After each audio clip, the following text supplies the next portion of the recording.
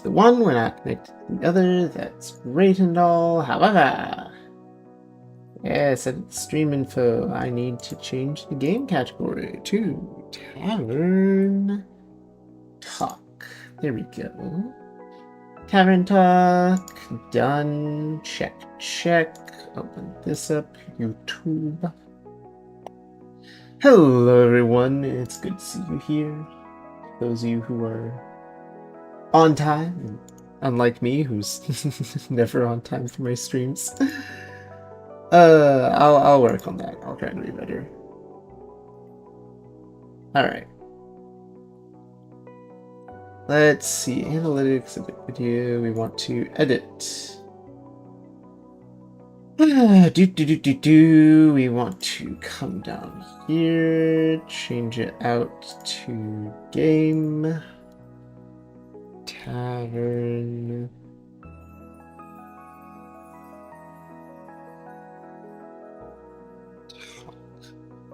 They have that. They do. Okay, good. Tavern Talk. Edit my description. Come over here. Where's it at? Alright, there it is. Take that. Copy text.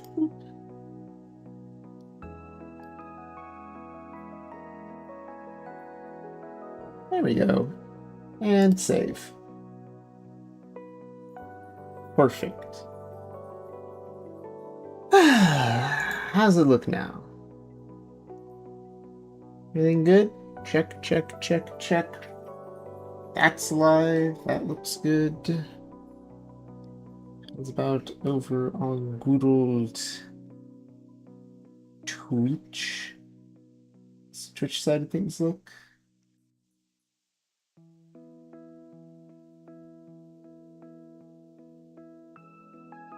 Live. Hey!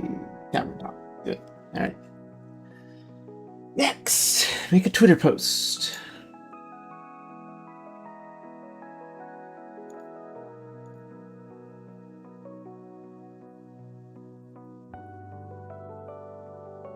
Hello there.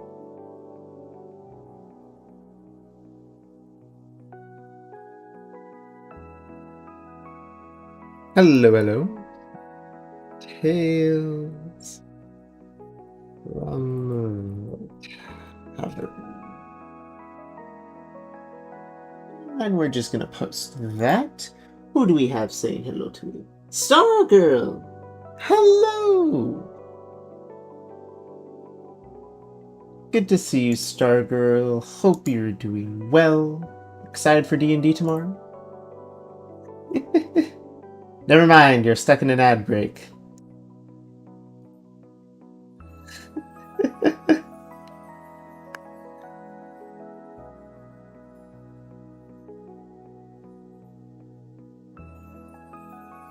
Alright, well, while you're stuck in the ad break, this is the perfect time for me to do all my going live pings. Let's see here. What do we have? Part 2 of the Funny Wall game, we have...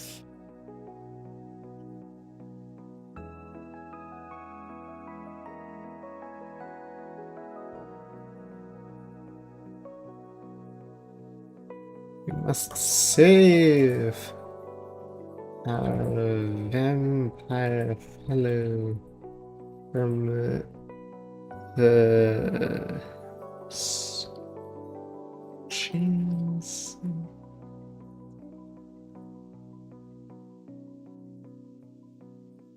Do do do do do do do do do do. Copy that. There we go. Paste. Go live ping. There we go.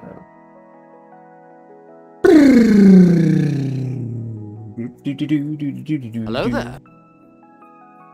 Esmeralda. Hello, hello as well. It's good to see you. Let's see here. Who all is live? Answer. Everyone's live. Who isn't live at this hour?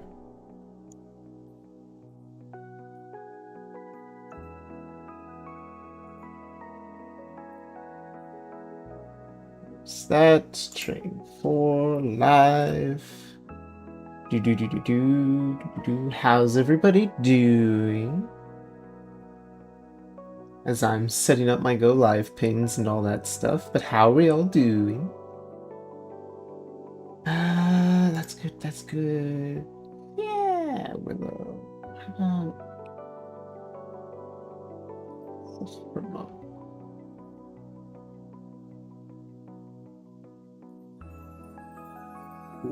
Ready?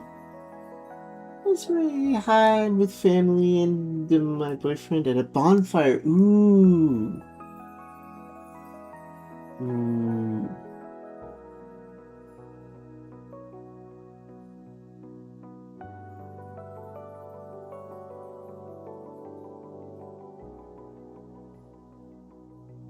There better be s'mores, Esmeralda. I demand s'mores. I'll probably do it there. Alright, so Discord is good. Hello, Stargirl. Hello, Esmeralda. Hello, Alice. Hello, friendo. I see everybody lurking in there. Alright, we'll switch to this music for a bit.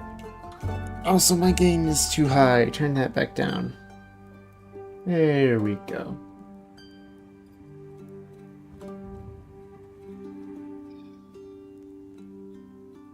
No s'mores, only hot dogs?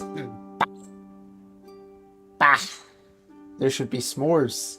It's a bonfire. I'm the kind of kid who lights everything on fire. Fine.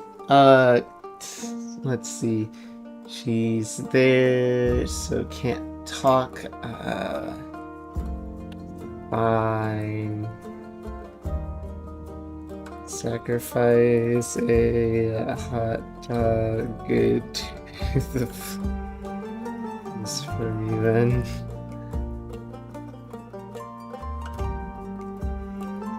Gosh, I didn't mean to go to YouTube. Alright, so... Okay, I know what I just posted, right? I know what I just said.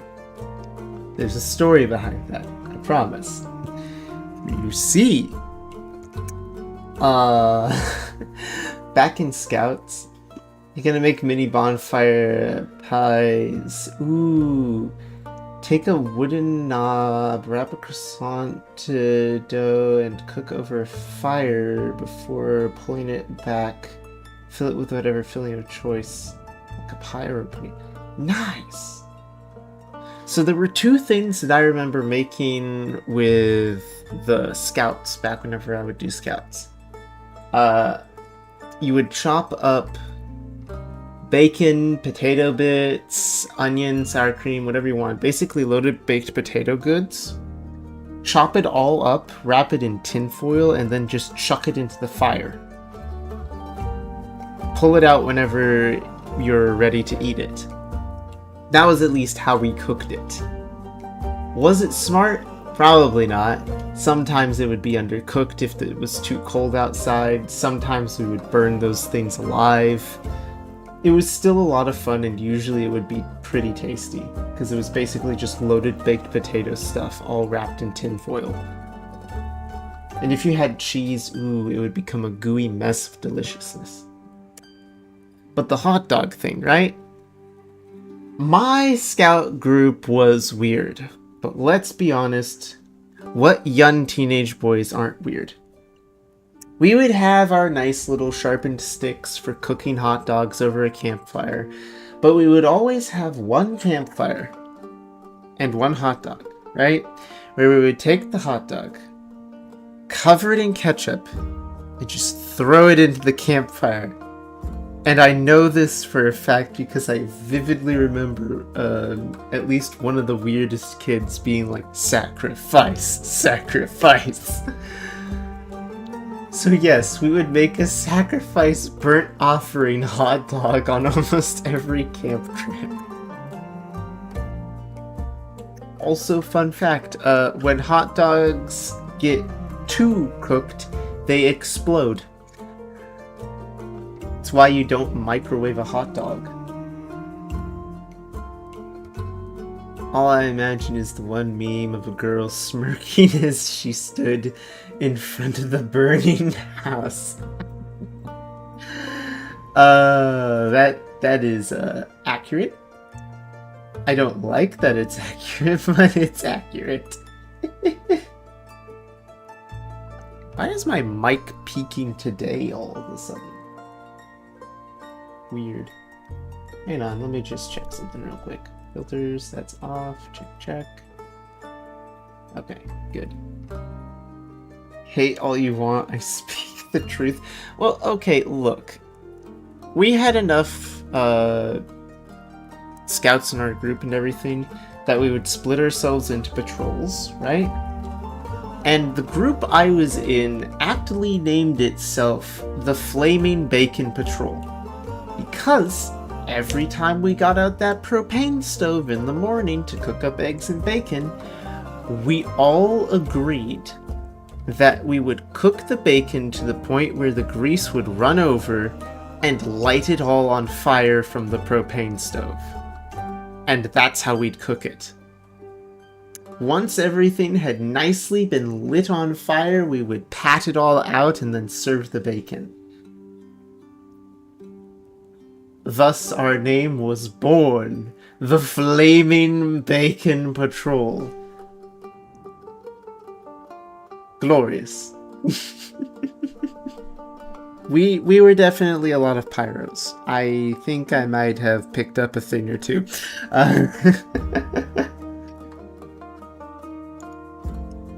Alright, let's see here. So, stream is up and running there. Stream is up and running on the YouTube side of things and is looking good.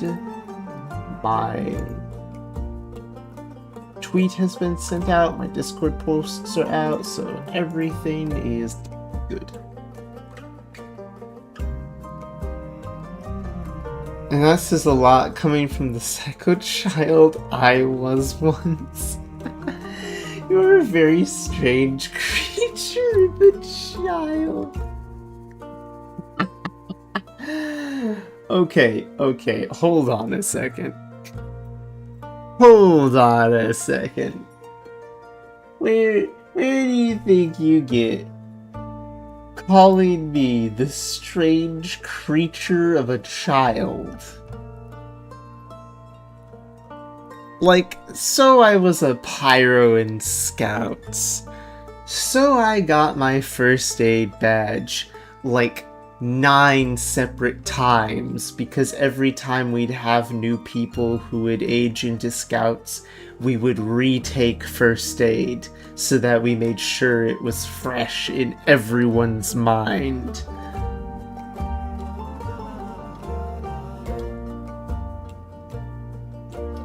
Honestly, Scouts is probably where I pseudo-learned about D&D, because one kid would play, oh dear, what do you call it? Card Quest, where it was in essence RP-based D&D, do you make it to the city alive, that sort of thing. And you would draw from a deck of 52 cards and see how high of a number you could get, or if you could get face cards. Higher the number was whether or not you would succeed.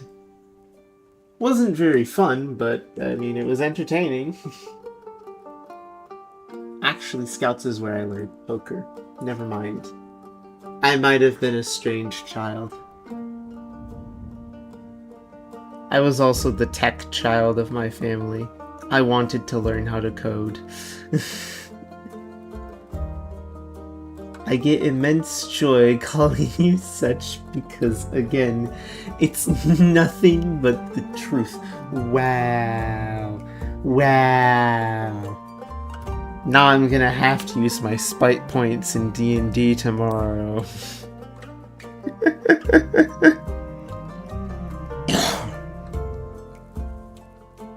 Speaking of which, I hope you're excited, because I have everything except for the crit sheet written up. I'll work on that tomorrow afternoon and I'll be ready. I have everything else ready for both options of side quests that you guys can go on.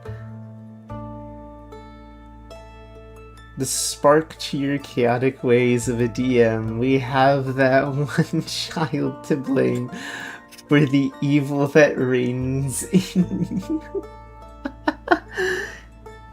His name was Xavier. The greatest pyro I know. The man who had come to scouts for show and tell with an army-grade gas mask. Xavier's family. Man.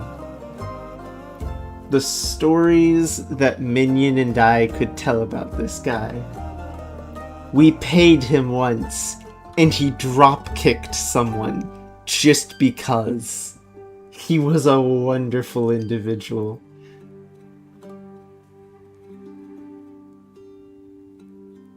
It's only what is right to ring true in his chaos.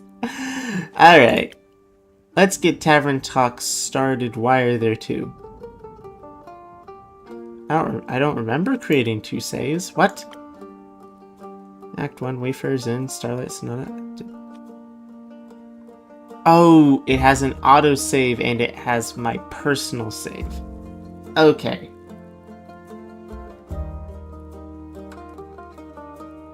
It's a great anti-hero to villain character.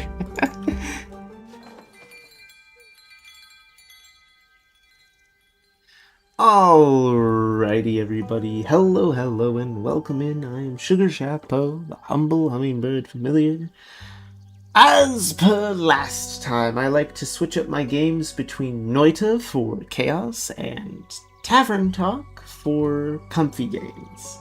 So, last time I played Tavern Talk, we had been helping Kyle. Kyle was the local vampire who lost his invisibility cloak in a divorce? Question mark? Something like that. He lost his cloak of invisibility. We sent out someone to go retrieve it. The other thing that had happened was he loves the sun, but can't be in it because vampire. And so he asked for us to make him magical sunscreen. So we're sending out someone in order to do that quest. Hopefully, when they both get back, Kyle can be invisible in the sun. You know, suddenly I just realized I think I've made a villain.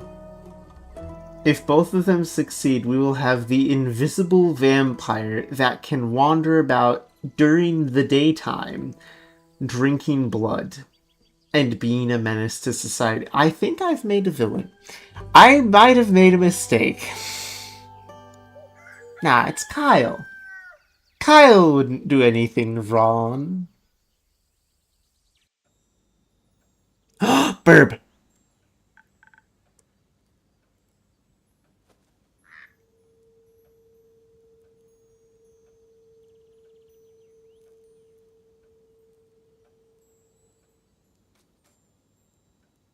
Hold on a second. I'm sorry. I have to take... I have to.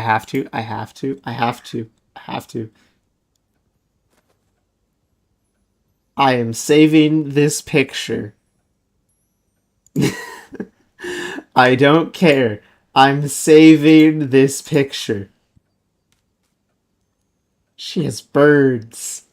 I found the bird-loving individual of this game. I'm a bird. Adopt me, please. Take me on a glorious adventure so that I might escape this tavern. I'm just a small hummingbird. Hello, Innkeep. I need a name so that I can give you a proper voice. I'm gonna need a name. Name helps with voice. Chrissy. Hello, Chrissy. Long time no see. So true. It's been pretty busy this hatching season. She moves the birds. Lot to do? Yeah. The birds seem to be in a slight uproar, like something is amiss. I just can't figure out what. Animals often have a sixth sense, you know. They do. Anyways, hand over a drink, will you? Of course. What'll it be this time? Something for the wits again? You know me well. Too well, I guess. That's the curse of being a regular. Eventually, I'll have you all figured out. Hate to disappoint you, but you're wrong today. Am I now?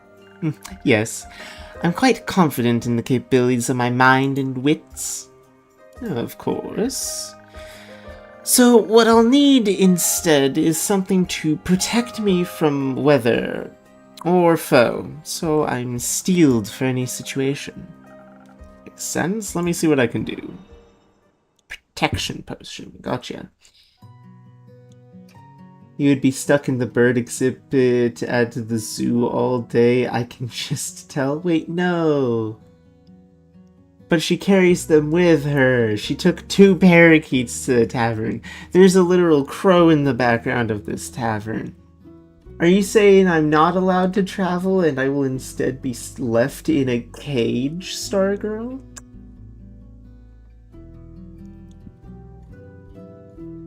Where's my journal? There we go.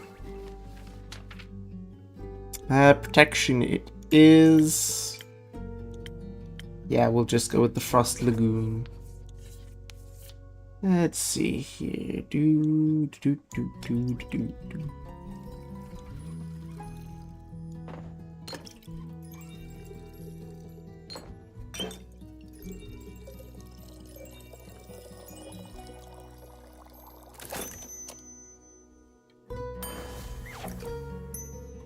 Now you would break into the cage so you could hide and cuddle the birds because you think they aren't getting enough attention.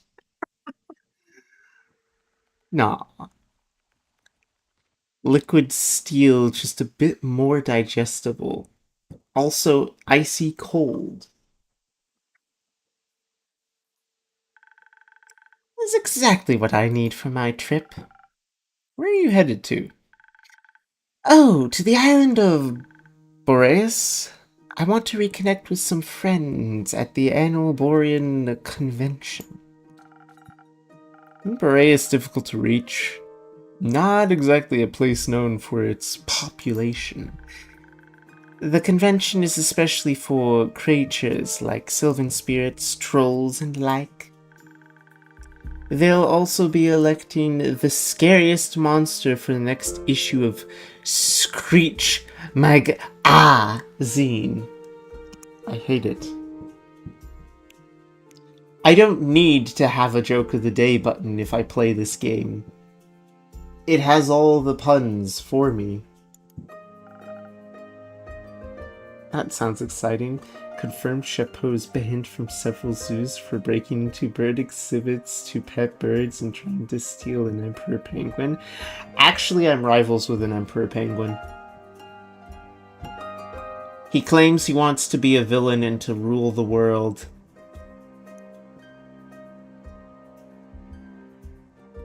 He wants to be a tyrannical emperor penguin VTuber. Yeah, there's a VTuber penguin who wants to be a tyrannical ruler of all. You will fear me for my newts. Let him. No!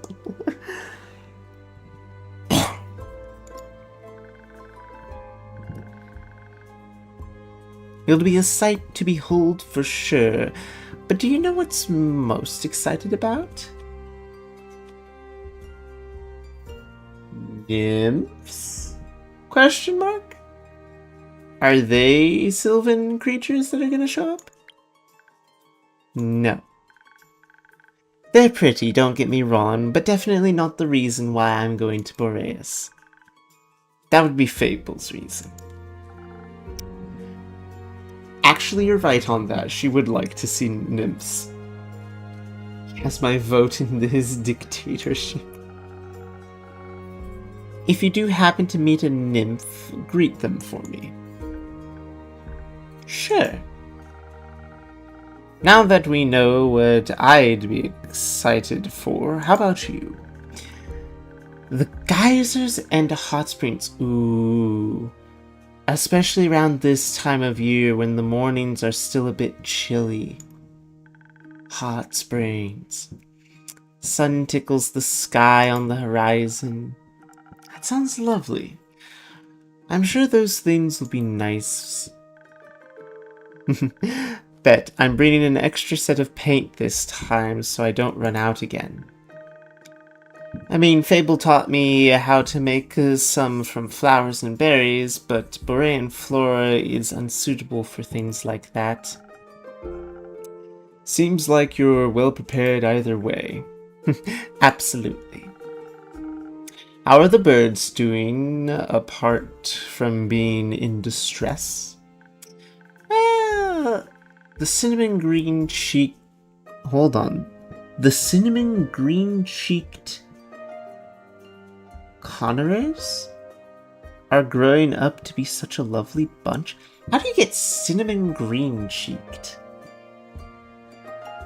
I want to know what that would look like.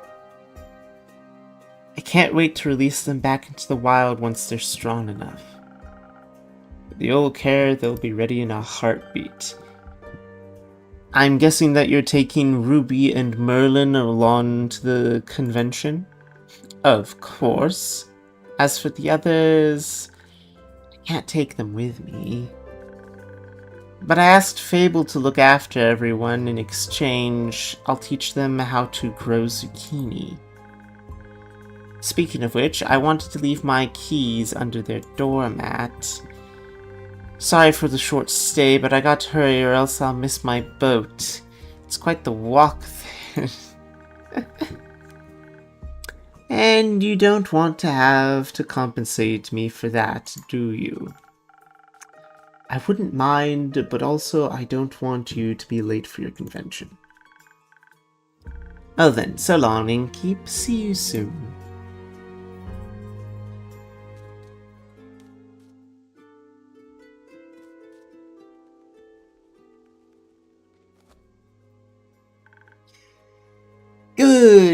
Good evening, Fable. How are you doing tonight?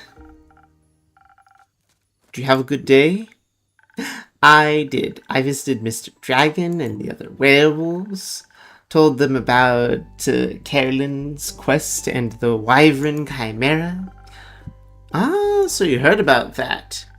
She told me before she left, in case she told me some things to pass on to Mr. Dragon that I can't repeat here.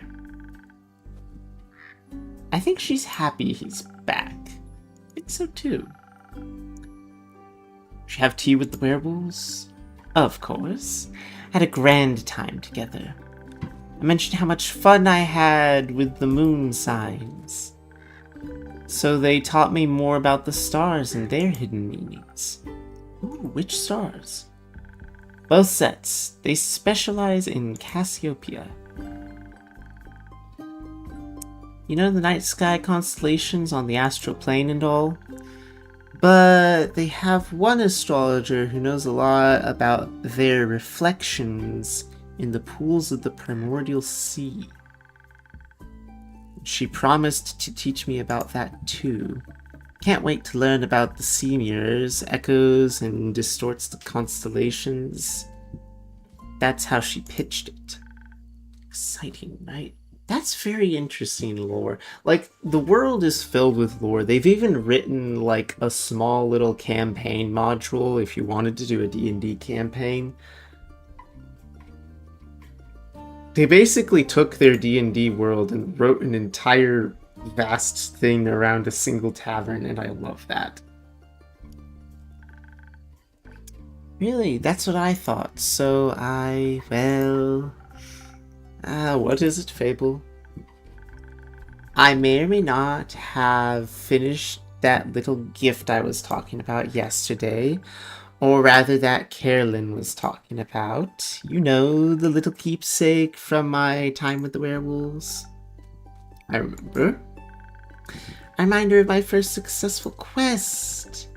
I just didn't know if you like trinkets. Oh. What is it?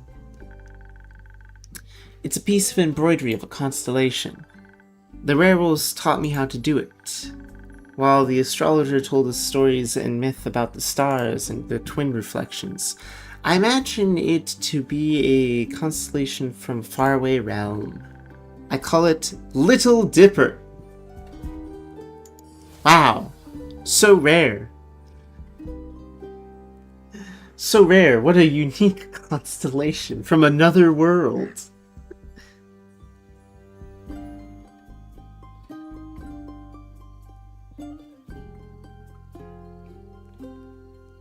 Oh gosh, I think it could also be a Big Dipper. Sure, why not? A Big Dipper. Last time I checked, stars weren't known to be small. Do you think there's a world somewhere out there with a constellation called the Big Dipper in the night sky? Oh gosh. There might be. Maybe the Big Dipper is part of a larger constellation. A bear, for example? A bear? Why? Inkeep, I think you might be the one dreaming something up now. Most likely. Are you fond of the stars surrounding us? I do like to watch them from time to time. Oh, really? Do you prefer the stars of the astral or the primordial sea? Well...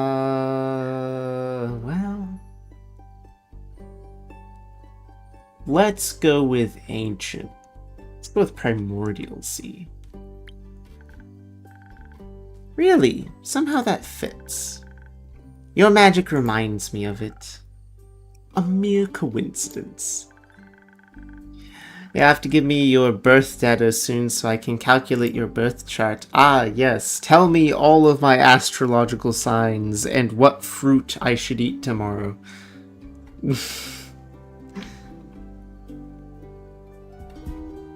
That's okay with you, of course. It is. I'll write it down for you. It's great. Thank you. I think you may be a double jackdaw? We'll see. What's a double jackdaw? It's like asking, are you a Pisces? The answer is yes. Do I know what all a Pisces is? Yeah. Care for a drink to wind down? Or something more zesty, perhaps? Drink, please. I think I've figured out how to make my own zest. Happy to hear that, Fable. But drinks. Not sure how to make those yet. Especially those with the right balance. I'll still have to make rounds around the grove later. So could you make me something that will keep me awake and agile? Do you think you know me well enough to guess what I might need? Already on it. Awake and agile. If I remember correctly, there's only one drink she likes. And that's a swift strike. Because she likes dexterity.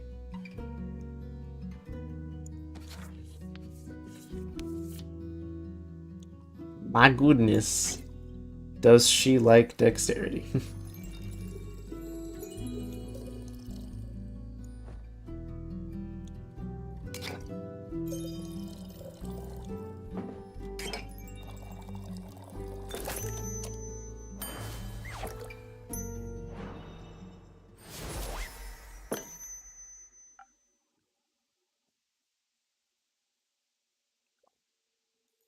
Here you go. Thank you. It's delicious. You always know what I need. I think you may also need a break, so maybe stay a while before heading back out. Sounds like a good idea. I'll just idle here for a bit if that's okay. Always. Enjoy your rest, Fable. Thank you. Okay, Kyle, why haven't you cleaned off the slime yet? Like, buddy, it's been like 2 days. Why are you still absolutely covered in slime? Greetings, Inkeep. Greetings, Kyle. Greetings, green creature. Greetings, Mr. Vampire? Oh, how polite! Are you enjoying your drink? I am, thank you. Then I shall leave you to its inspiring aftertaste. Hi, I can't talk but woo, 5 stream streak. Hello, Noctis. Welcome in. Congratulations on your stream streak. Innkeeper, say, did you move your inn by any chance? Took me hours to find it. No? Are you sure? I believe new alleyways may have formed themselves around your establishment, with winding paths and dark corners. Anything could be hiding within them. Like a vampire? No, silly snack. I don't need to hide. Except during games of hide and seek. I'm very good at those. Maybe they didn't wanted to play around with you. Mayhaps. But it underestimated my skill. As a 3-time hide-and-seek world champion, I would never lose to such a youngling of an inn. It's not that young. The wood isn't even rotting yet, dear innkeeper. It still has many eons ahead of it. I like the sound of that. As a celebration of a match well run, may I offer you a drink? Yes, I think that would be well deserved. Has that delicious blood of yours made it onto the menu yet? Not yet. Ah, shame. Then I shall have some of that fox blood again. It does make my bones feel more sturdy. Coming right up. Huh? By fox blood, or fake blood, he meant that he wanted a drink that is red. That's all he wants.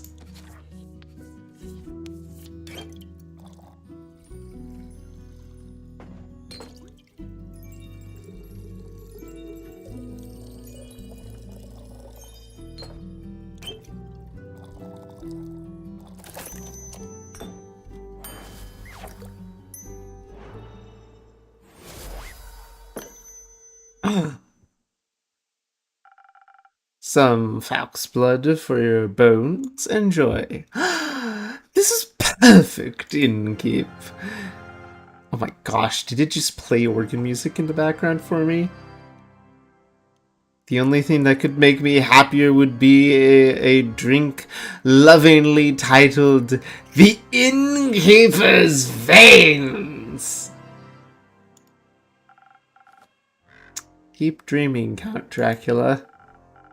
Speaking of dreams, how is the retrieval of my cape coming along? Swimmingly.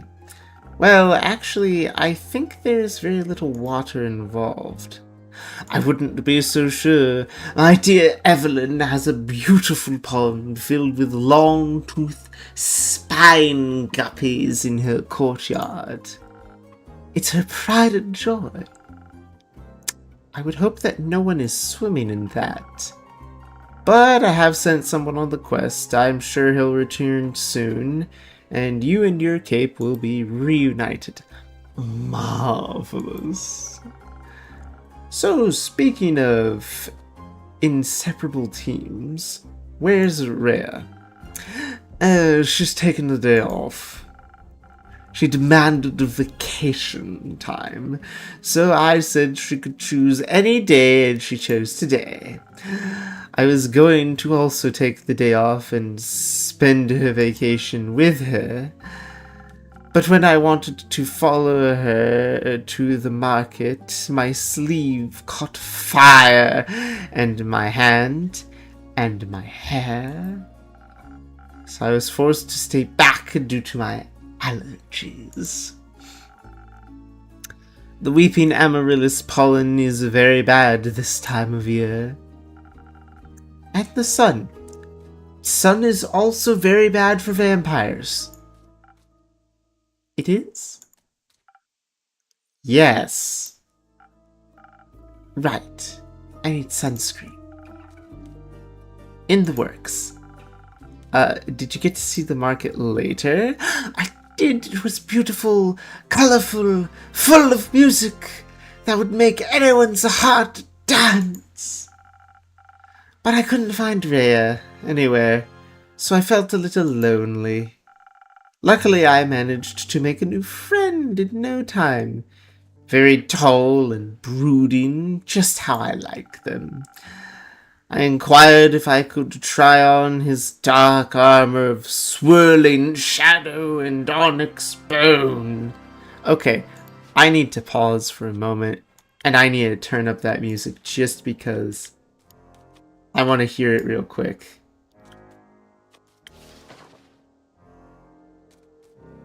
Like, I want to hear that organ music.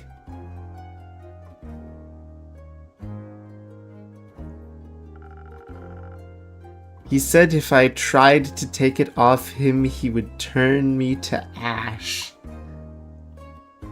Hello, Sunbilor. It's Kyle. Oh dear, wait a second. Sunbilor. Sunbilor, don't kill Kyle. Just don't touch him or be near him. We like Kyle to some extent. But I really wanted to hear the organ music for a moment. Is Kyle a vampire? Yes, and also an idiot who doesn't realize whenever he's on fire because of the sun.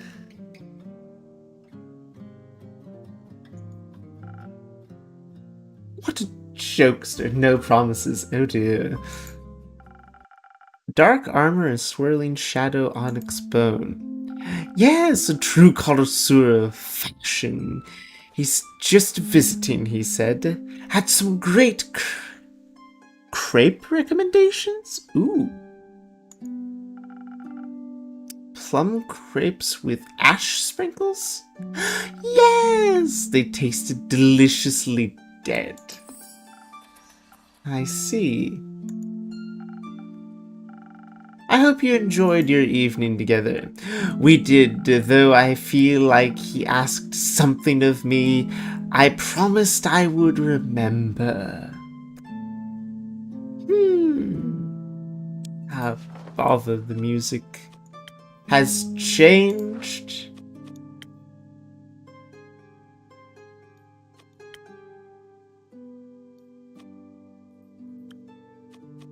There we go.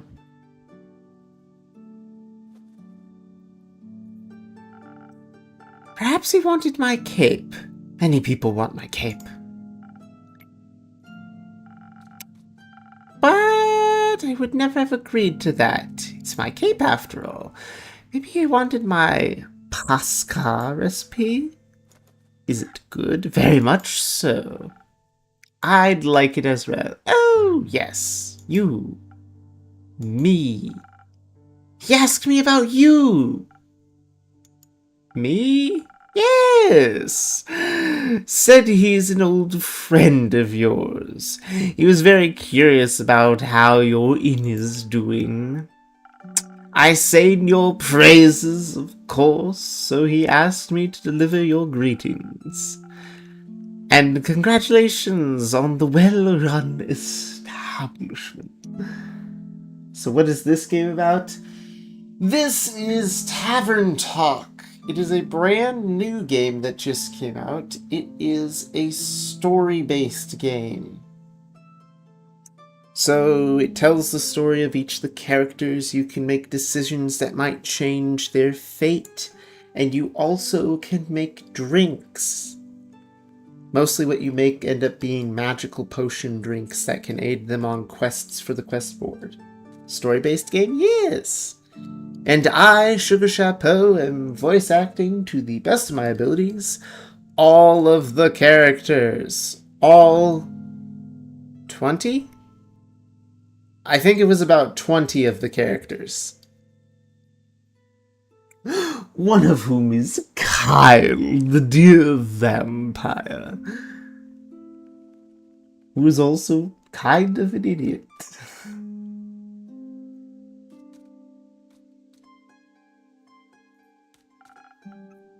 How did he phrase it? Deliver my congratulations on the fox piece your precious innkeep has found in his house of denial. You said this person was complimenting me? Deliver my congratulations on the fake piece your precious innkeep has found in the house of denial. Kyle, that's not a compliment. Very poetic, if you ask me. Ah.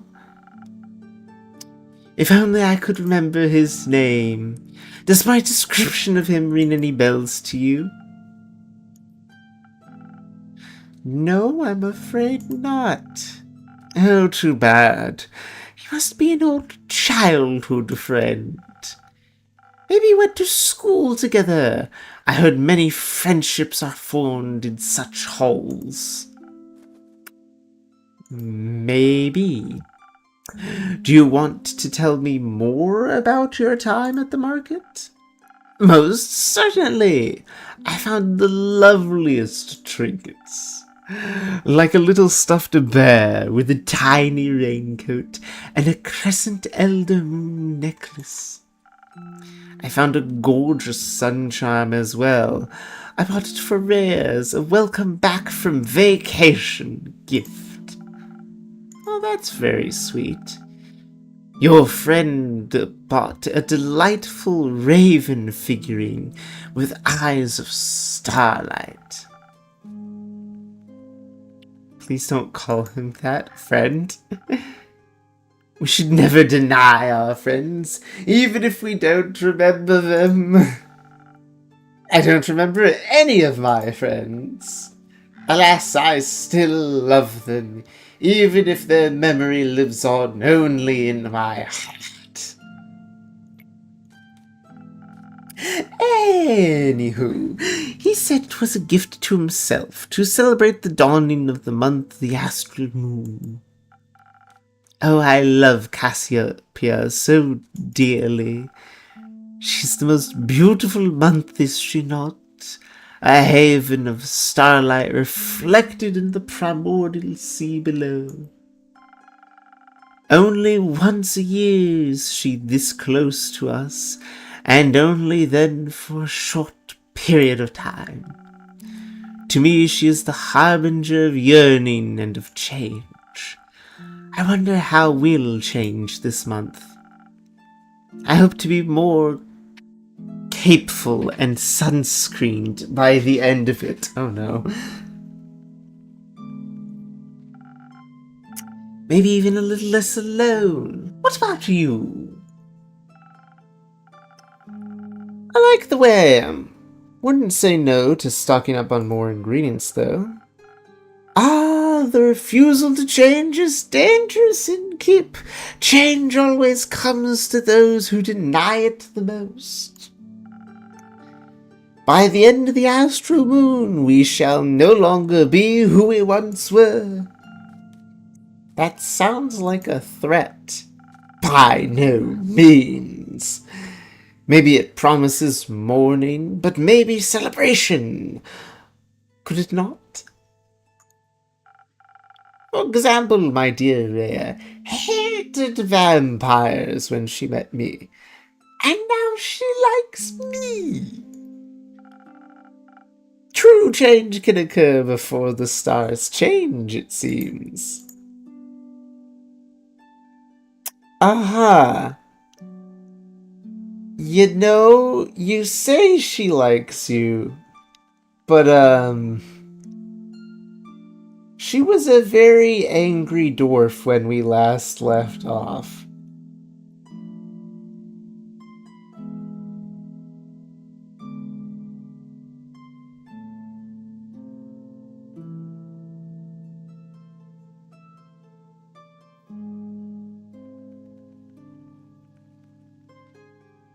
You know what, Kyle? You're hard to dislike. Kyle sounds like fun. Yay, does some lore. Oh, how sweet of you. As sweet as my blood. I have a lot of it. I hope you do. And it runs warm when people are kind to me. In all my millennia, kindness has always made me the happiest. There's nothing greater than friendship, don't you agree? And nothing more fragile. That makes it all the more precious. That reminds me, I forgot a crucial part of the message. Our dear friend, a stranger, told me that he would like to see you again. He said, oh, what was it? Don't think too hard about it. Ah, of course, the letter. The letter? A polite young man gave me a letter to deliver to you. What a sweet gesture. I shall pass it on to you forthwith. Thank you? Aren't you going to open it? No, I don't think now's the right time for a letter. Not enough moonlight. But wouldn't it be kind of romantic? Longingly dwelling in the memories of a friend.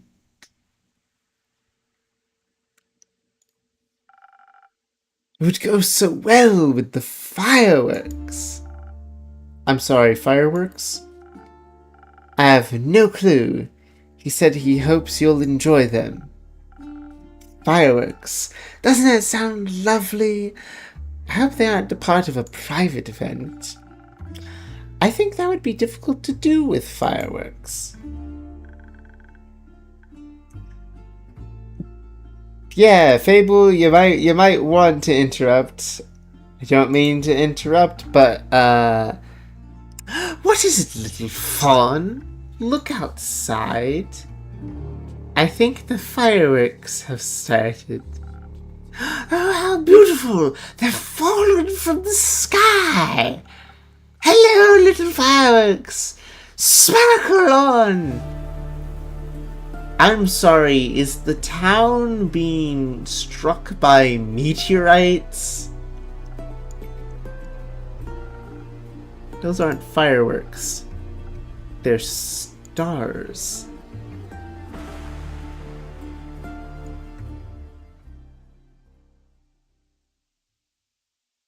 Zoom me into the mirror. Come on.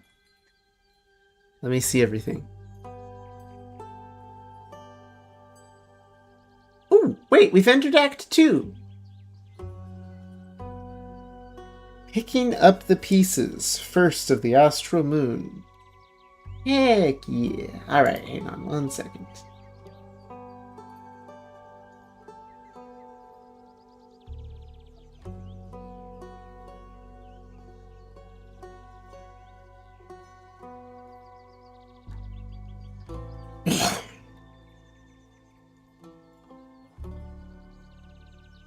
Hold on 1 second, I want to make this post.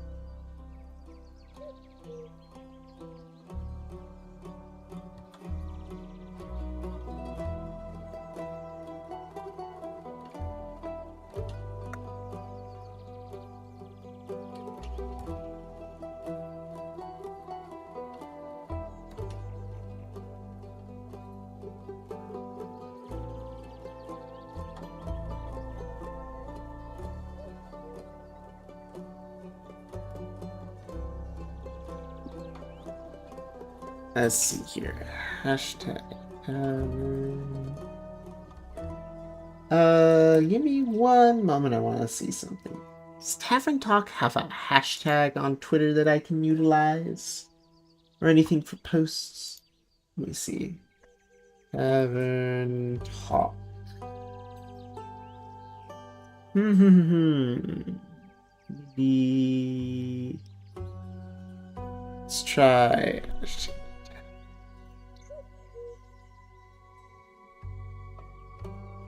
Oh, it is a hashtag. Sweet. Copy that. I'm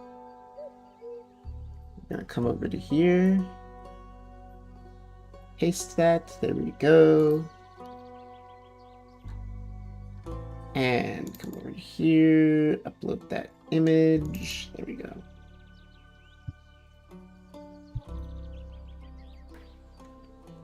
Boop.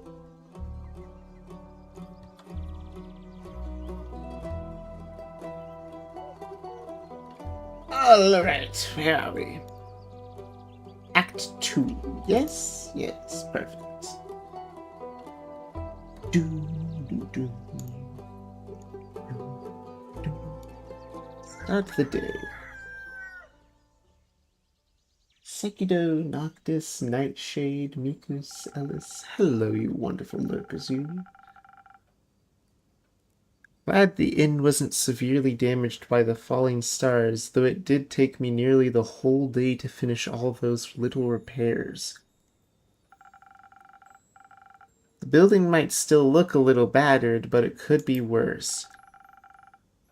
Hopefully none of my customers got hurt yesterday.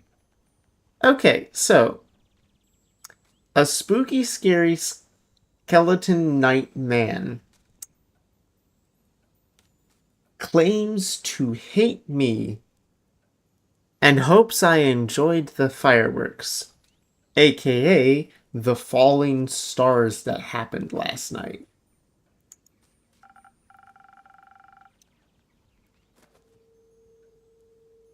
Not much, but I should surprise them with a new drink on the menu.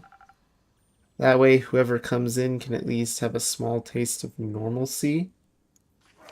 Recipe unlocked: the sunny breeze. Ooh.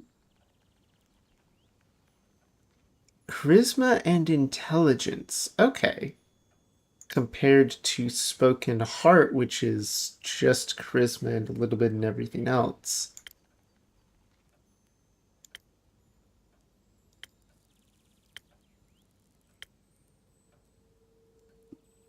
It's kind of an invert. Oh, wait, how does it? Oh, wait, the sunny breeze is delicious, will melt tension and blow away your stress, leading to enhanced charm and focus. Very popular among bards and rangers. Problem with it is that I immediately see it's 3 charisma, 1 in agility, and 2 in intelligence. And the only way you would be able to get that is if you added something in. Like Fey crystals. Because you only have 5 points that you can use on drinks.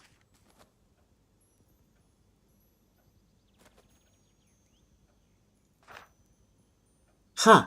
Cool.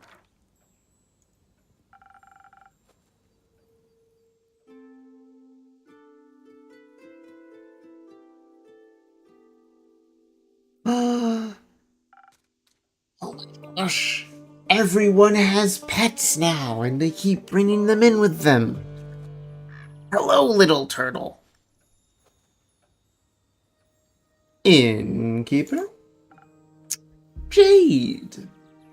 Welcome in, Jade. Didn't think you'd show up again after last time. No hard feelings. Remind me again, who started the brawl? Haha, no clue actually. Must have slipped my mind. Would a drink help you to remember? If I wanted to chat about it, maybe.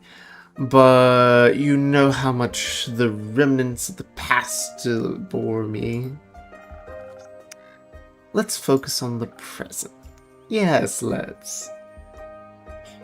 Jade started a brawl in my tavern. Tisk tisk.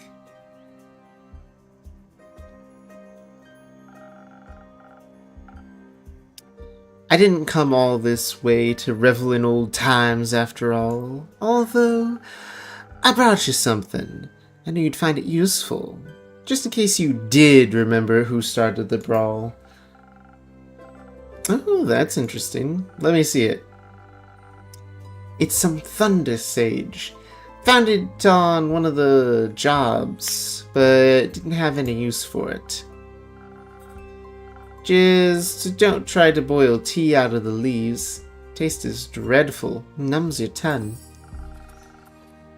You seem to be speaking from experience, then. Your tavern seems to be getting on in years. Seems like nothing can escape the grip of time. I wasn't even sure if it was still open. Is it that bad? I guess some would say age adds character. And what would you say? I'd say you've gotten old. Ouch. Don't take it too personally. You've still got some of your old... spark. We've been talking about sparks a lot. Have I got spark still? Ish? Spark-ish. Thanks. Thanks, Jade. Not the brightest flame, but funky enough. Thank you? Now, I'd actually like to try one of your fiery drinks. What can I serve you? Something that quickens my reflexes? Gotcha. Alright. Quote unquote, a fiery drink that quickens her reflexes.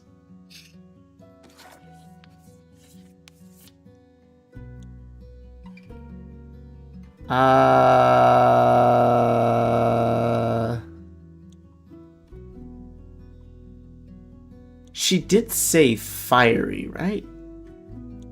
Yeah.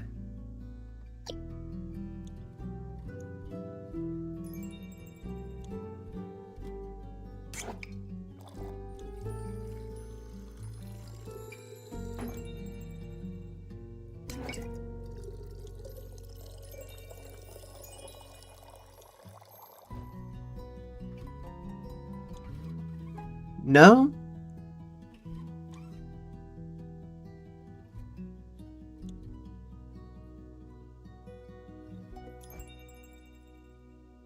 Hmm.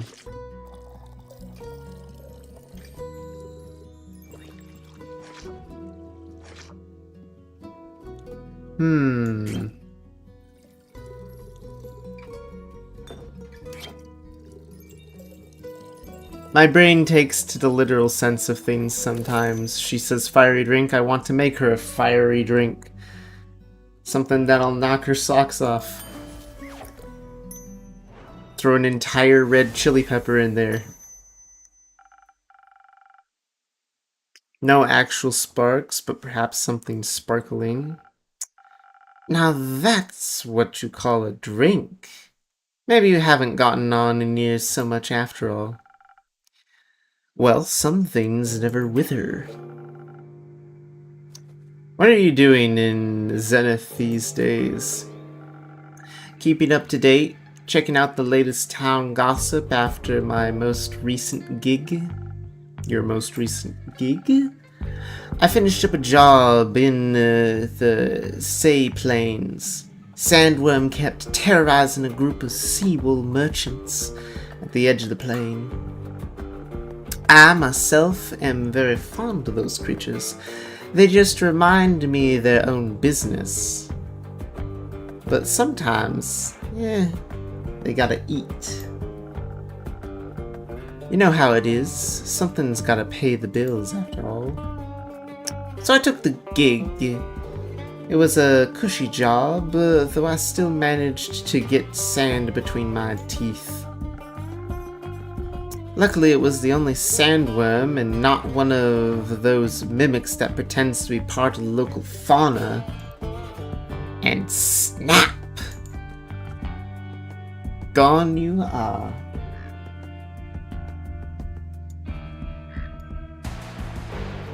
I feel like this music suddenly picked up. The organ music wasn't loud, but this music...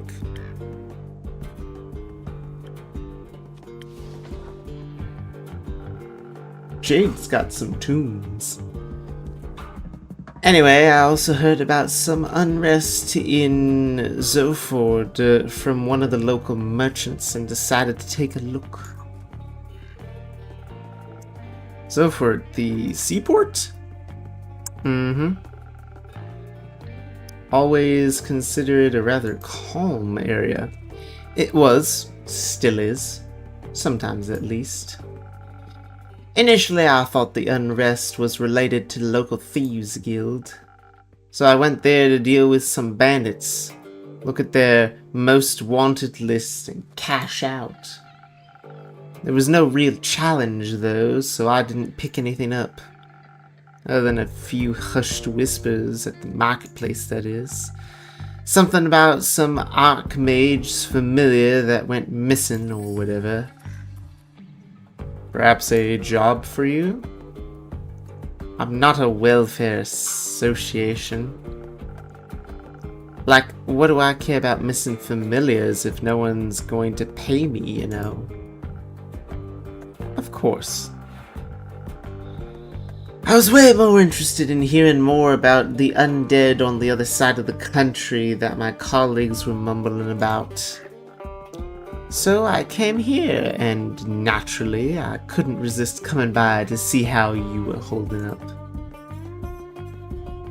I'm doing well enough, thank you.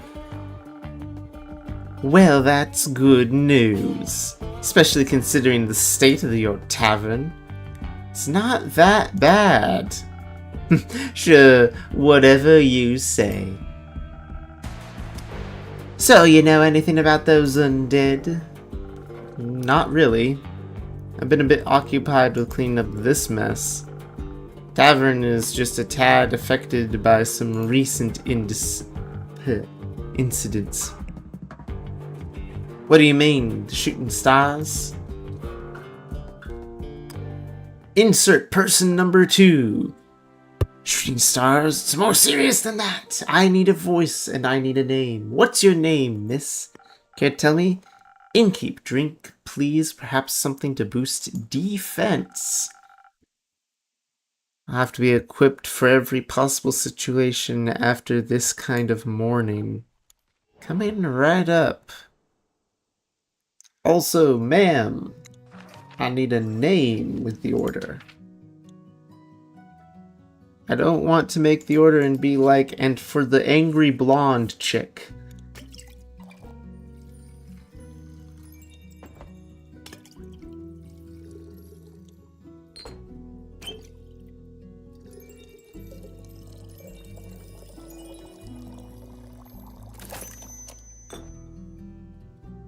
Ding, ding, ding. Perfect.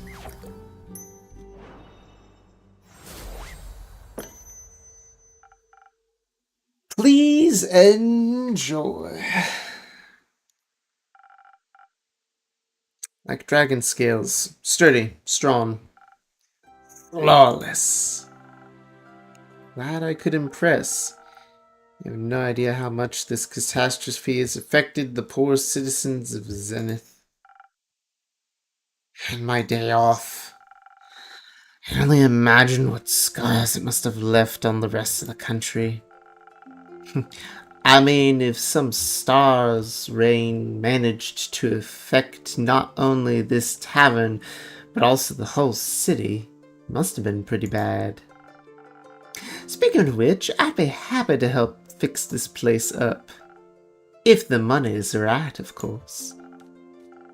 No, thank you. I'm closing up early today and tomorrow to take care of things. Alright, Chief. The offer stands. What? You don't really believe it was just shooting stars, do you? What else would it have been? Have you not seen the damage? Last time I checked, shooting stars were flaming comets traveling through the firmament of Cassiopeia. Sometimes they crash on Gaia. Rarely, but it happens. Nothing I would worry about. Just an average genesis for me. Cassiopeia, help me. What? Do you know something I don't? Perhaps. Oh, do enlighten me. Please. Well, it seems you're not aware of who you're talking to. Nope. Oh dear, that's a name. Alethea Anwar. Devotee of the great dragon Cassiopeia, bringer of change, and lady of the gilded sea. We've got a full-on paladin name here. Okay. Alethea Anwar. Let's see. What kind of voice do you have? Fight for those who cannot fight for themselves. Bring justice to those who would bring doom. And I am very aware of when something is wrong with the firmament. Cool. Pleasure to meet you, Alethea. Now, trust me when I tell you this is more than just your average asteroid shower. I'm bad at trusting strangers, but go ahead. I believe something way worse happened. What? I think no. I know the stars fell from the sky. Literally. Usually I reside in the Aperture. It's a temple to the far northeast, dedicated to Cassiopeia. But for my niece's birthday, I decided to take a few days off and to visit her. To take her to the carnival on the outskirts of Zenith. We were just on our way back when suddenly, right above us, the sky was ablaze with millions of stars raining down on Gaia. I am very attuned to the realm of Cassiopeia, the harbor of the luminaries of firmament. Just say the astral realm. That wouldn't do the place justice. But what would you know? It's vast and yet full of beauty. It's an ocean with glistening surface, home to creatures beyond your comprehension. It's the theological term for it. Anyways, I noticed something was off the moment it happened, perhaps even a tad beforehand, like a feeling of impending doom, when all the hairs on your neck stand up and you know there's a creature lurking somewhere in the shadows. Exactly. Which is why in keep I came here right after fulfilling my duties this morning. So many were hurt. It's a matter close to my heart figuring out what happened. After inquiring with those affected, many referred to you and your tavern. If anyone had any intel, it would be you, they said. They did? Yes. Well, I'm sorry to disappoint, but I imagine I know even less than you do. I was hoping to find some clues, at least to help me start in my investigation. Well, he could ask around for you, I'm sure. Would you do that? certainly try. Good. In the meantime, I shall do my best and aid those in need. Good. Perhaps find out more about this disaster.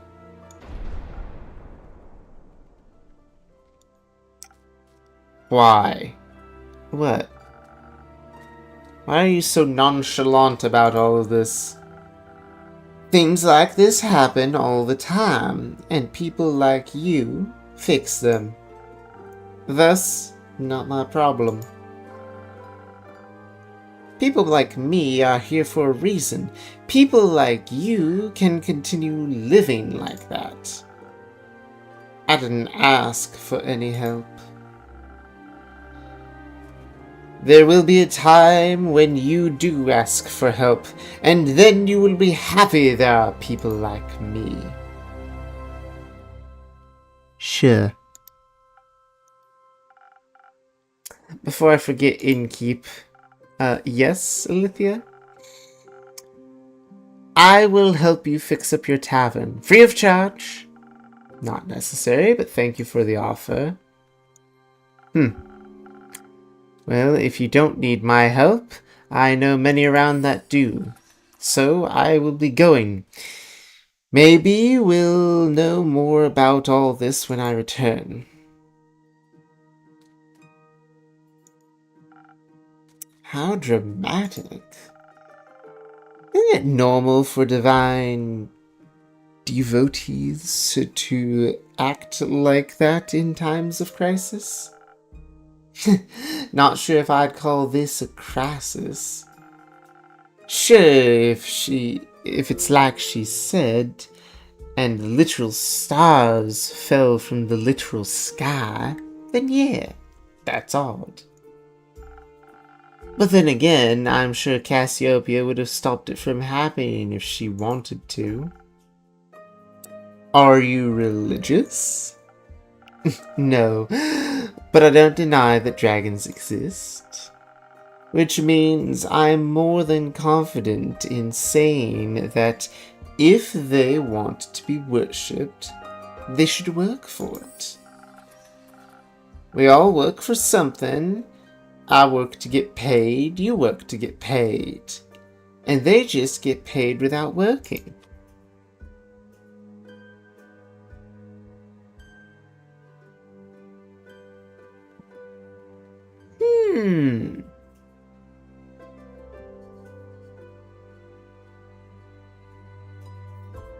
Interesting thought. Technically not entirely wrong. But also, from what I've heard from Fable, the dragons do a lot. So I wouldn't say they aren't working. Also, they aren't getting paid. They're getting praised. Might be mixing the two things up a little bit. Then what are they doing to help in a crisis like this? Taking care of the grand scheme of things. Pah! Wishful thinking. Hi?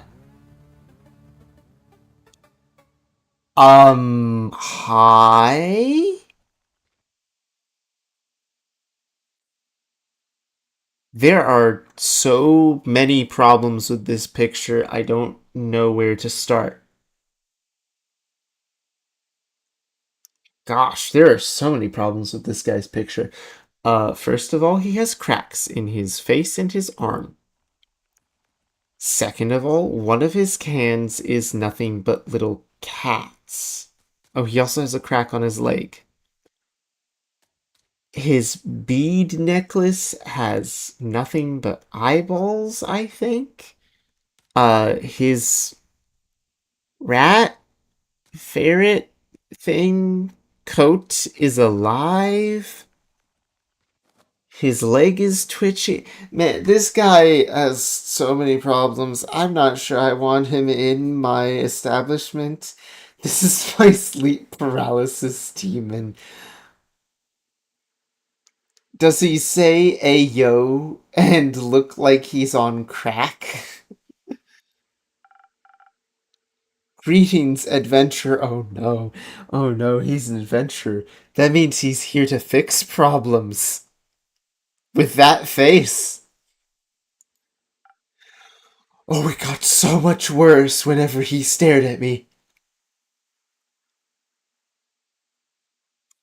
Hey, Psychido, what you doing tonight? He gives the call arts a smile and haunts my dreams. Hey, Psychido, what you doing tonight? 'Cause I might join you, 'cause I'm not gonna be sleeping. He's staring at my soul.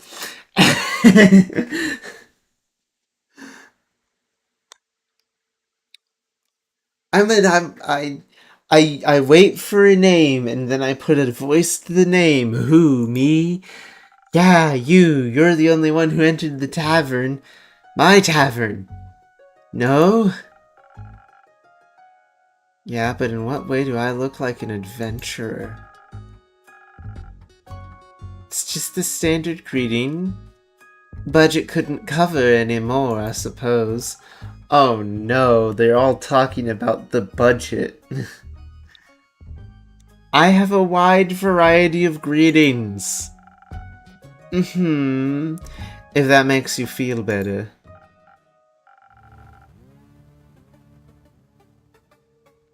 Hit me, innkeep. Give me something from your repertoire of greetings.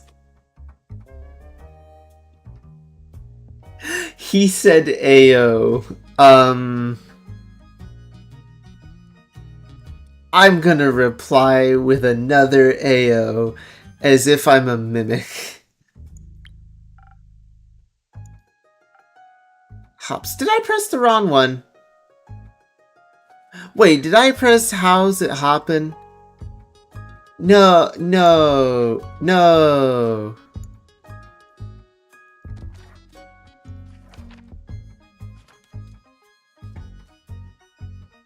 Dang it. I picked the wrong one. I'm cringe. What does that even mean? I think he means how's it going. Ah, cool.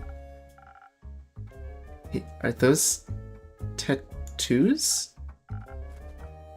They look so cool. Who has tattoos? Me or Jade? I'm concerned. Thanks, they're my bones, actually. Hold on.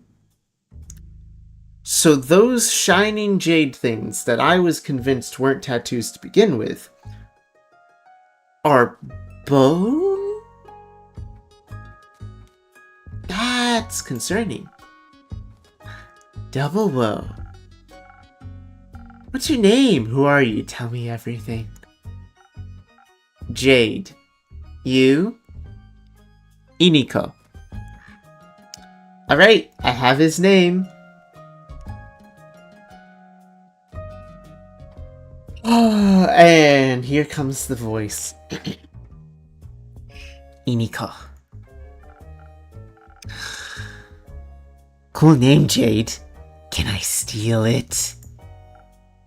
What? What? I'd prefer if no one stole anything. Please. Thank you. Drake's got it. What do you mean Drake's got it? Can I have a drink then, if I can't have your name? Of course. What do you want? What do you have? Everything? What do you need most right now? Something that'll make me more swift and agile. Like a slippery worm. Can't risk getting caught after all. What? What?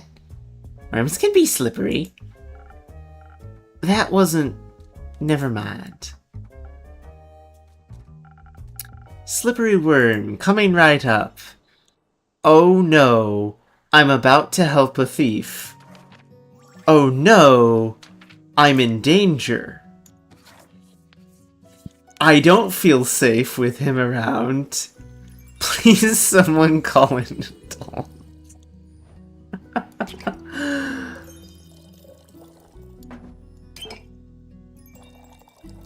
Oh no, Swift Strike. Here you go, buddy. A slippery worm.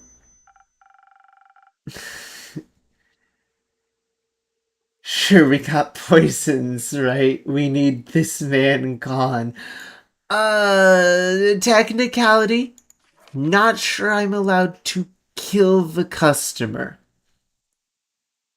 But once I get more ingredients, I bet I can figure out how to make something that would be unappetizing. Maybe I don't know, man. No worms, but it'll suit your taste. Oh, wow. This is great. Amazing, even. Where'd you learn this craft? In the primordial vortex? No. Don't look at me like that. I'm just joking. I have to laugh for him. You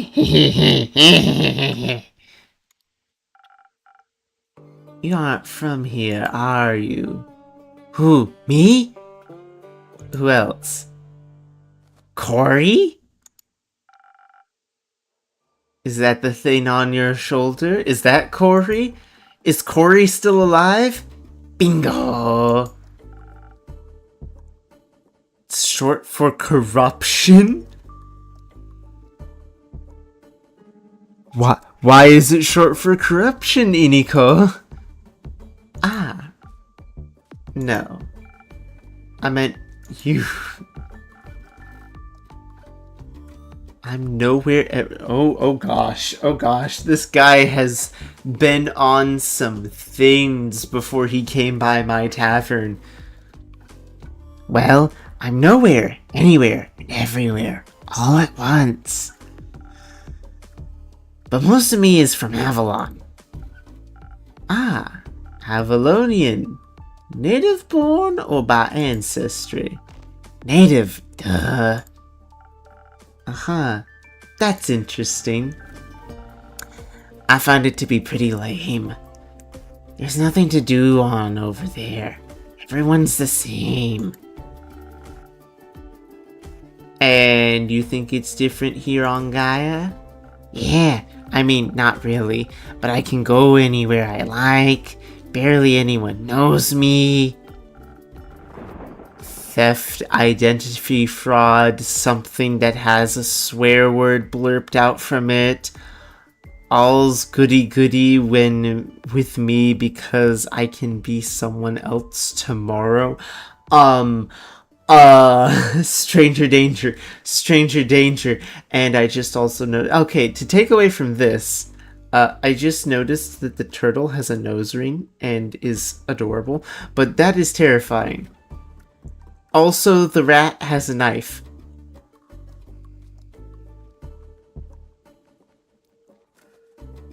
Please leave my establishment.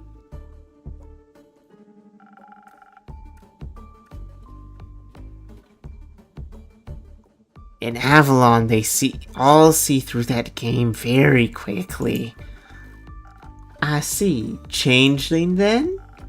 Yes. And I say so out of trust. So yeah, about the poisons. Again, I don't know that I want the legal implications of poisoning someone, but can I knock him out?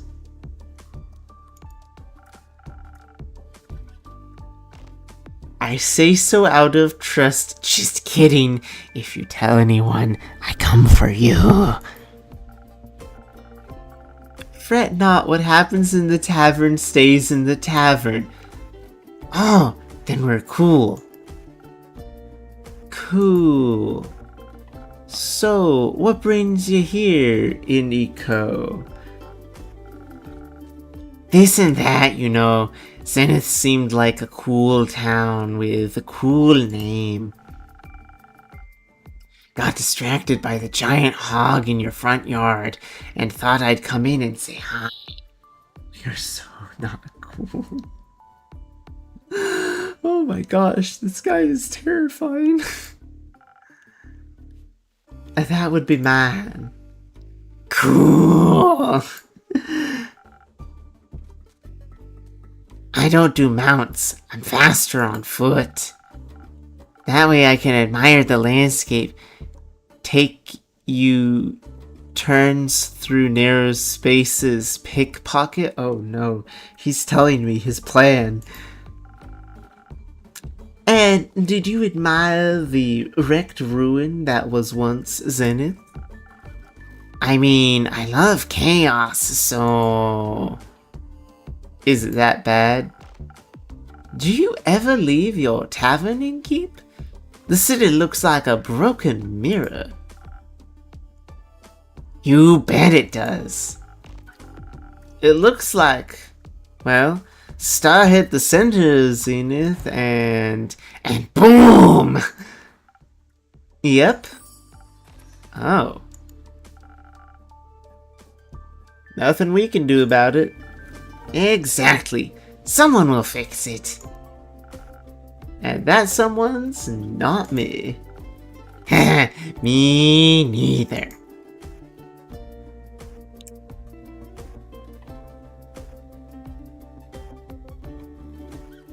You know what? I will play the mind game. What do you do when no one fixes it? What's the plan then, guys? So what? Then it stays broken. The Aether Tree won't tumble just because some star fell from the sky. I'm sure some egomaniac... Oh god, you mean you? You mean you, the egomaniac?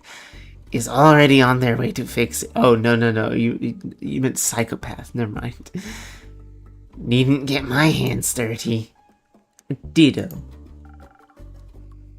Isn't that a bit bleak?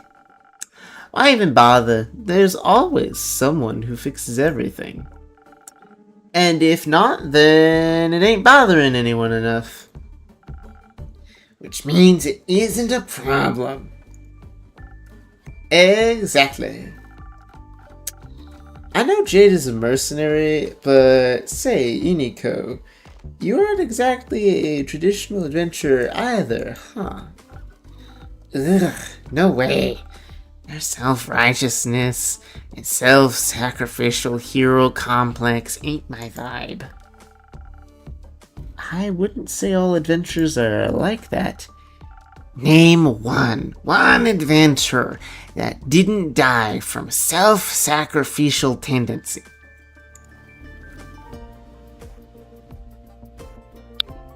Well, he might have us there. I knew one, but they perished thanks to their hubris. Another classic. Reminds me of the group I met last week in Ervoa. They were nice, but too nice, you know? I know exactly what you mean. Were they also on their way to investigate the fallen stars? No, they were headed somewhere north. Didn't really listen, didn't really care. But it was nice to them too, you know? Charmed some rations out of them when they prepared breakfast at their camp. Sat around the campfire drinking tea, munching on bread and bacon. One of them was a wizard, I believe. Full-on robes, magic type of guy. Kept going on about Leviathan was sending bad omens to the bottom of his teacup. Leviathan? Huh. Why him? I don't know. Was he trying to warn you about his sister's demise? His sister? Cassiopeia. Ah, right. Sorry. Mythology isn't really my cup of tea. What is your cup of tea? Fraud. I see him, and I become heavily disturbed. I see the knife, and I become worried. I see the tiny little rat face with its switchblade, and I'm like, aw, that's adorable.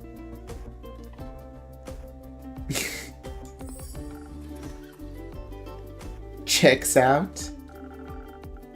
So Leviathan warned him via his tea leaves. About what? The start of something terrible. Tattered wings tainting the gilded sea in dark shades of misery.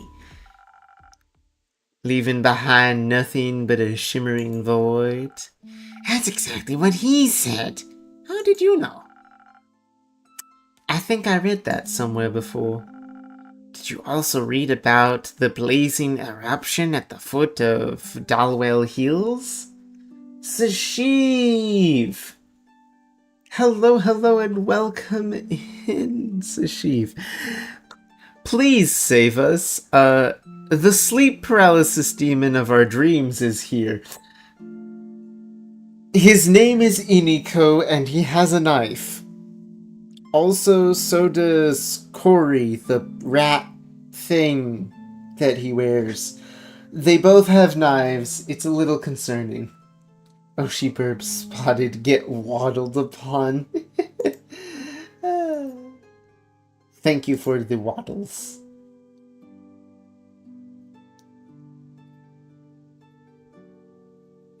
Ah.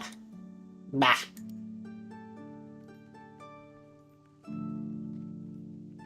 Do. Sorry, I had to click on something real quick. There we go. Alright. The blazing eruption at the foot of the Dalwell Hills. No, but I did hear about when I was in Zofort. I thought the Fae were doing one of their quirky rituals again. Wait, so it actually happened? Yep. Huh. He also read that from his tea leaves. Ooh, seems like the guy was a real psychic. I guess divination magic can be a powerful tool. The tea leaves said, "The wind shall be torn apart at the feet of Avalon, nestled between the peaks of Dalwell." Dalwell? So it really could be true. What? Sounds like whatever happened in Dalwell was the reason the stars fell from the sky. Tainted, gilded sea, shimmering void, metaphors for the starless sky. If the wizard was right about his tea leaf reading, that is. But it fits with what I heard in Zoford happened just a few days ago. Ah, that's how you're connecting it all. How else? No idea. I thought he was just babbling. With everything that's been happening recently, I think he might have been onto something. Odd that the adventurers didn't try to stop it from happening. Maybe they were lacking in ego.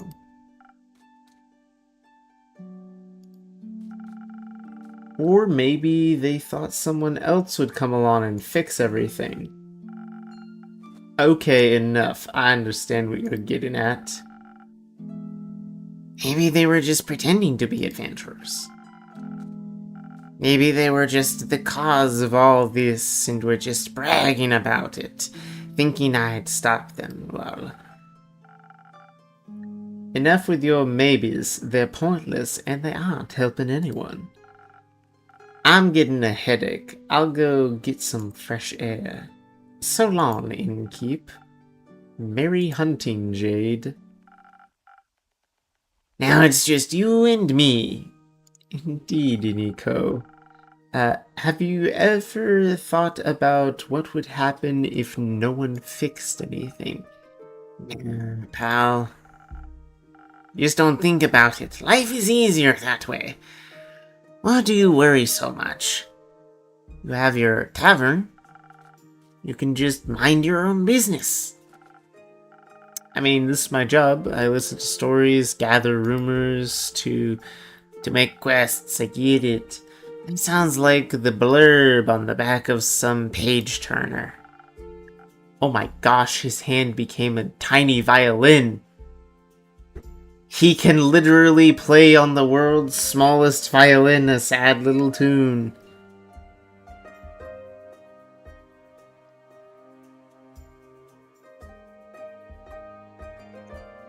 Wouldn't want my life to be a page turner. Well then, it's good we aren't all the same. Though I could technically be anyone. Even you. Don't. Thanks, I'm kidding. Didn't mean to spit in your soup. You didn't. Cool, I'm off. See if I can snatch some coins off the streets. Good luck. Don't need any innkeep.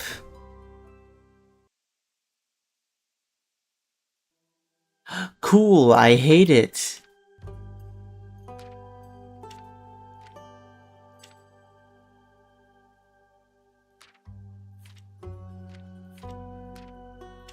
Let's see, these three match. Zenith is in shambles after the starving last night. Crater left in the city center, caved at destruction ripple. Spectacle last night left a mark on Fesoa. Not everyone agrees, but the cleric of Cassiopeia claims it was something seriously sinister. Psychic wizard foretold starfall in their teacup. Apparently it's just a fragment of the calamity that can be traced back to Dalwell.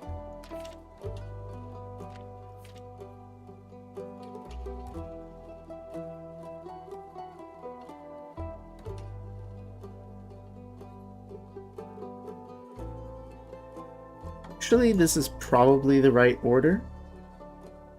Zenith in shambles. The crater left in the city center carved a destruction that rippled through the town.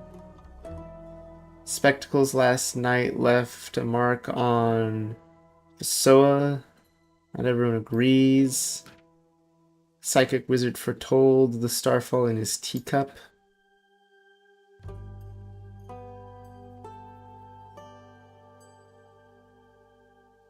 Yeah, that looks good.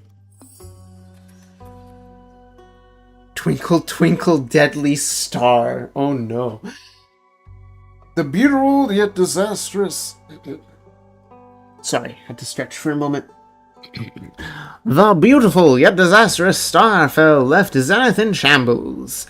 The city and surrounding farmlands are destroyed and some people are left homeless. A mere meteor shower wouldn't leave the entire night sky empty, so what exactly happened? Is it a harbinger of something more ominous yet to come? Whatever it may be, it's said that a fragment of this calamity can be tracked back to Dalwell, an island in the south of Fesoa.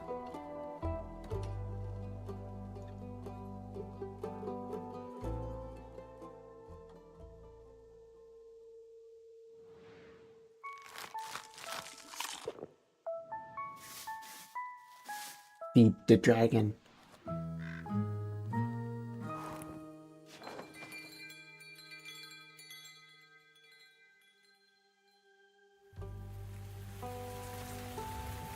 A new dawn. Ooh, it's a rainy day for once.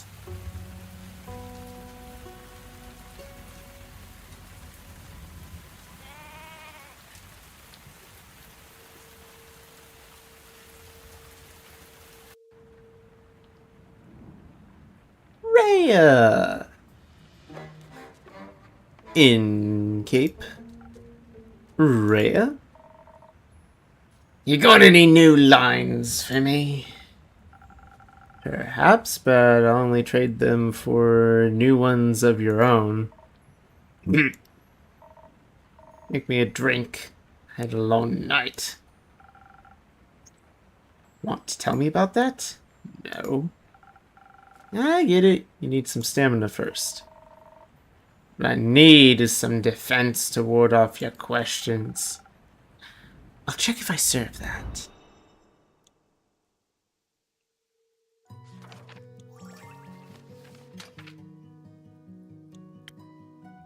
Yep, I have defense.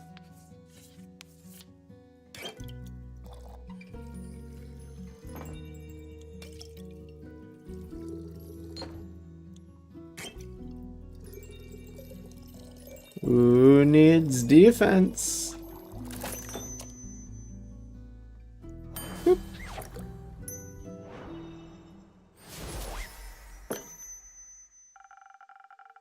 Some defense to keep your favorite innkeeper at bay. It says you're my favorite. I might be after this drink. Fair enough. You're climbing up there. I'm very happy to hear that. Now I've got a question for you. Think you can handle that?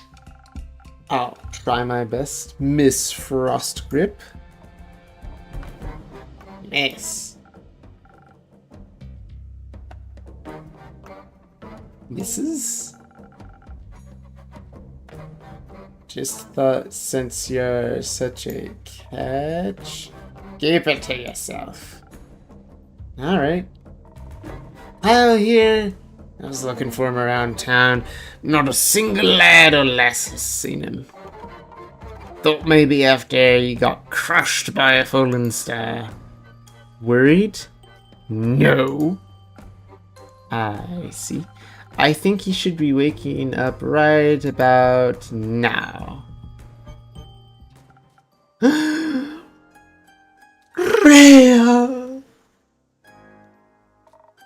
There he is. Oh, I've missed you terribly. I thought you died, or worse, abandoned me. I thought terrible fathoms of time have taken a new friend from me yet again. I'm fine. Are you sure? Aye. Can you see her too, innkeep? Yes, very much so. By the dragons! So she's not a dream, nor a fragment of the past. I'm very happy you're not dead, Rhea. Thanks.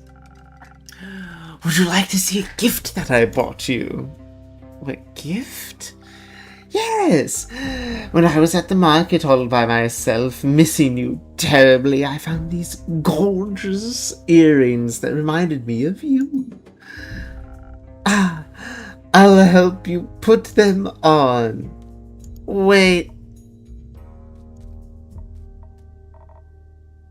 Are those suns? Oh, cool. She has sun earrings. Heck yeah. Yes, because your friendship lights up my undead life. What do you think? I like them. They match me other jewelry, and the craftsmanship is decent. You mentioned you like leatherback clasps. I do like them. When did I say that? I'm not sure. At some point, or maybe I dreamed it. That is very likely.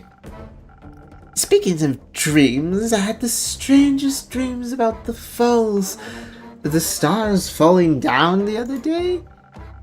They crashed onto Gaia like a rain of fire. Oh, beautiful fireworks. There must have been something wrong with my drink. Anywho, Rhea, where did your slime go? 'Twas washed away by the falling stars.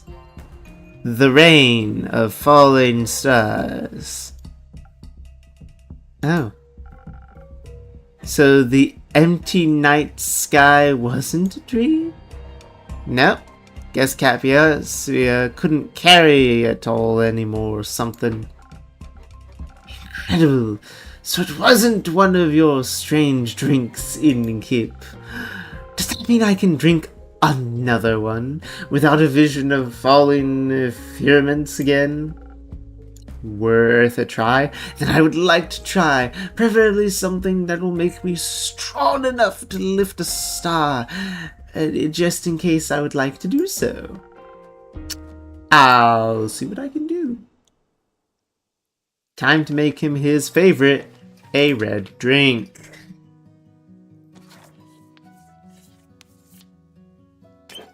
I keep waiting for them to add more recipes and ingredients to the list. So I'm not making the same, like, 6 drinks over and over again.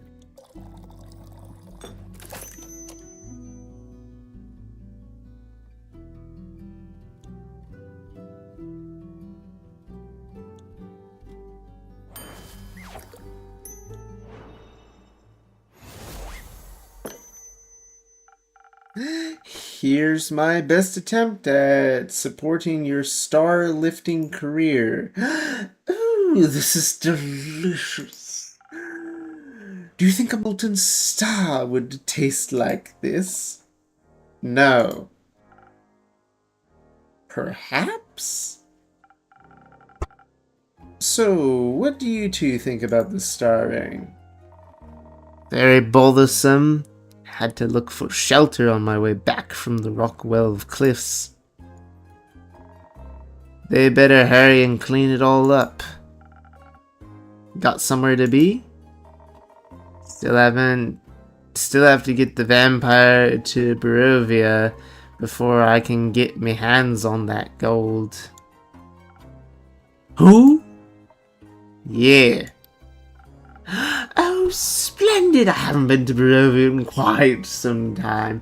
I can't wait to see it again. But until then, I can search for other materials, better ones even. That isn't going to happen by just sitting around. Are you collecting loot for your dragon hoard? What? No. In what world do I look like a dragon? They are masters of disguise. Yes. What about you, Innkeep? Am I a dragon? You are? No, I'm afraid not. But you smell so primordial. Thank you? If you're not a dragon, Rhea, what do you need materials for? Decoration, ingredients? Yeah, worry, I'm not trying to steal your business away from you. They're for crafting. Like for friendship bracelets? No, for weapons. You're going to war? But I just got you back. I'm not going to war. Won't see me fighting for anyone but myself. You a blacksmith then? I am. And I'm looking for the right material to smash the next ore heart competition. Going to travel all the way to the caves of Earth for that one. That's so far. Can I come with you? I live. Stargirl, were you dead? Or dying? Yeah? Stargirl, we've talked about this. No more dying.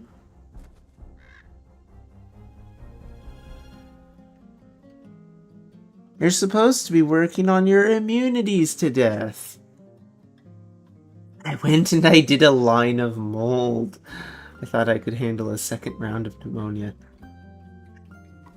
Stargirl. So you're saying you went and you cleaned something and you came back and you're alive because you wore a mask or anything like that?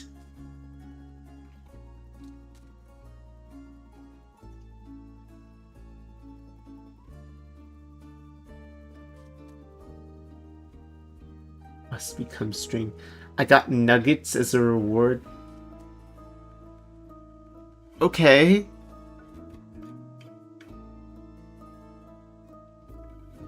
So confused.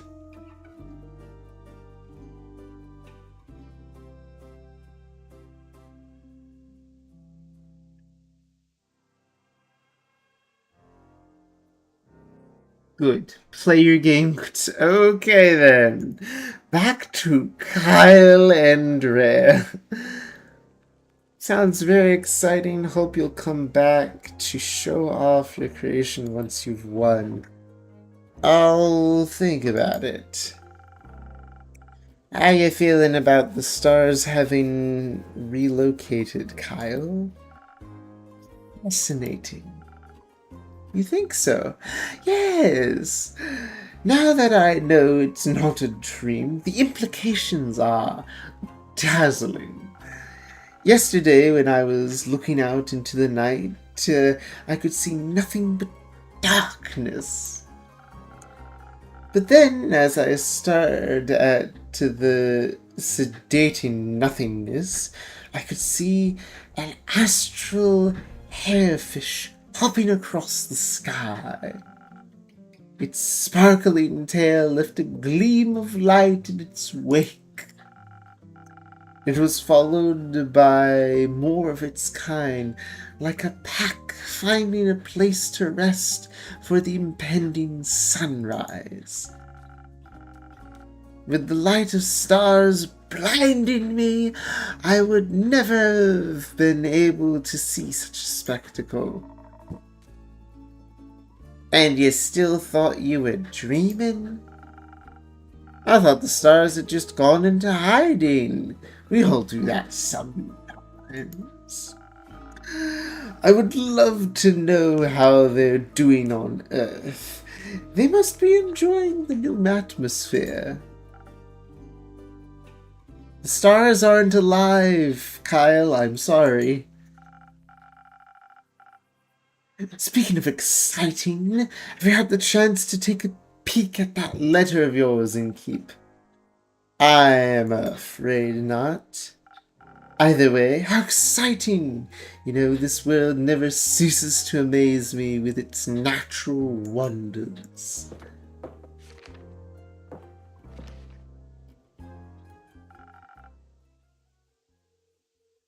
This is by no means natural wonder. Hello, Paladin. I'm sorry. Alethea? Alethea? Everyone has hard names, okay? Your name is Kyle. That's super easy.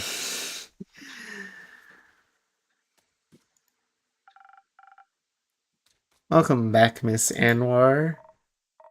Who are you? The Wonder Police? I am Alethea Anwar, High Cleric of the Aperture and chosen of the Lady of Endless Light. I have returned to this establishment to investigate the tragedy of the Starfall. Not one of those protagonist types. Innkeeper, I am happy to see that you were able to collect more information for my research. I am grateful for you helping in these trying times. At your service, miss. What are these times trying? Me, the wonderful people of Asteria. An empty night sky is no laughing matter. This must be taken care of swiftly. I'd guess this empty every time of the day now, actually. How does that not worry anyone? We have other things to worry about. But if these sorts of things stopped happening, this babbler would be out of a job. Dang, harsh. I find it very exciting. That is somehow even more worrying. Say, are you a vampire? What else would he be? I am, indeed. That is also very exciting. Do you have any affiliation with Morrow Castle?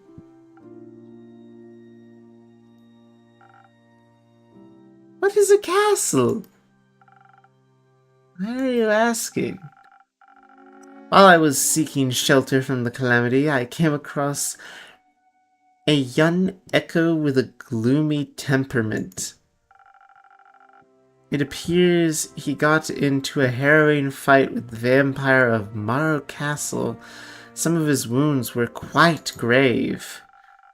I'm just making sure he will not try to take vengeance here. I don't have the heart for vengeance. Or the memory. Yeah, you are absent-minded. We should play a round of memory. There's no time for games. Then what time is it?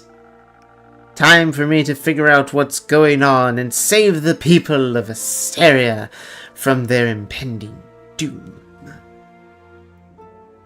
You know what would have saved that man? Stickers of a hummingbird to guide him through the darkness. And you too can buy your own stickers of a hummingbird. For a low, low price of... I don't actually remember that price of them. I think it was like $2.99. Anyways. Someone in chat decided to send me on this tangent, so now you'll listen to it. Hold on, let me grab the link for you guys. Private Pivot, we're going to Private Pivot, my partner in these shenanigans for stickers. Hang on, hold on, copying, coming over here, pasting them. There you go. There you go, lovely lurkers, you. An ad starts soon. I'd better get this out quick. Private Pivot is the one who's helping me make these stickers. You can get all sorts of stickers by using that link. And ads. Dagnabbit. I'm being thwarted by ads.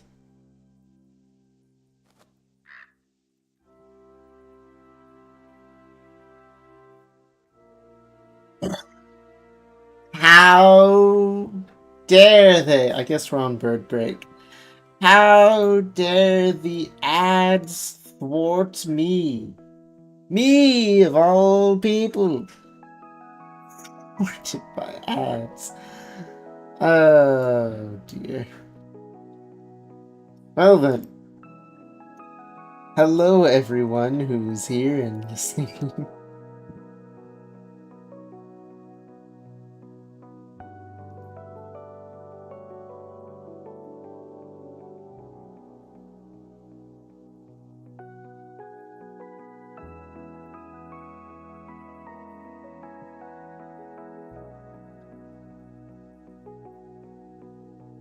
There we go. Well, eventually the ads shall come to an end, and until then I shall take a sip of water because I've been talking for like 2 hours now.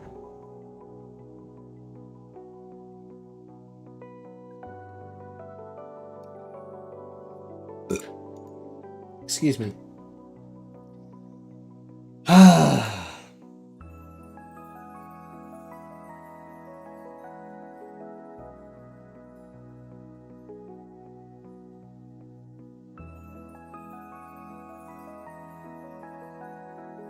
Well, eventually I shall return and my people will be back with me and I can tell them my own sales pitch of an ad. Eventually. One of these days.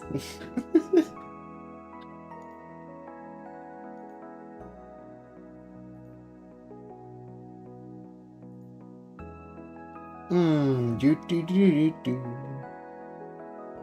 Do do do do do.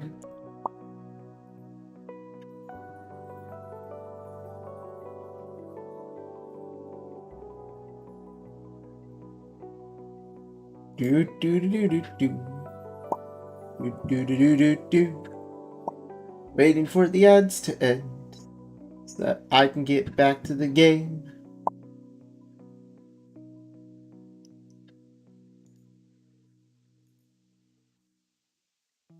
Do do do do do.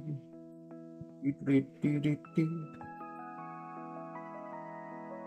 Some characters like Tavern Talk.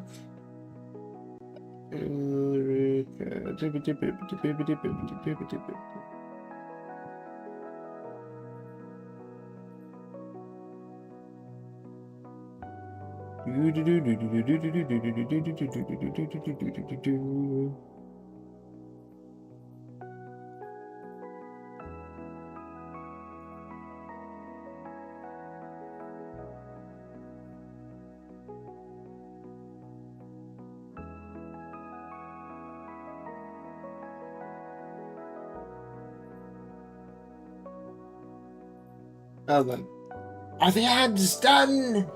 Are the ads done? Are we back? Are we good? Excellent. Perfect. Well then. Where was I? Ah, yes. By using that link that I provided, you too can get stickers of your favorite little hummingbird in all of his hummingbird glory and varieties, whether you want the Helldiver bird or the Gremlin bird. Perhaps you want the bird that sits in a pocky snack. There are even 2 new stickers. That's right, 2 new stickers that I have added to the list, including the Sleepy Time sticker and the Catch of the Day. I hope that you enjoy them all. Thank you. For those of you who wish to, because I keep forgetting to do this, for those of you who wish to, might I point you towards my coffee, where you can become a subscriber and a member starting for the low price of $1 a month. That's right, you can become a monthly subscription through my coffee for the low price of $1 a month. I will give shout-outs to them, the members, when I remember to, because I'm really bad at getting used to it's new. Yeah, cut me some slack, Star Girl. Thank you to Sunbelord. Thank you to Yeet, who is Stargirl. Thank you to Leroy the Grease Monkey. Thank you to Noctis. And thank you to Killferal.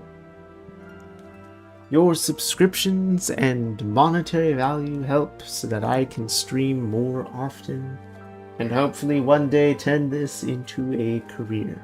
So thank you. Naughty. Don't you naughty me. I'm trying, okay? I'm just forgetful, like Kyle, our friendly neighborhood vampire. I relate to this man a little too much.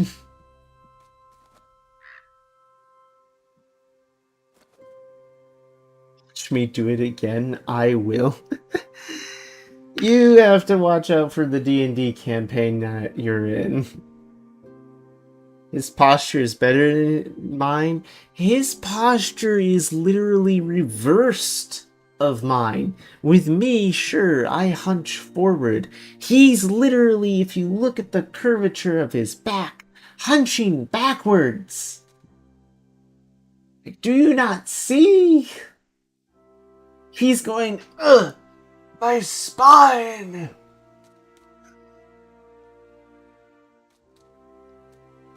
He is asserting dominance? I'm sorry. You say that, and the face, his resting face is that goofy smile.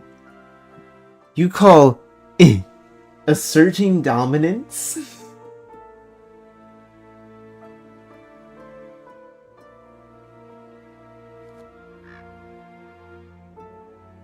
You know the one who's asserting dominance out of these three? He's a quirked up white boy with a little bit of swag. You know who's asserting dominance out of the three of these people? Yeah, he's standing instead of sitting in a chair like a weirdo. But she literally, her resting face is RIB. Wait, no, RBF. Yeah, resting B face. She glares at you all the time. She's trying to assert dominance. Him, he's trying to remember if his friends are still alive. She's so pretty, I would let her hit you. What, you talking about Rhea? Rhea with the beard, the dwarf in the middle? That's a female.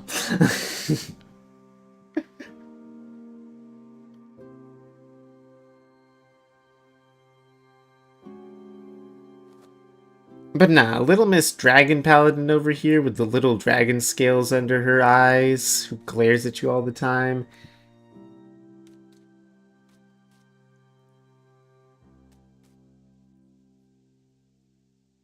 Alright. Anyways, now where were we? Ah yes, saving the people of Asteria from their impending doom. What? Hold on. Oh, which one? This one? Alright. Let me guess. You do that often? Of course.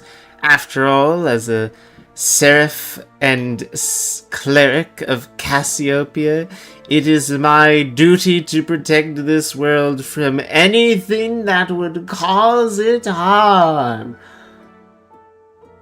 All of the above. No, Stargirl, we are not starting harems.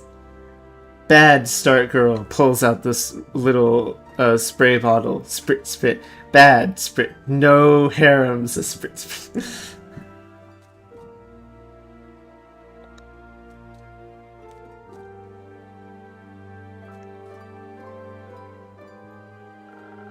Look at your smug little smile and blush.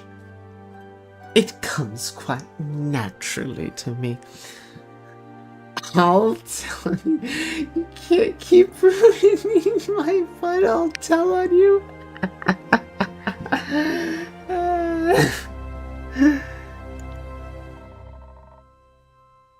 I like your unwavering sense of self-importance. Thank you. I like your earrings.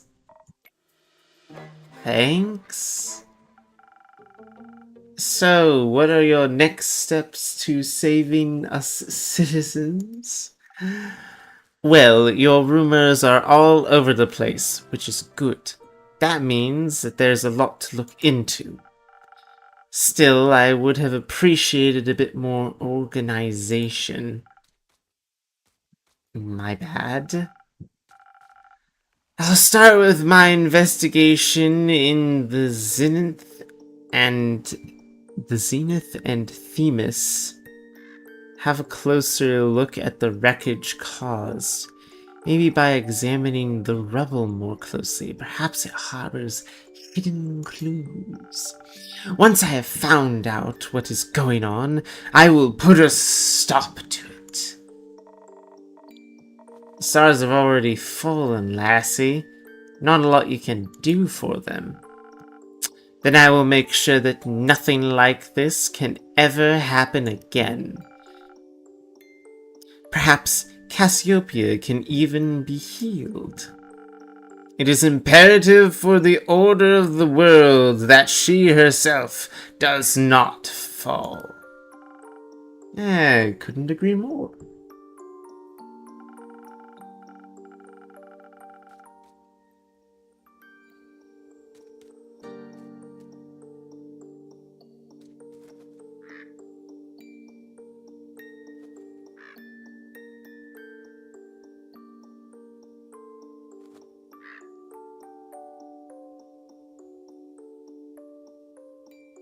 I got nothing for that one, Star Girl.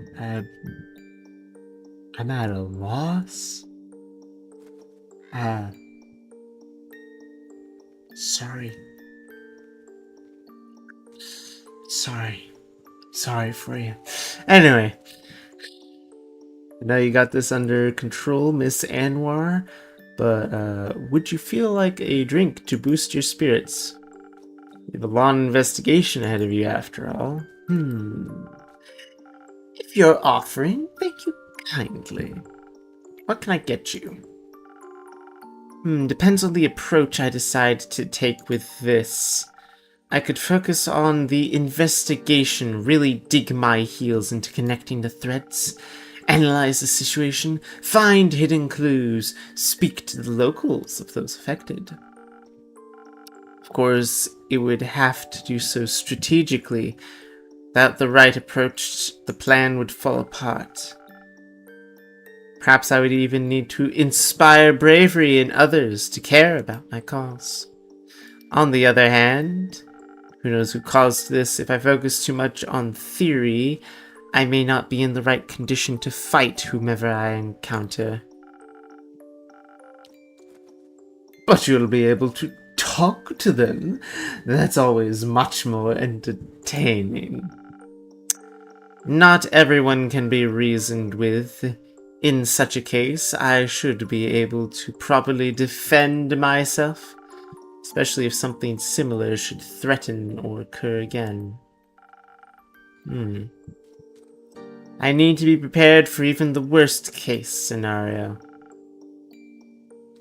I can offer some Phoenix chilies? Who knows what you'll encounter, but burning stars are best avoided with a hint of fire resistance. Ooh, sounds reasonable.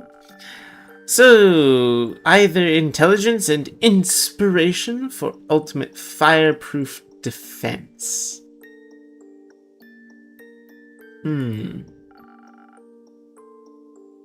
I'm not yet certain which path I should walk. Trust the innkeeper with it. He always has the best and wonderful solutions. Just this once I shall. I'll make sure not to disappoint. Okay, so what drink do I even want to make? She wants either fire resistance or whatever that is. Inspiration. Okay, so she'll want that.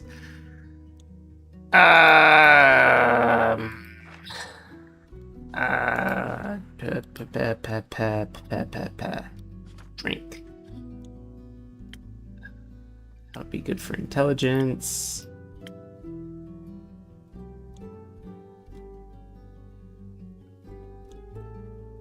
Sunny breeze. What does this give? Just a huge bonus to intelligence. Alright. What if I do Stilled Flare of the Cosmos, the Sparkling Nebula? Great ideas and greater stories. Sunny breeze. Melts tensions. We'll go with the Sparkling Nebula.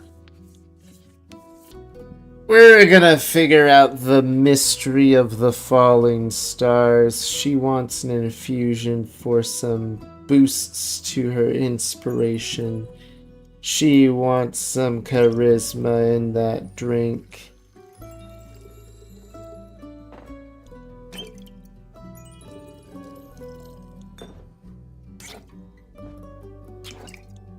Can't stop staring at Chunky Boy.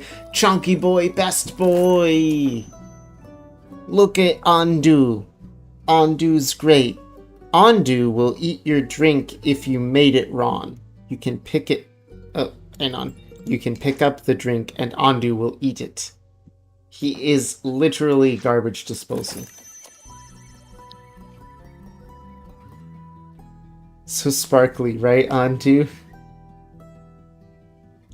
Single thought in Chunky Boy's head. He's just so excited. He even knows what drinks you make.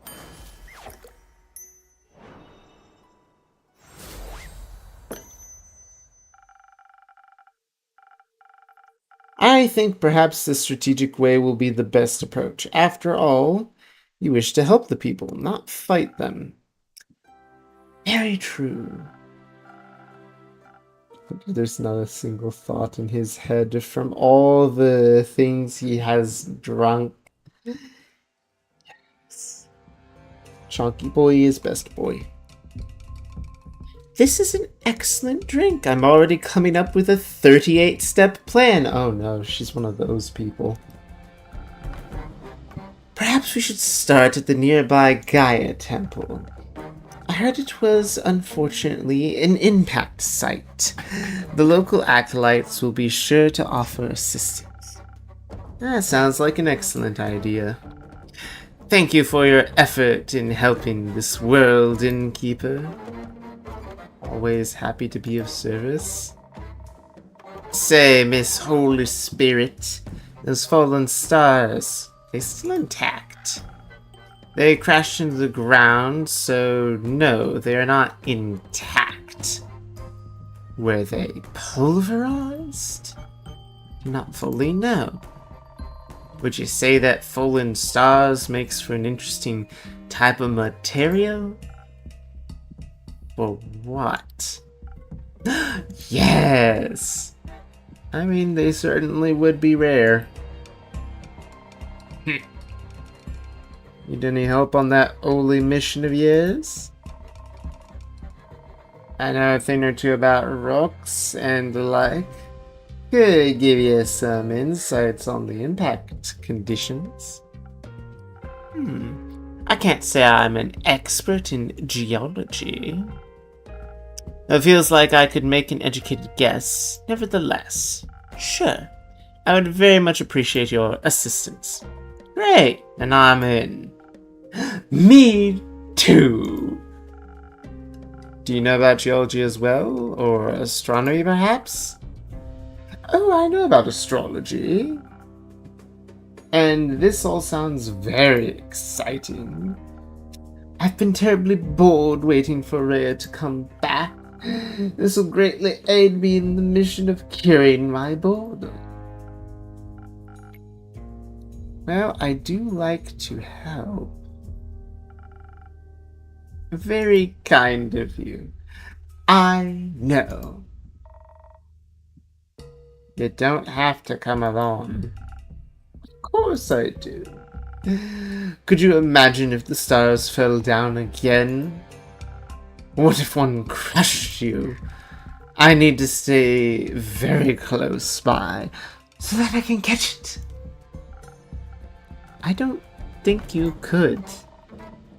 The stars already fell, Kyle. Done deal.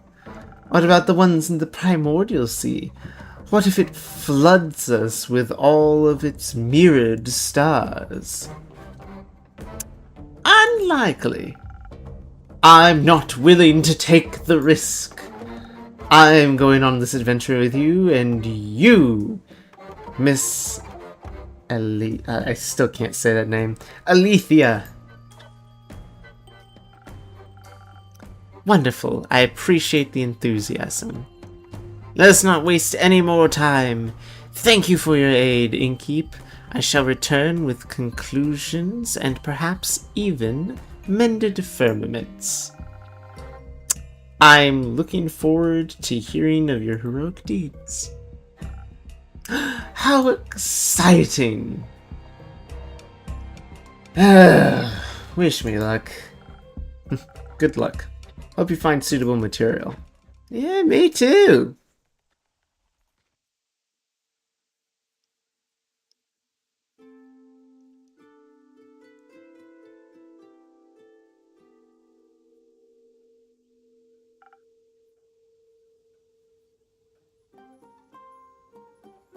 Hello there, little person. And who might you be? Hello, I would like your finest drink, please. A drink, you say. What do you have in mind, Miss Melina? Melly. Oh, she goes by Melly. Melly is fine. Short for Melina. And is cat slash Fox. I'm not sure what kind of person it is. It looks like a cat person, but still. Who let the child into the bar? Call social services. Now, hold on, Stargirl. Who's to say they are not just a very short person?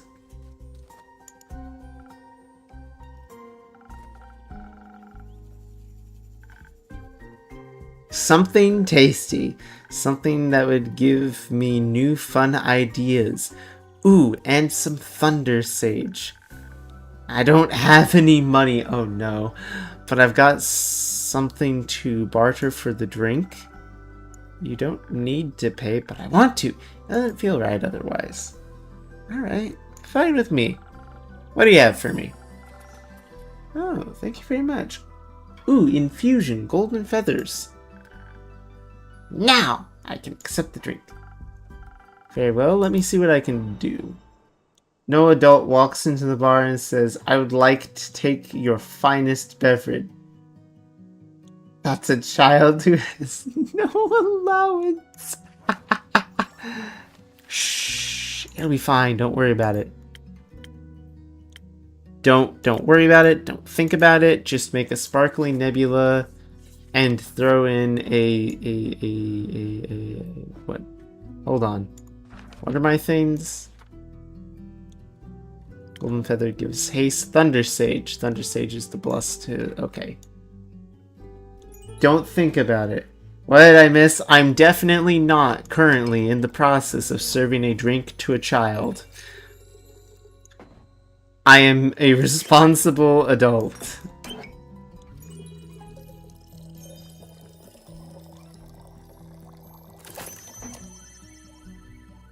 Look at how sparkly he is. Hi, Esmeralda. Good to see you. I am a responsible adult running a business. Some new fun and sweet ideas coming right up. It's perfect. I'm already feeling the energy for new hijinks running through my veins. This isn't a child. This is a full-grown female adult cat person. Can't you see? They call themselves Melly, not... Keep your dirty shoes off the counter. That is a child.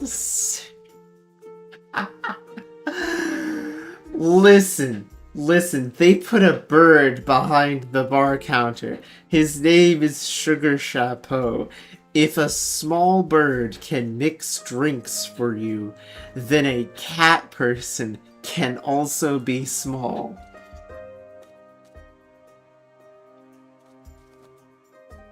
Oh gosh, is this why people make the arguments? It's a child thing. I'm sorry, is this why people make the anime arguments about whether or not lollies are children or not? What kind of drink did you get? Wouldn't you like to know, Birdman? Where are your parents?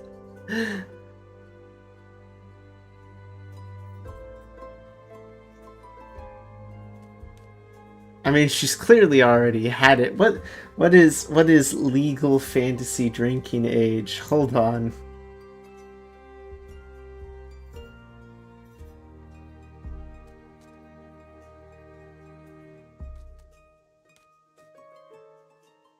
Fantasy. Oh, look, a drinking age for races. Nice. Um,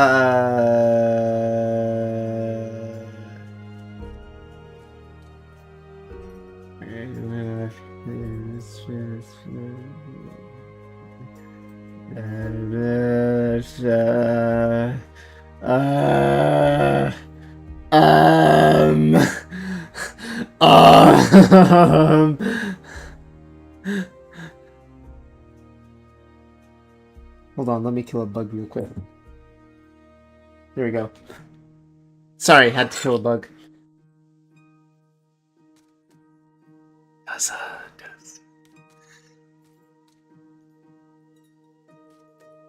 Hi, guys.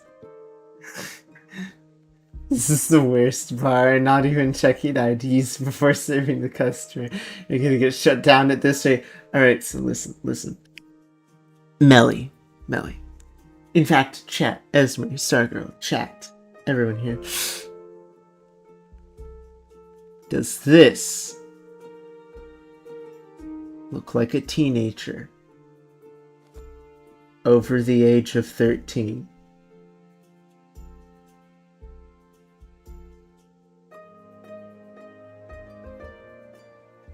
Because if yes, by fantasy standards and medieval standards, technically 10 years at best. That? Nah. Anyway. Don't worry, it's just the intelligence potion. It'll be fine. New hijinks. Oh no. Thank you. A really nice tavern. I think I'm gonna hang out here for a bit. I need a break from my investigations. Can I pet your familiar? No, he's quite antsy when he hasn't been fed. I'd worry for your hands. I agree with Stargirl. Dang it. Can I pet your familiar? That kind of sealed the deal there. Okay. Oh, hey! Mr. Angst has returned. Also, ow. Ow.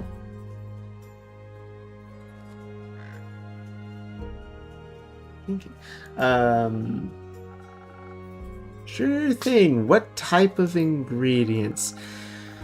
Preferably something that'll wake my bones up. I feel dead and slow, incapable of forming words. You just made like 20 words right there. You're doing a great job. Who's the depressed hot smurf? The depressed hot smurf, as you so called them, is Zephyr. They are the rogue, and a Echo is what they're called as a race. Anyway, Zephyr was just sent to fight a vampire in order to retrieve a cloak of invisibility. Apparently, their fight didn't go too well. He's been munching on the blueberry man. So you remember Kyle? Kyle has a wife that kicked him out and took his cloak. And she is the owner of the haunted castle out in the middle of nowhere that no one goes to or else they get killed. Apparently, by Kyle's words, he thought that he had fallen in love. She loved him, but my gorgeous wife, she only loved me for my cloak of invisibility. Yes, a vampire munched him, and also he feels dead, so I'm worried for the guy. I can Gosh. I feel dead inside. Innkeeper, like an undead banana slug? Spectral starfish, I see. Can I have a drink? Of course. I will trade you one for a trinket. I did promise one of those. You did promise me a trinket. Here, as requested. Are you going to tell me what this is, or should I guess? Guess. A letter opener. It's a ritual dagger. Those are two very different things. Letter openers are, the small. Ritual daggers are, capable of stabbing you in the heart. But purely hypothetically, I could use it as a letter opener. You are blaspheming against whatever ritual that might have been for using it as a letter opener, I suppose. Though I don't think I'd use it in that way. Who knows whose blood it is seen.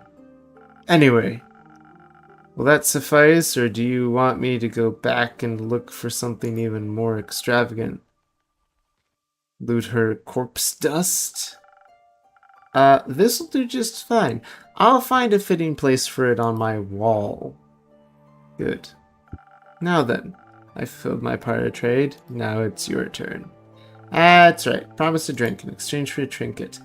One moment. Let's see if I have something that would bring your words back to you. Oh boy. Oh boy, we want something with charisma. You know what? We're gonna do the sunny breeze. What's this? Golden feather? Oh. Heck, golden feathers would be perfect for a sunny breeze.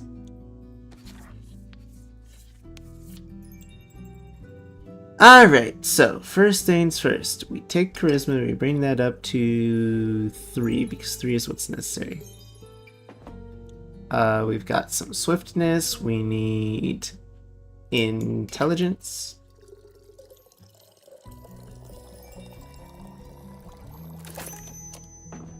One sunny breeze.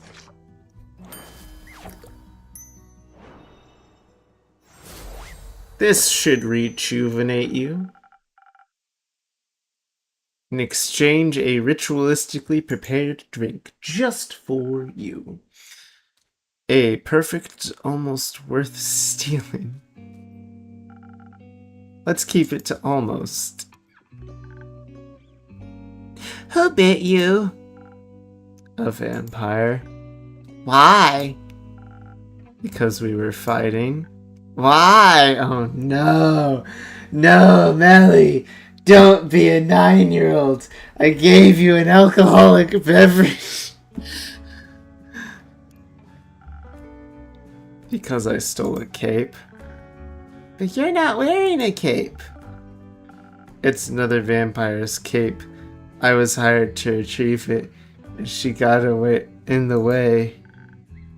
So you killed her? Yes. Why? Going to jail. No! Don't send the bird to the bird cage! Please! The bird does not deserve to go to a bird cage. Hang on.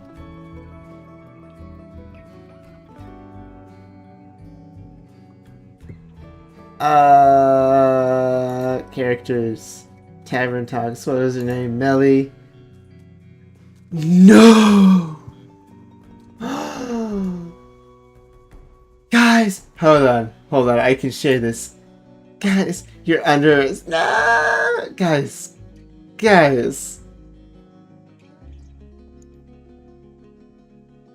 Melly. Detective Melly. She is a Vukakin, a cat person. Age. I don't think you guys can see that. Hold on. Let me just make this big and abundantly clear. Where's my scroll bar to scroll over?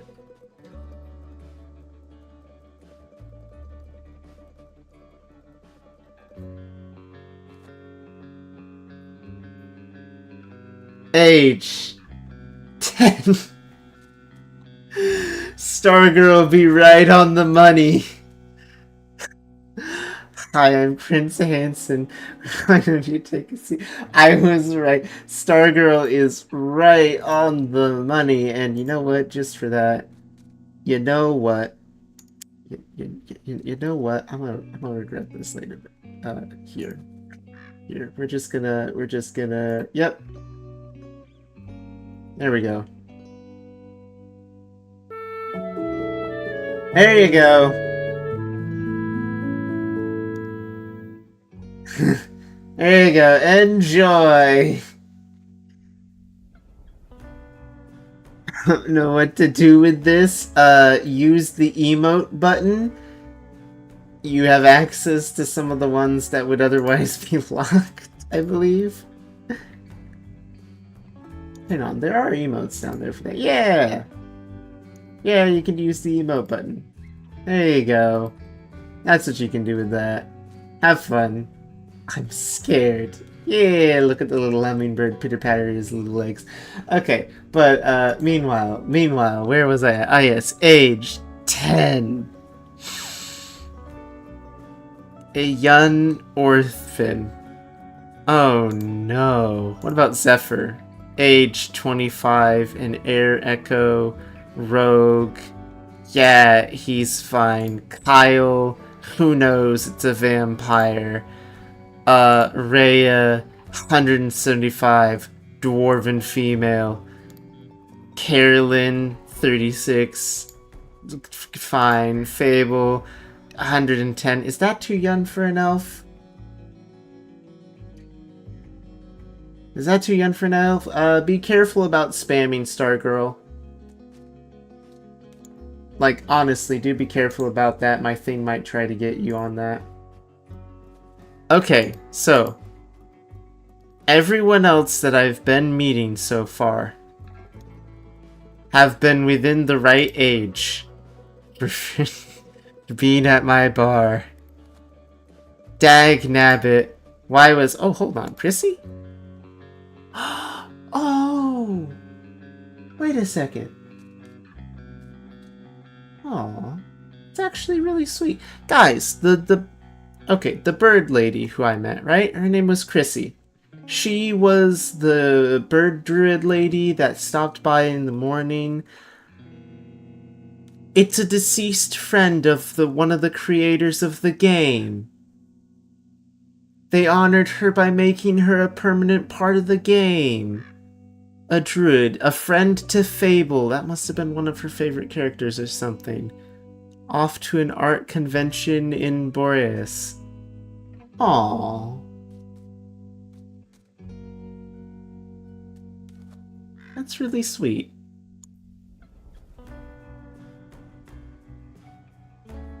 Anyway. Back to being in danger of the police because of Melly saying, "Why?" Because she tried to eat me. Probably because you broke in. Wasn't the vampire at Marrow Castle? Yes.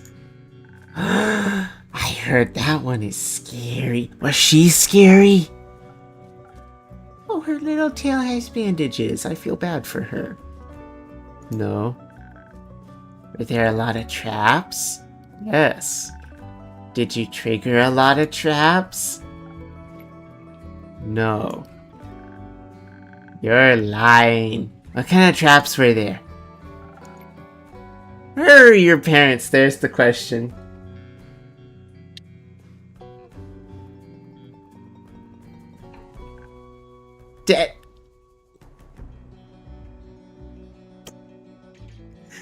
I can't make this stuff up.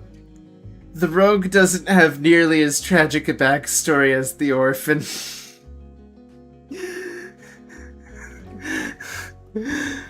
The rogue is over here being dark and gloomy with a tragic backstory. Where are your parents, kid? Dead. I'm sorry to hear that. It's okay. It's already been this many years since they died. How many fingers did you just hold up? Just kidding. I can't count. It's been 7 years. So, I was only 3 when they disappeared forever. I don't remember a lot about them. But I already solved their murder, so it's okay. Did you avenge them? No, they got eaten by zombies. And the zombie got eaten by a T-Rex. So, not a lot left to avenge. That's Interesting. That's... I wouldn't call it horrifying, but that's just a series of events right there. Lynn is a cutie. Hold on 1 second.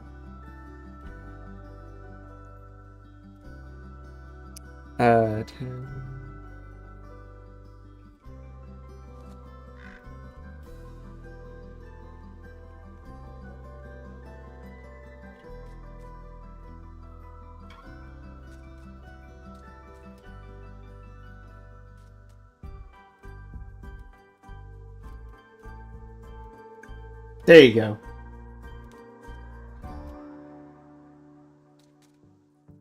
I gotta send this to Stargirl real quick.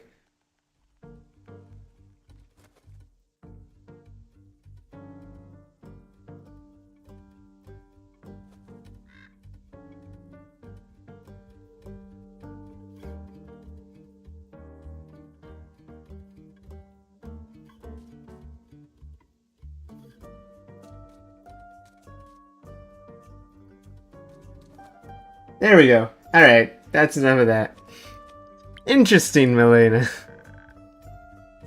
I think it's a very cool origin story. Oh no, she's turned her trauma into lore. She's turning her trauma into lore, guys. Melina, is that your name? Yeah. You can also call me Melly. That's my undercover name. Then you shouldn't be telling it to people. It's okay. You seem nice. Why would you get angry about being called nice? Don't you glare at her like that. What's your name? Blaze. Is that his name, Innkeeper? You can sniff out a lie very easily, and I'm impressed by that.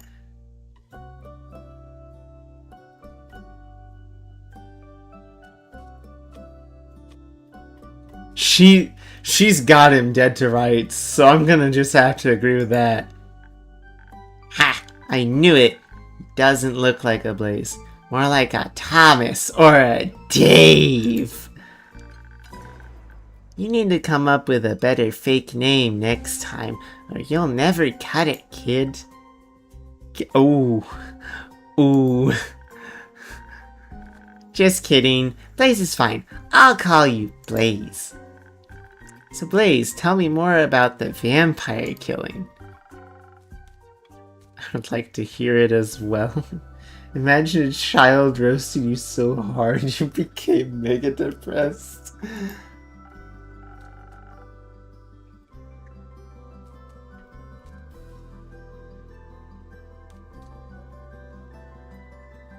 Ugh.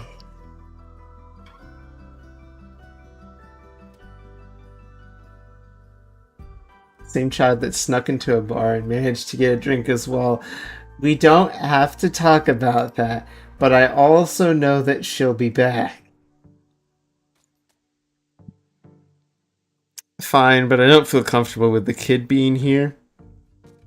Excuse me? I am the greatest detective of our generation, and I can handle your PG vampire stories just fine. Thank you very much. We're not of the same generation. It's just a fancy way to say, of all time, Blaze. I won't be held responsible if anyone calls Child Protective Service on you. No. To bring me where? To my parents? They're dead. Something tells me Blaze is also hard of hearing, because he didn't hear that the first time. How about you just tell us how you ended up fighting the vampire, and most importantly, defeating her. You did defeat her, right? Do I look dead to you? A little. The journey to Morrow Castle was simple. I encountered some of her horde creatures along the way. Their maws were full of many teeth. Counting them would have taken an entire lifetime. How long is an echo's lifetime, anyway? Do earth echoes live longer than fire echoes? I don't know. Does the primordial sea make you age slower? I don't know. Never been there. You're an air echo, right? Do you swim in the sea, or do you float through it? I don't swim. Then how can you visit the primordial sea? I don't. I live in Gaia.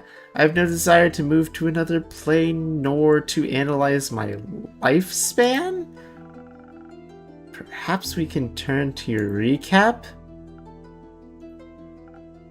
Right. Lady Evelyn's monster of terror. Teeth could not pierce my armor of ice and more ice. My strength was no match for them.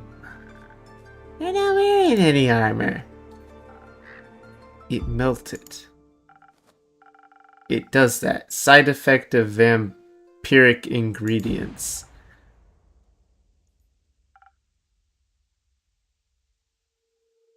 Oh. So you made it to castle and then you fell into her traps. Or her pond. Neither. Both. Nevertheless, I finally made it inside after clashing with the living gargoyles at her gate. I knew that trying to sneak around and find the cape anywhere other than in her presence was pointless. So I made my way straight to the colossal ballroom, where she was already waiting for me. It was covered in mirrors, displaying only myself and the cape that had been carelessly flung over a cello chair. Nice reception. It was malevolent. Her fangs were gleaming in the flickering candlelight of her chandeliers, and her mocking greeting was full of malice and bloodlust. We both knew why I was there, and we both believed we were the one who would walk away with blood on their hands. Your hands are surprisingly clean. I washed them in a river, almost got crushed by a star in the process. Knocked me right into the armor of some strange seraph woman. She gave me a lecture on fighting the undead without divinity, as if vampires don't have divine origins themselves. But she mended my wounds, so most of them. The fight was brutal. We broke many mirrors, many bones. I was sure she wouldn't relent, so I tried to tire her out until daybreak. But then, suddenly, her fangs were in my arm, draining the blood from my veins. While she regained her strength through the life she was stealing from me, I felt the doors of Tout open before me. But my own strength didn't completely leave my body. Not yet. I used one last ounce of slowly fading consciousness to break an ice spike off my armor and pierce it through her wicked heart. It melted in my hands, and as her body slowly turned to ash, and at last the cape was mine. Well done. Sounds like a fight worth bleeding for. I shall carry it with me forever. Couldn't you have just asked her for the cape? No. Why not? I'm a rogue. I don't ask, I take. So you're a thief. Yes. That's great. I need someone to mentor me in thievery. You'd be perfect for that. I thought you were a detective. I have my talents. I'm not teaching you anything. I'm not a babysitter. I'm not a baby. Slumbers upon thee. Farewell. Farewell, Stargirl. Thank you for stopping by. It was good to see you.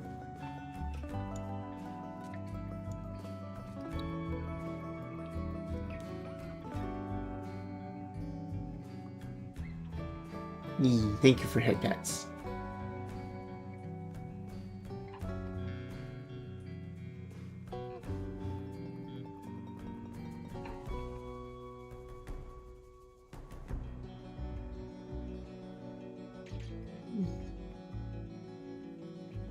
Big stretch. Been a lot of those today.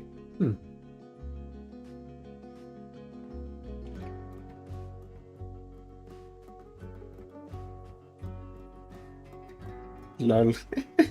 Friend. Alright, let's see here. Not a baby. You're the size of one.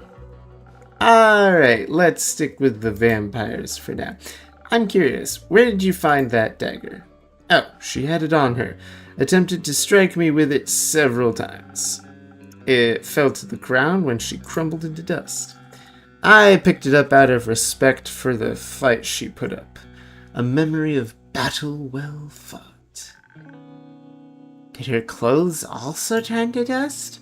Yes. So she left nothing else behind. Nothing but the dagger and wound on my arm. And a vial of blood. A vial of blood? A vial of blood. Seemingly was able to resist the destructive force of her undoing, and the destructive force of hitting the floor. Weirdly enough, it also had a label on it. Blood of the first vampire, Mike.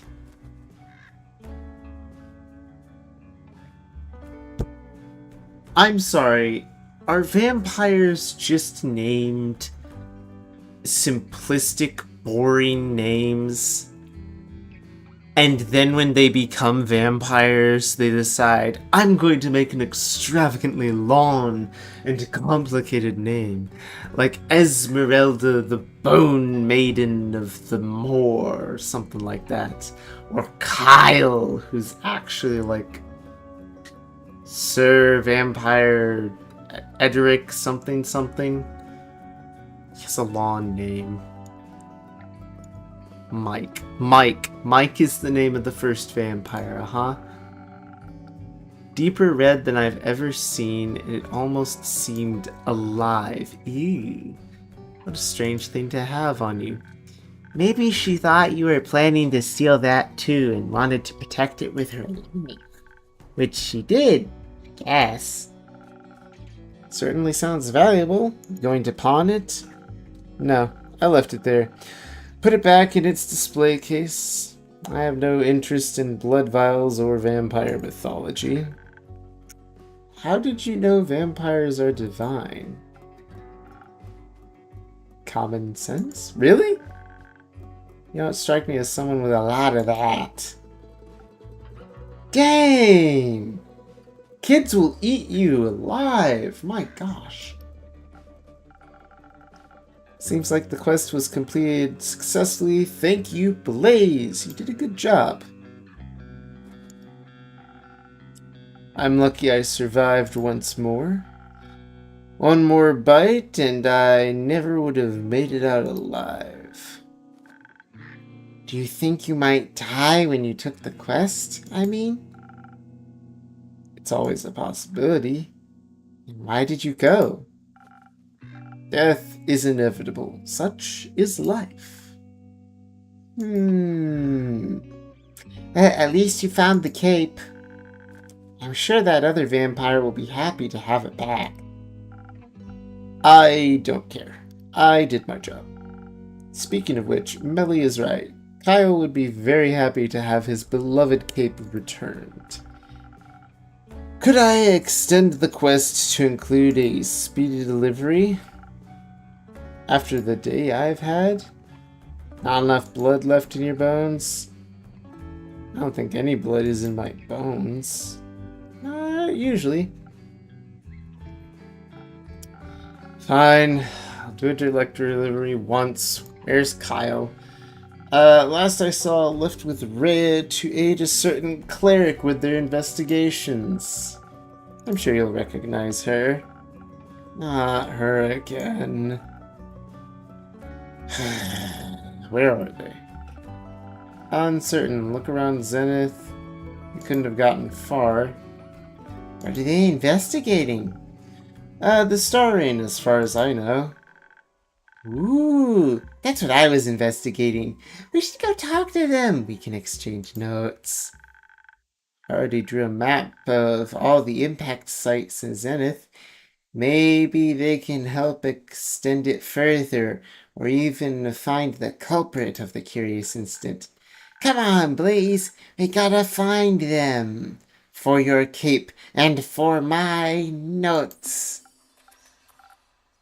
I'm going alone. You do whatever. I don't need a sidekick. Wait for me! See you soon, innkeeper. See you soon, Melly. Oh my gosh.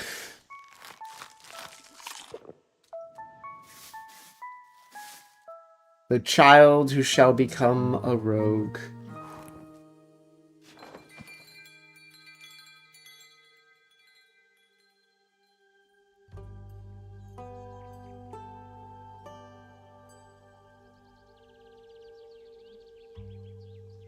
Crossroad of Three. Third of the astral moon. Alright.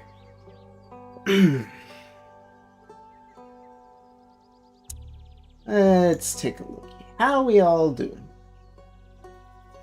You all enjoying some good lurks and good stories? Excellent. Hecky. I got a message that I need to check. I take the acts as sort of like breaks to rest my voice because honestly, I've been talking for like 3 hours straight. I'm not used to the storybooks where I talk constantly. I need to remember to keep drinking my water and to actually take breaks to rest my voice a little bit.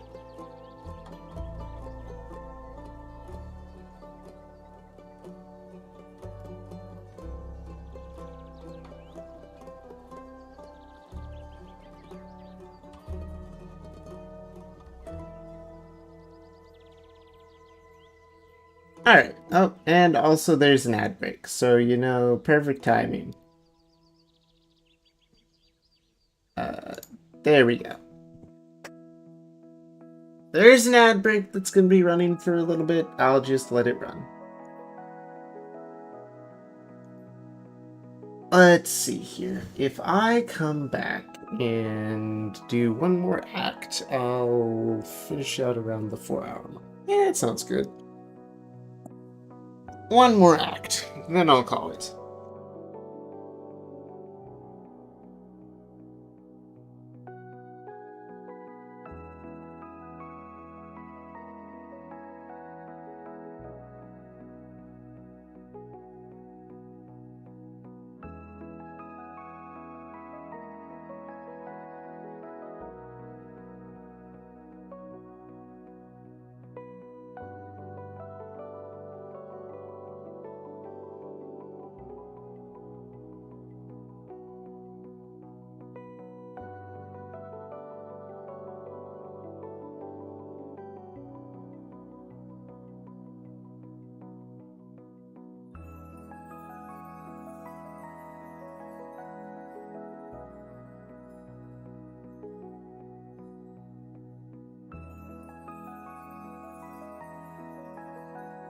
Alrighty, so refilled my water.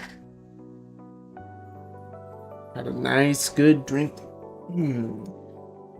And the ads should be just about done, if not already done. Nope, about 1 more minute. Okie dokie.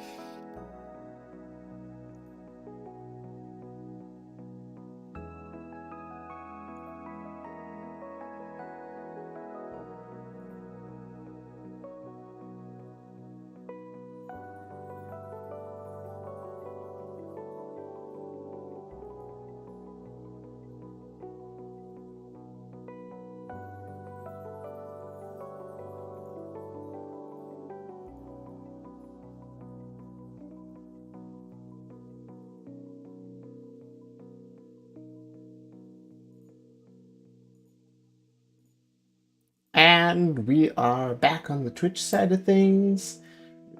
Going good on the YouTube side of things. Heck yeah.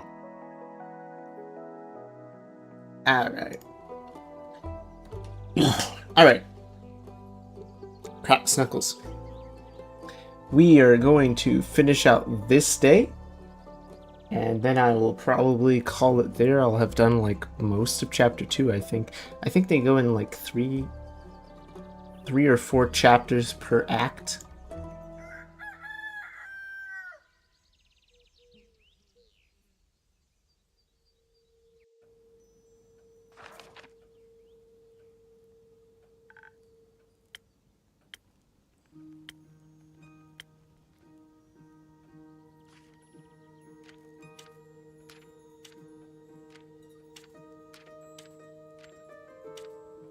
I have all these little quests, but not enough snippets to actually make anything.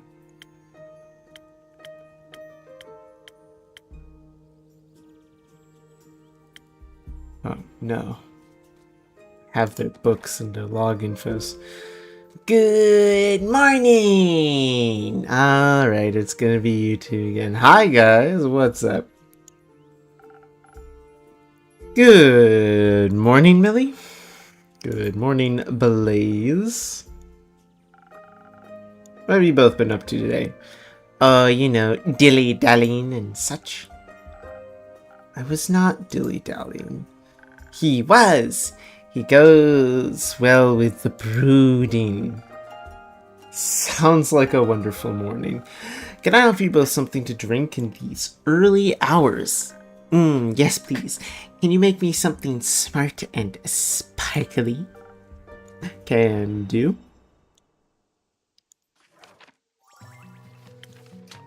Yes. At this point, I know what sparkly means.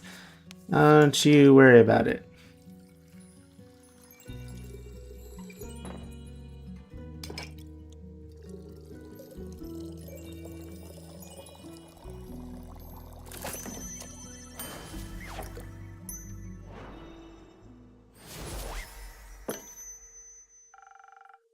A fresh brew of smart sparkles. Thank you. Just right amount of sparkle. Happy to hear that. Blaze, what can I get you? Nothing. Alright. So, has the cape found its way back home yet? Yes. Vampire was thankful, if melancholic.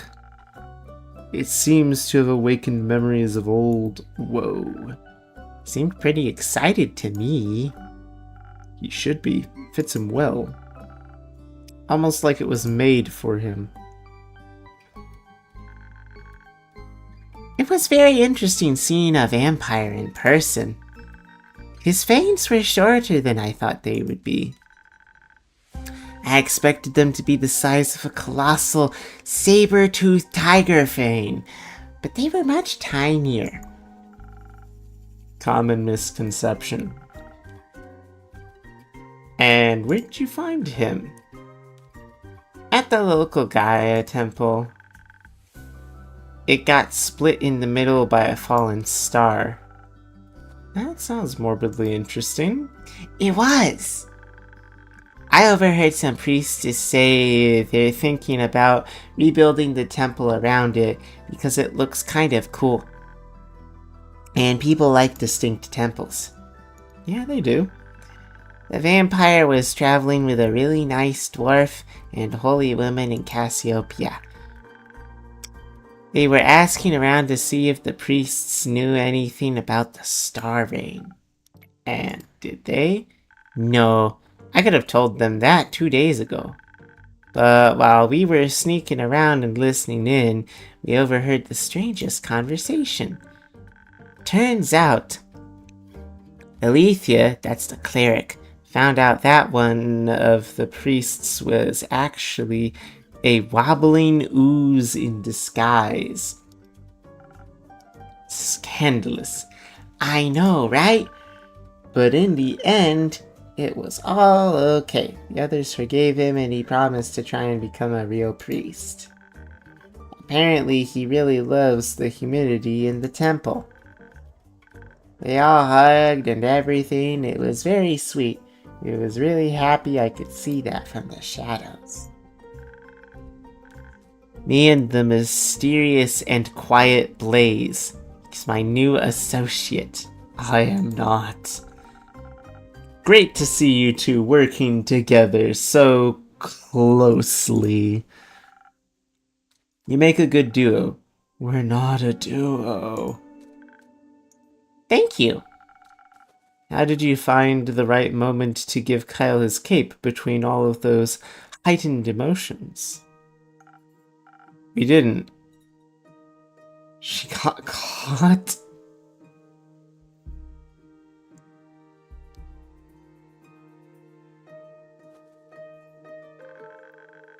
I thought one of the pillars would be a good enough hiding spot, but it wasn't. It wasn't a pillar, it was a tall vase. I felt very well hidden when Alethea suddenly asked me if I wanted to stop hiding. She was paying a lot of attention. I think she noticed me from the very beginning. She's so cool and smart. Did you ask her about her investigation? I did, but she said it was too early to share insights. Even when I kept asking, she wouldn't budge. I asked Master Smith Frostgrip to tell me more about the temple's architecture instead. Did you know that its altar was built from 1,000-year-old oak? Huh. She also told me I have to work on my stealth, that being small isn't going to be enough. I think she knows from experience. Better not tell her that.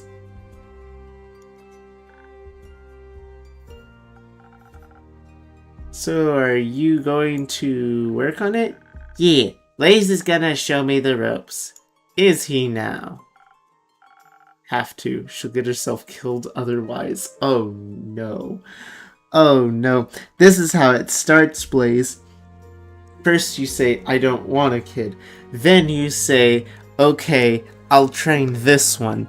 Now you're Batman, and you're gonna have an entire line of kids by the time the series is over.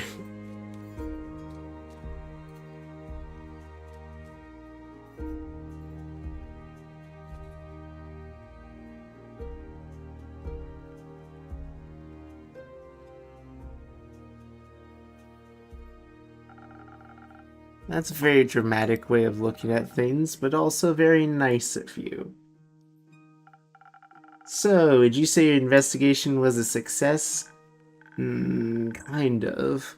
We got to see how clueless other investigators are and returned the cape to Mr. Vampire. Those poor clueless other investigators who do not have the brain of a 10-year-old.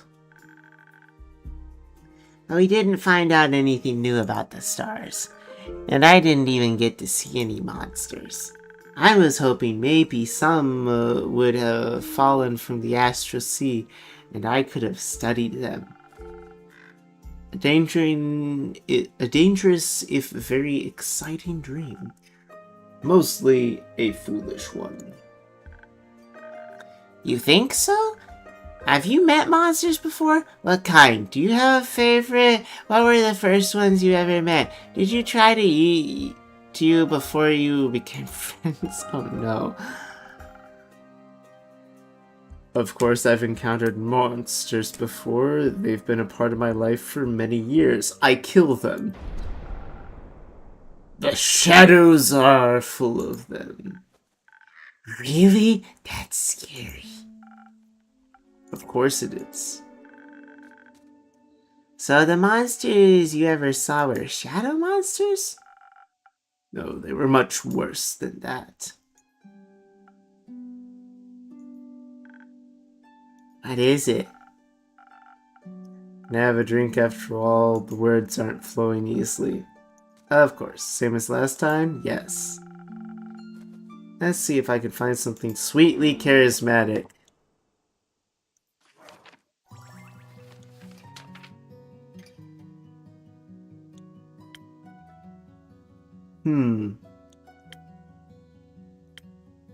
He said same as last time.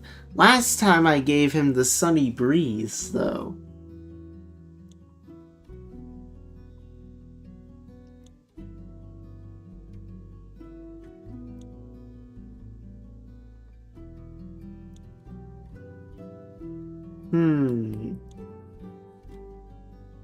Delicious sunny breeze melts tension, blows away your stress.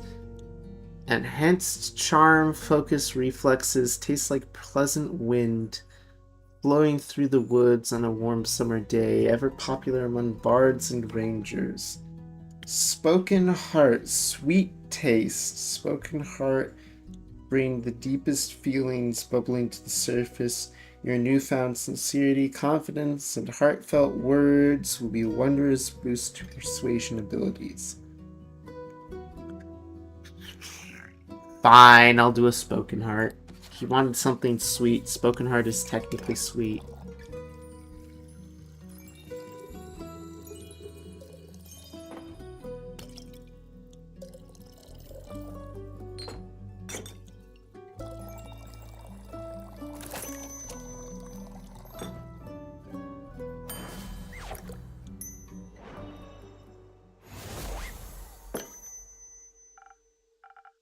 A drink just for you. Thanks. How is it? Fine. That means it's perfect. So, where was I? Ah, right. Shadow monsters. Back when I was younger, I had just joined the Shadow Bands and was eager to prove myself.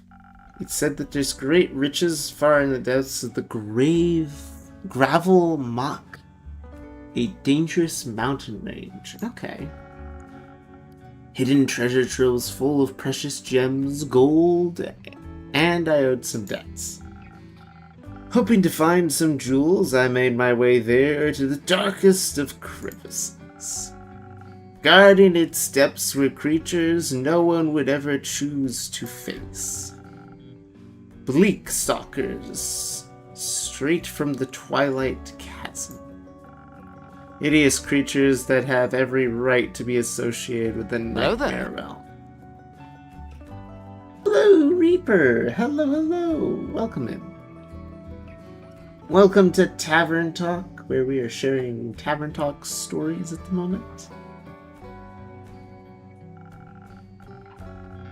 We're talking about shadow monsters, apparently. Typically feed on rocks and stones, but they seem to think bones have the same general consistency. Hello, Sunbealor. Shadow monsters, I see.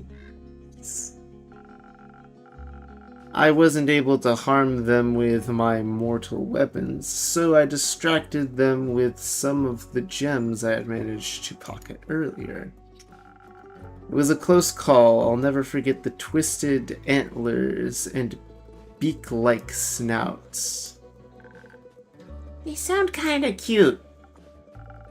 They were not cute. If you say so, maybe one day I'll encounter some. Pray you never will. No thanks.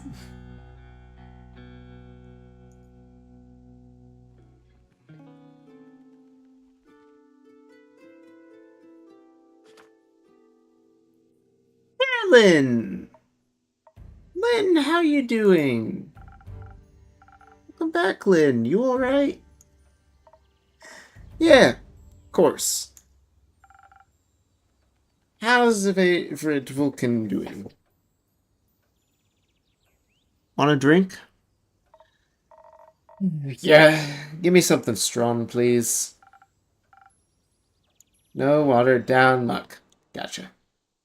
Strong as always. Strong as always. Here you go.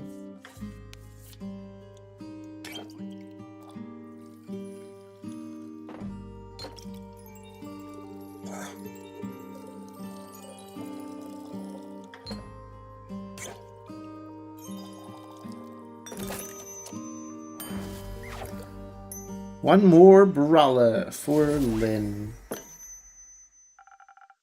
Straw and 0 water, just how you like it. You look upset, Lynn. What's wrong? Thanks. Oh, look at that smile. Look at that precious little smile. I love seeing everyone smile.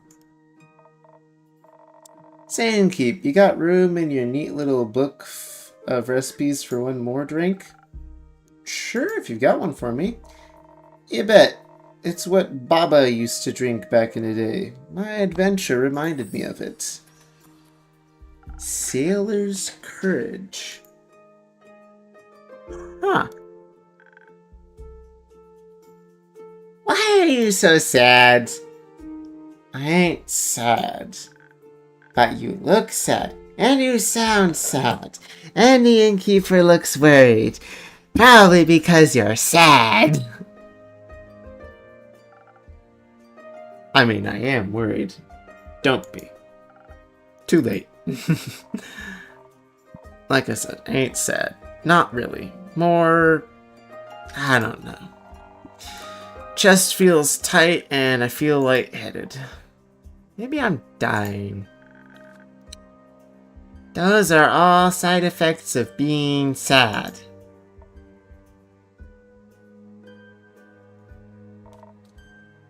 Who are you anyway? I'm Melly, the world's greatest detective. I'm Carolyn. Who's that punk next to you? That's my sneaky assistant. He got a name? Malachite. Oh no. Here we go again. So, I would like to detect why you're sad. Likewise. Does it have to do with the wyvern chimera whose saliva you were hunting for? Are they now? The edgy boy of the party who has changed his name 3 times. He has been Zephyr, Blaze, and now within the same span of a week, he is known as Malachite.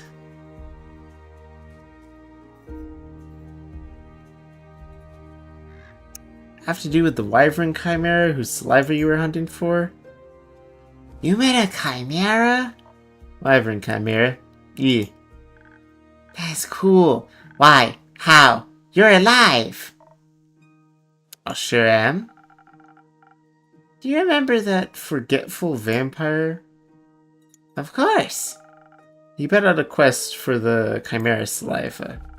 He thinks it may be able to produce a sunscreen strong enough for him to walk in daylight once more. Carolyn was brave enough to pick up his quest. Whoa, that's amazing. How would you even get saliva of a guardian? By killing it. Oh. You want to tell us what happened? Is that really necessary? Sounds like it would be good for you. Alright. Very interesting for us. You don't really want to disappoint Melly, do you? Yes, Carolyn, will you please tell me a story?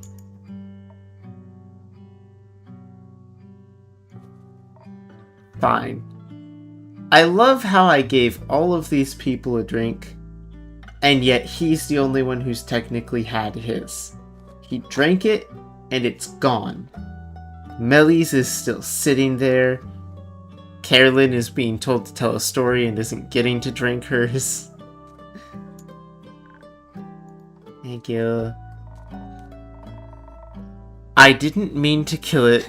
Seems like an extraordinary blasphemous thing to do. For someone non-religious, you concern yourself an awful lot with it. Trying not to be a dick, that's all. Usually I got no trouble killing beasts, but Baba would have lost it if I had told her I had harmed a guardian. I think so, at least. Not like she'd ever fought any of them. but she had the natural ability to know when it would have been right to do so. I ain't got that sense. We'll see about that. How'd the fight start? On my way there, I changed my mind from fighting to sneaking. Thought if I was quiet enough and I had the Veil of Night on my side, I could just steal saliva from right under its nose or maw. Drooled quite a bit, that thing. But I didn't know my way around the Quag Mangrove. Wasn't as quiet as I should have been. Oh, I know all about that. But you got giant sword, right? So you were prepared. Yeah, of course. Inkip here even cooked me up some fire resistance. Came in handy. And this sword, well, was made for killing beasts. Even the good kind, I suppose. Is it a magic sword? Not sure. Doesn't do any magic tricks. But it's stronger than your average steel. Can resist the highest heat without particular potions. Used to belong to my grandma. She left it for me. That's so sweet. Your parents couldn't leave you anything? No, they weren't expecting to go, so they didn't think about that in time. Yeah, way to bring down the mood every time, Millie. Like every time we get in the conversation, Millie's like, oh yeah, and did you know that my parents are dead? With the biggest smile.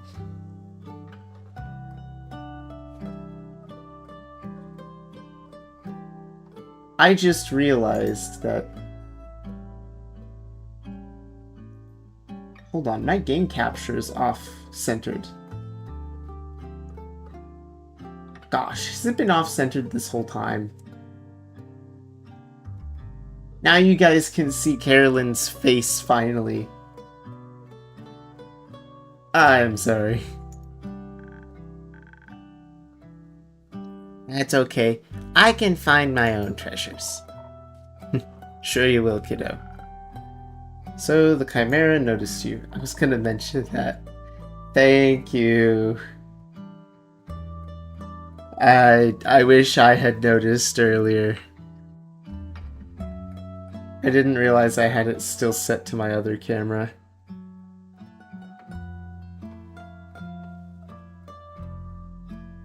Sly Beast pretended to be asleep while I approached it with the bucket.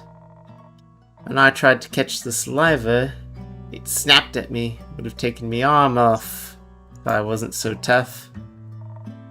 The ensuing fight was something else.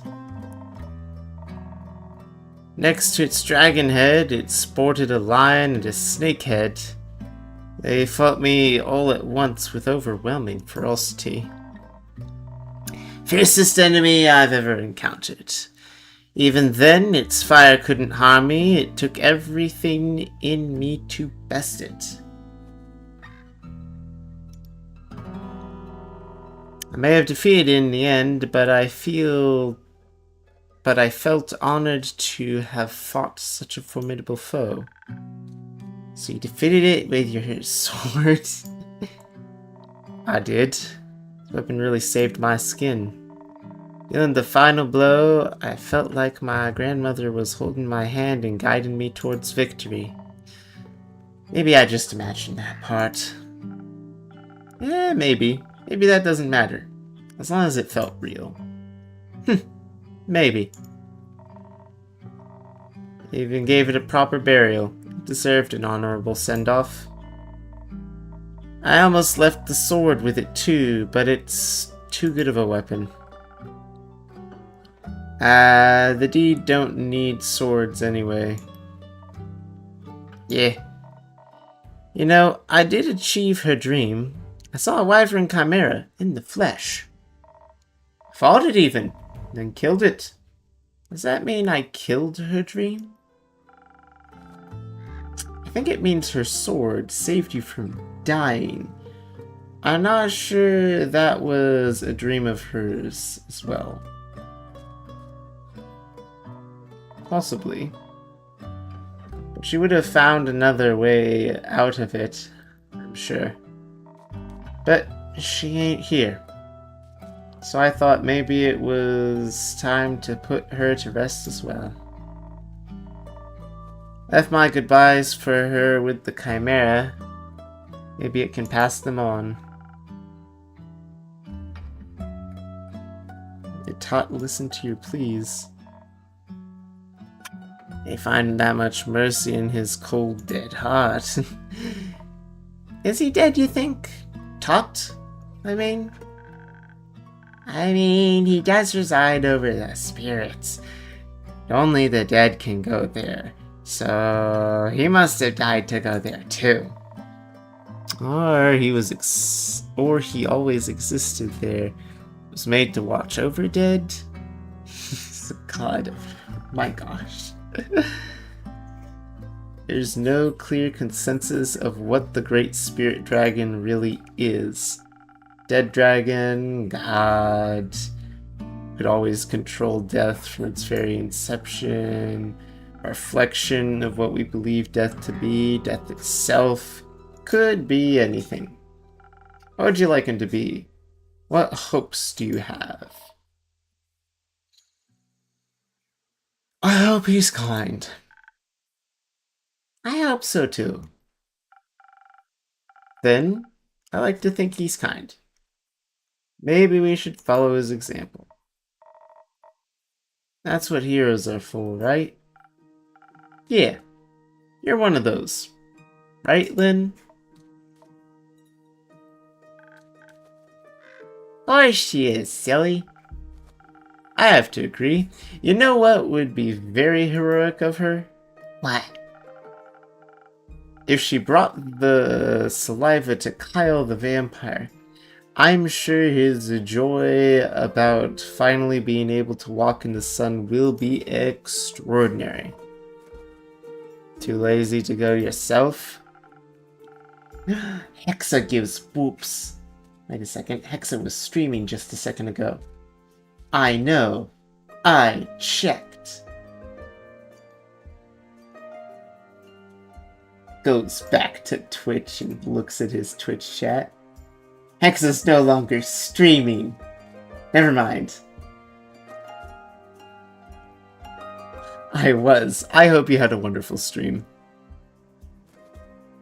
Co-stream with Marshy. Hey, I hope it was fun. My domain is merely my tavern. You're much more likely to run into him. Grow while she played Amnesia. Oh my.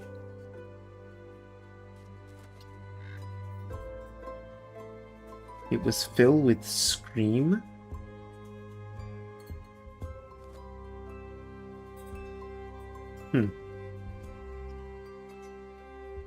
Go find the vampire.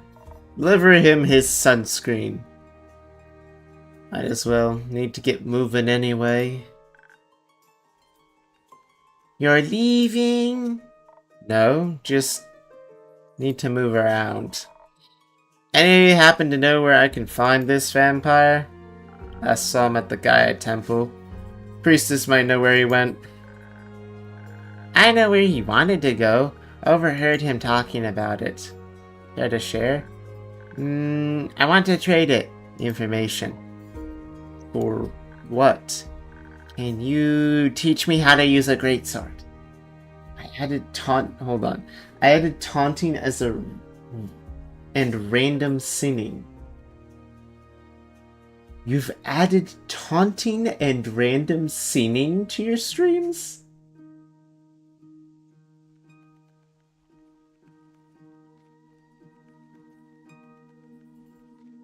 Huh. That's interesting. Unfortunately for you, Hexa, Burb cannot sing. So sorry. Hate to disappoint. Or Burb doesn't sing. Or I'd probably have seen Redeems would do karaoke nights.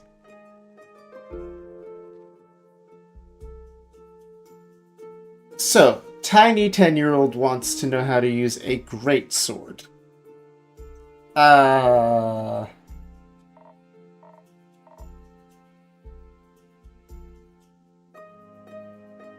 Sure. Sure thing. Right now? Is right now okay? I've got time. Might take you more than one lesson, though. That's okay. I've also got time. Alright, deal then.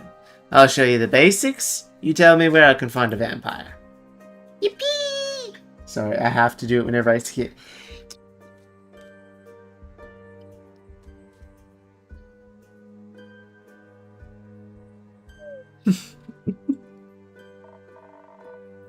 That's it. For your assistance is alright with that? I don't care. Not my circus, not my mom. Perfect voice acting, sugar. What? Everyone needs the tiny little yippee emote bug. As I drop things on the floor. Not my circus, not my monkey. AKA, I don't want to look after the kid. Alright, kiddo. Let's go. And Gabe, can we use the front yard? Yeah. Go wild. Will do. Are you coming to Mal? Mal, short for Malachite? No. I'll stay here and have another drink. Okay, you can join us later. I can't wait to learn how to fight. It'll be so helpful for future adventures. Innkeeper, do you have any quests I could go on after this to practice my sword and stealth skills? Not yet, but something will come in. Be patient. I promise I'll have a quest for you. Can't wait. I'm gonna destroy any challenge with wits, stealth, and a giant sword. I love them both. I know you will. But first I gotta practice. See you later. There sits Rudy boy. I like her ambition. I like her naivety. So would call it optimism. I will prevail with the power of friendship, love, and this gun I found. That is Melly to a T. Waste of time. Delusions get you nowhere. You would know. Another drink, please. Same as before. Sweet and all. Coming right up. Someone give that man a hug.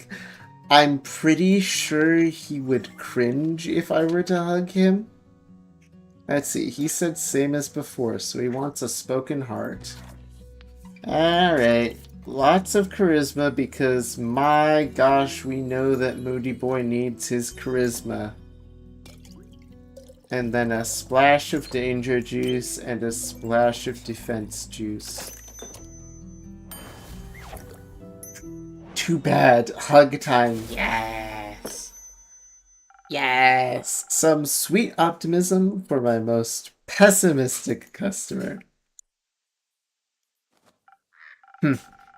Sweet enough to make me optimistic for future drinks. Waiting for him to change his name for the 4th time? Just give him time. Oh, I'm proud of myself here. You should be. So, Malachite. Just leave me to my pondering. Alright. You just need a smooch? Are you sure about that? Looks at his face. We don't know what his mouth looks like. We haven't seen anything like that. He literally wears a scarf that is animated to his emotions. I never said on his mouth. Aww. Aww. Hexa over here being a sweetie pie. Good job. Let's go for the forehead kiss. Brush all of the flowy, wavy wind hair out of the way to find the forehead to kiss it. It's Fable, our favorite pessimistic, unlucky elf who drastically needs help and adventures to go on. Hello, Fable. How are you? How are you doing today? Prime target is right above the eye. Hello, Fable. I'm so happy to see the tavern looking healthy again. And you too. Sorry if it took me so long to check in. That's alright. I hope the last 2 days weren't too hard on you. No, not at all. I was just very busy. A bunch of the Ashen Grove trees got knocked over, and I spent a lot of time rescuing and leading a group therapy session with local wildlife. Fable sounds like a fun person. Fable is a traumatized little being, and we care very deeply about her. All she wants to do is go on adventures, but she is absolutely cursed with unluck. And needs to kind of be, like, held by the hand, walked to the quest board, handed a quest, and told, "You're gonna go on this quest. Alright, have fun." And then handed a potion to make up for the unluck. So, group therapy session for wildlife, huh? And of course I had to check in on all the nearby settlements to see if they needed help with any damages after all of, that. Did Uncle Dragon make it? Yeah! Werewolf settlement took a bit of a hit, but everyone made it out okay. Mr. Dragon was making emergency soup when I arrived. I think he's a stress cooker. Very nice of you to check in with everyone. I had to make sure everyone was okay. I used up a lot of my healing salves, but that's what they're for, right? I'm not happy I had to use them, but I'm glad I was prepared. May I request something? Go ahead. Do you have a drink in your repertoire that could assist someone in a situation like mine? Your drinks are powerful. I'd like something that would make me tougher while also replenishing my social energy. I think I'm all done with helping out now, but a drink like that would be a real game changer in case something like this happens again. I don't think I have a recipe for that yet, but don't worry, I've already got an idea. Even without such drink, I'm sure people were very thankful for your presence. Yeah, they weren't mad about it at least. Though I sort of feel like people aren't really as concerned as I thought they would be. When I saw the stars fall, I thought for sure the world was gonna end. I recall. You were right that it wouldn't, of course. But I thought that people would be a little more freaked out by the lack of a night sky. Everyone just seems to be okay with it? I asked one of my sisters about it and she said, "Who cares? Some wide-eyed adventurer will surely put them back at some point. Let's worry about replanting these tomatoes." I don't even know if I could put them back.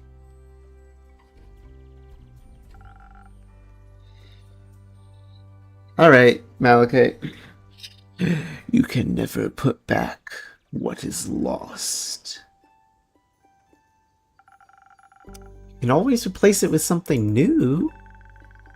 I'm not sure you could replace stars, or if you should approach loss that way.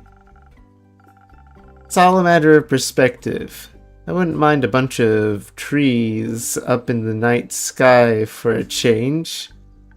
Right. But it still would be much nicer if some things would just stay the same. They never do. Oh. I'm just happy everyone's okay. Did you check in on Lynn yet? She should be hacking my terrace to pieces outside. Oh no. I did. Outside. On your definitely not hacked up terrace. Just out of curiosity, do you own any wood glue? It was nice to see that she's okay too. I was just a little worried she would just leave and never talk to me again. So it was nice watching her train Melly with so much enthusiasm and catch up a little bit. That too. She tried to rope me into their greatsword training. And did you accept? I'm not really a sword kind of elf. But it was fun to watch her teach Melly. She's very sweet. Indeed. And I was just relieved to see Carolyn doing alright. And she was relieved about Mr. Dragon. And about you, I'm sure. Maybe? To celebrate our well-being despite the absurdity of this world, how about a drink? I would love a drink. Can I have something agile and swift? I still have to make my way back home later, and I could use some speed for that. I'm sure I'll find just the right thing. Now hold on a second, she was asking for strength earlier today. Whatever happened to that? Oh. Yeah, strength. Whatever happened to the sailor's courage that you needed? 1,000 wins, charisma, defense, and a little bit of offense. Huh. Alright. Swift strike it is. Also known as the usual.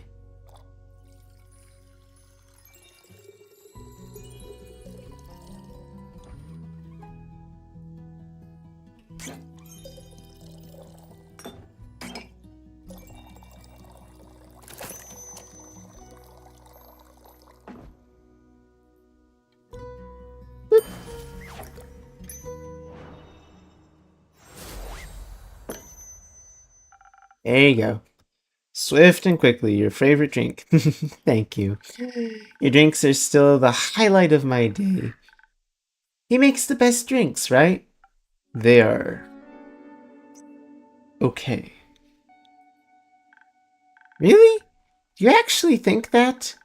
Or is this the thing where you just don't want to be nice? People seem to do that a lot for some reason.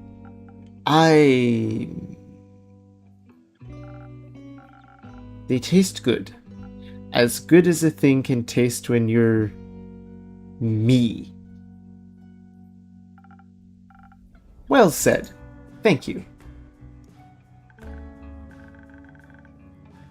By the way, I completely forgot to introduce myself.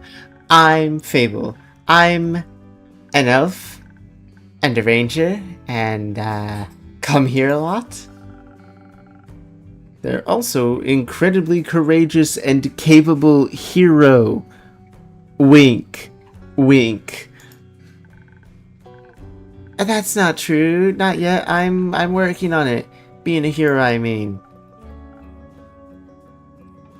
Why? Because I dream of adventure and all the wonderfully exciting things it can bring? And I want to help people?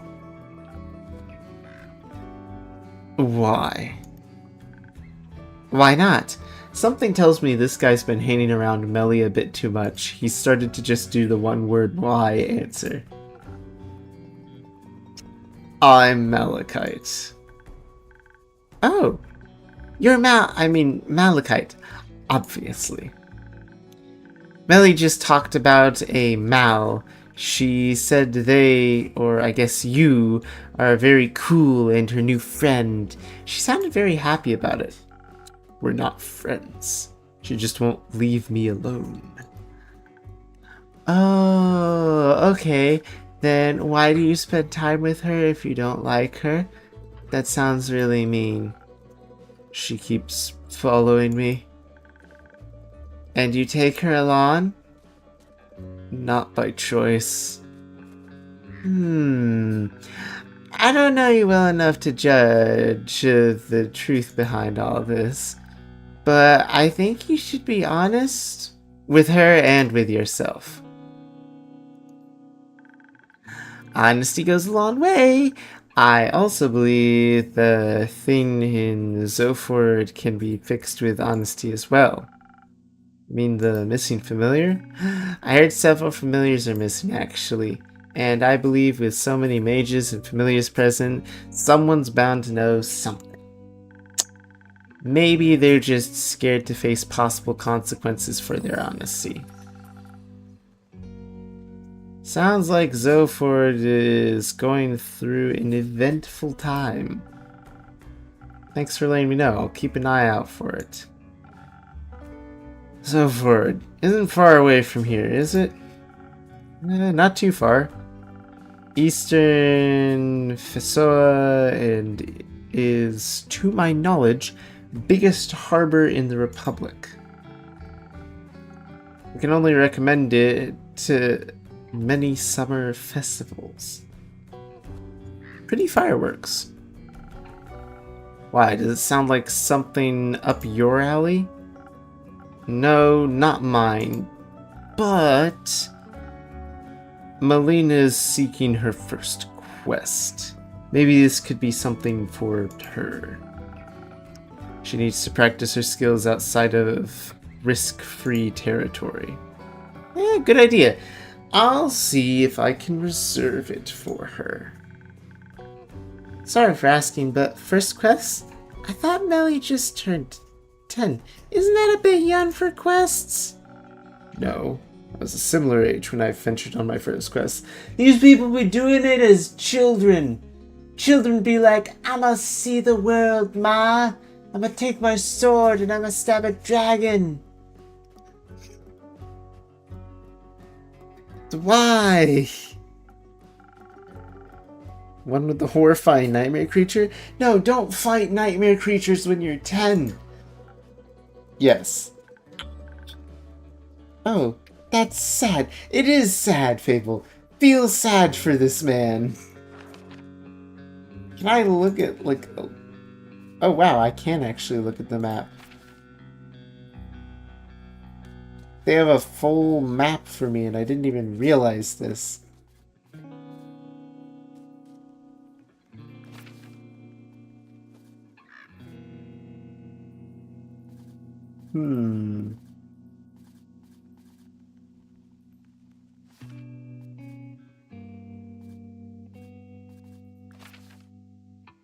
Cool. I will look at that sometime. No, it's cool. It's cool to go on a quest when you're a child. No, I think it's a little sad. Children shouldn't have to face danger that early. Why not? It's always there.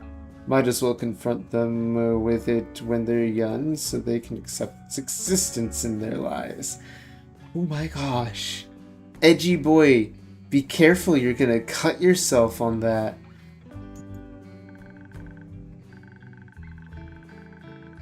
That is an insane thing to say. Just because the world can be horrible doesn't mean we should confront children with the fact as early as we can. It's already bad enough that grown-ups have to deal with it. Why should they just accept it if we can make the world a better place for them instead? I mean, when you were on a quest with, and I quote, horrifying nightmare creatures, weren't you scared? Wouldn't you have preferred to not be alone? builds character. A character that thinks we should put other kids in miserable... Suki, oh my gosh. Lady Mizuki, hello everyone. Welcome in one and all. Hi, welcome to Tavern Talks, where we're currently talking to Edgy Boy about his lore. Alright. Welcome in one and all. I am Sugar Chapeau, the humble hummingbird familiar. I am one who brings both comfy chaos to my streams. I like to stream some games that are roguelikes and chaotic with my chat, and sometimes, like tonight, I like to play comfort games, such as Tavern Talk. Tavern Talk, the game that I am playing right now, is brand new, and it is a D&D themed story game where you make potions and make the quests that the adventurers go on. So, how's everybody doing? Also, welcome in. Thank you for the follow and welcome in, watcher. Same to you, Joven Hawk. Welcome in. Ooh, Hawk. Burb friend? Welcome in. Oh my gosh. Cryocane and Corroded Night. Hello, and welcome in, watchers, one and all. And welcome in. Sounds cozy, and the art is reminiscent of Hades. I know, right? Everything here is just so pretty. Like, everything. They have all sorts of stuff in the journal, from all the different potion drinks you can make, to literally their world map so you can track the quests. I think their Kickstarter even had, like, a D&D quest book you could go on. Absolutely be Burb friend? Yes, Burb friends. But Mizuki, how you doing? How was stream? What were you up to? Tell me. Tell me the many things. I want to know. Also, hi everyone. Sorry to raid and run, but it's late. Have a good night. Okay, first of all, never feel bad about raid and run. Raid and run is a common thing that's gonna happen, so don't feel bad about it. It's good to meet you. I hope to see you again. You have a wonderful night and the sweetest of dreams. Take care. Alright? Alright. Go get sleeps. To the rest of you, if you need to raid and run, please go right ahead. I understand. But if you are here to stay, make sure you have a snack, make sure you have a drink, make sure you're comfy and cozy and settled in. Alright? Alright. I played Diablo, got geared up, and spent way too much time with my nose in my stash. Okay, I actually know that feeling. I only played Diablo 3 with my sister, but I know the feeling of, you finished a quest. Now it's time to go through literally all of the armor you have gathered and either sell it and buy better gear, or you have some really cool stuff that you need to equip. And you just sort for like an hour. Yeah, Corroded Night, you have a good one. Good night, Zizuki. Good night, good friend. Good night, Kama. Good night, Kamaleon. Have a wonderful night and some sweet dreams. Thank you for stopping in with the raid. Me sitting here making notes of the people's names so that I can check out them and their streams and anything like that in the future. Takes so much time and I just want to zoom. I love story games. Heck yeah. And you're gonna like this one. I'm already in Act 2 tonight. Like, I finished the first chapter tonight. I was doing it last week, but we're already in Act 2. Honestly, with Diablo, I love the fact that whenever you finally do have all your gear built up, you can zoom. But once you're done zooming, you'll realize that you need to do the armor thing again, otherwise you're gonna be stuck. Alright. So, I'm gonna take this moment to drink some water.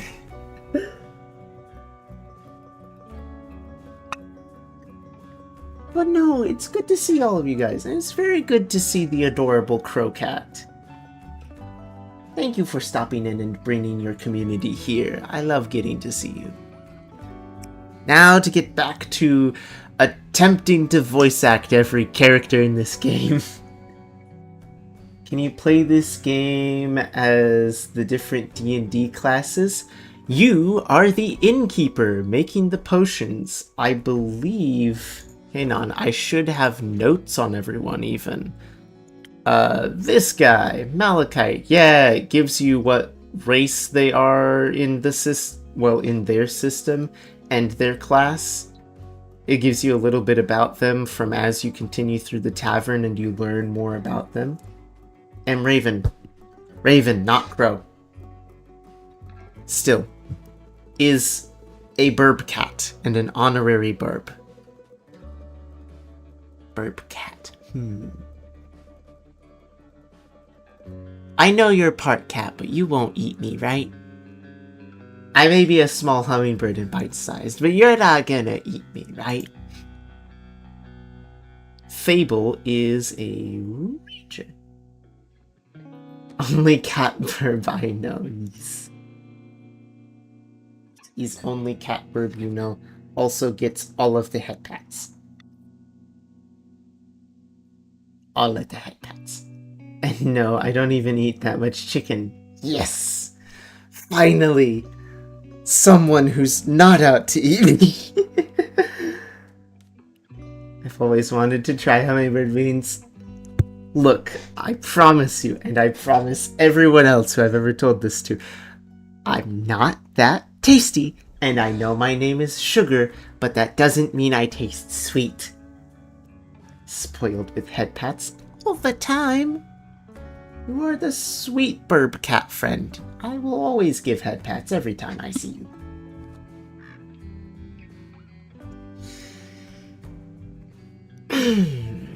But no, always, aw.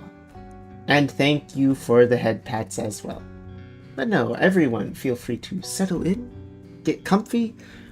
I will be role-playing any characters, but also feel free to chat. Feel free to have commentary. I read it in my spare time in between voice acting. Let's see. Alright, we were talking about Edgy Boy's backstory. Edgy Boy Malachite over here believes that it is completely alright to send 10-year-olds on dangerous quests because it teaches them how the world works and builds character. A character that thinks we should put other kids in miserable situations sure did a lot of good for you there. Weren't your parents worried to death about you? You got enough rumors to make a quest yet, innkeeper? Not yet. Give me another day. People are probably busy talking about or ignoring all the star debris. They're losing sight of the important things. Like feeding me new information. Is that very nutritious for you? No, but it is fun. In that case, the fun I can provide in a day is running out. Unfortunately, the horrors of the world do not stop chasing me, nor anyone else. I shall take my leave. Good luck. See you around, with less horrors, I hope.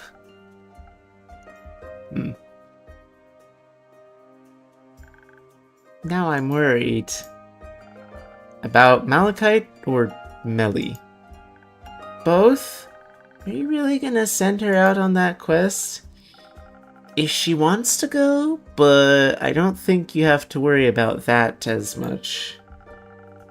Zoford is a beautiful city with a very low crime rate. I think she can handle a couple of rowdy familiars. And I doubt she's going alone.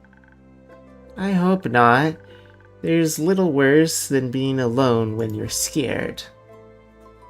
Very true. Are you scared of anything? Bad Yelp reviews? No, Mr. Innkeeper, stop. Stop worrying about if you're getting Yelp reviews or not. I don't think you have to be scared of that. You make the best drinks in all of Hysteria. I think as long as you like my drinks, I'll be okay. You got my 5 stars in the bag. I would ask what you're afraid of, but the answer would be everything. Is it? Yes? But I'm working on not letting my fear stop me. I might not be able to avoid feeling afraid, but I can always just do things when I'm scared. Rather than not at all. Maybe? That's still a terrifying thought. How do you handle situations you're afraid of? I used to have a terrible habit of just walking away from the things that scared me, but with the right people at your side, staying becomes less of a crushing weight on your shoulders. You realize that even if things aren't perfectly comfortable, they're still worth experiencing. That sounds lovely. I've never seen friends of yours around the tavern before. Maybe you should invite them over sometime. Perhaps. Though one of my friends is sitting here right now. Where? Are they invisible? Oh, you mean me. That makes me really happy. Also makes me feel pretty bad about having to go back home. Don't worry, go home. Fix the many things that worry you. As long as you come back. Always. I'll see you tomorrow, innkeeper. See you tomorrow, my friend. Look at that smile. There's the smile that I love to see.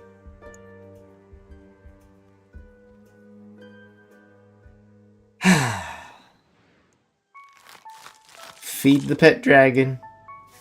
Sweep up. Get ready for another day.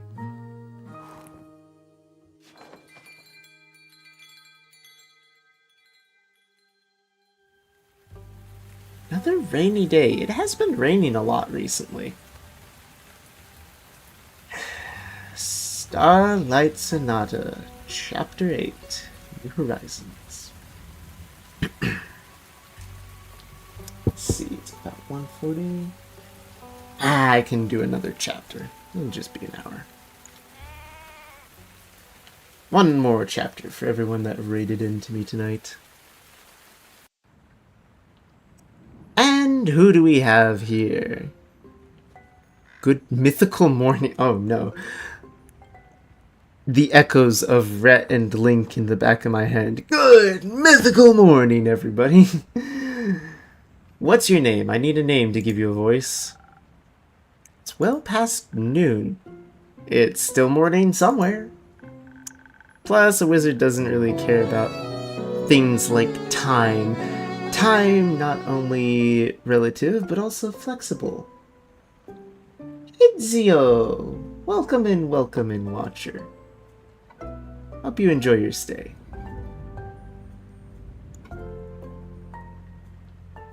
Hello. Hi. Plus, a wizard doesn't care about things like time. Like a gummy worm.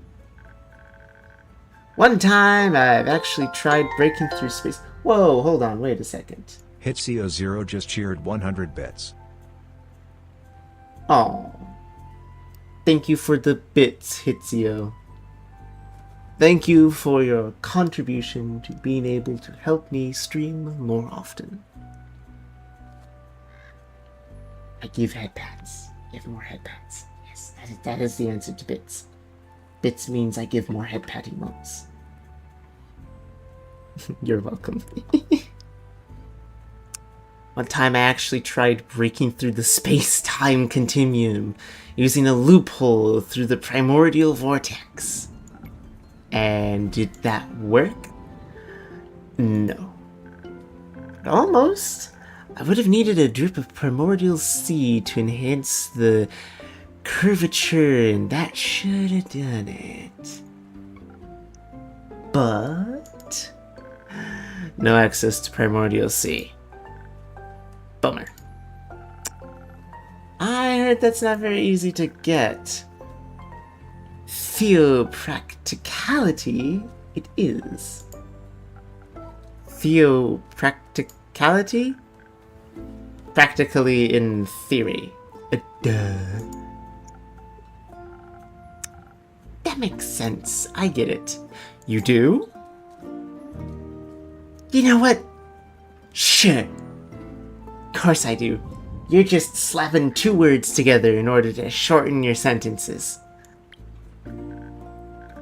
Interesting and suspicious. Are you mayhaps also a person of magic? I make magical drinks. Enchanted mixology. That is indeed a niche. Say, innkeeper, did something you make ever explode? Occasionally? Yeah. Welcome to the club. I think I blow something up at least once or twice a week. Oh, I'm Hex, by the way. Oh gosh, his name is Hex. Alright, we're definitely going with, Cheesy Pyro. Who's smarter than you? Nice to meet you, Hex. Nice to meet you, too. Just Innkeeper for now. Alright, well then, Innkeeper, how about super wheezy breezy drink for me? Any flavors you might fancy? Maybe something, something that makes me focus more. Perhaps help me better understand the primordial vortex?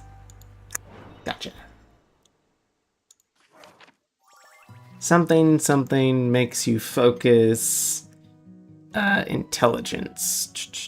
That's the Sparkling Nebula? Yeah. Broaden the horizon, tastes like stars. That'll be perfect. Did he say he wanted focus? I can give him a focus drink.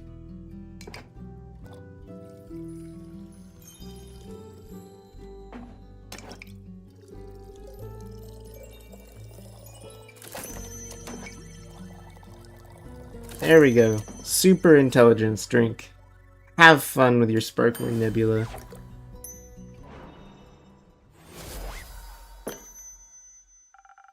This should boost your focus like nothing else. Amazing! I can already feel the ideas cooking. I think I figured out a way to get the primordial seawater to... Never mind, the explanation would be too complex to grasp. So, what complex reason brings you to my tavern? Eh? Oh, getting away from the other smartest person in Asteria. And who would that be? Does it matter? Hey, you tell me. My sister. She's studying and driving me crazy with her theories. They're so... reasonable, you know? No chaos. But there has to be a bit of chaos in everything, doesn't there?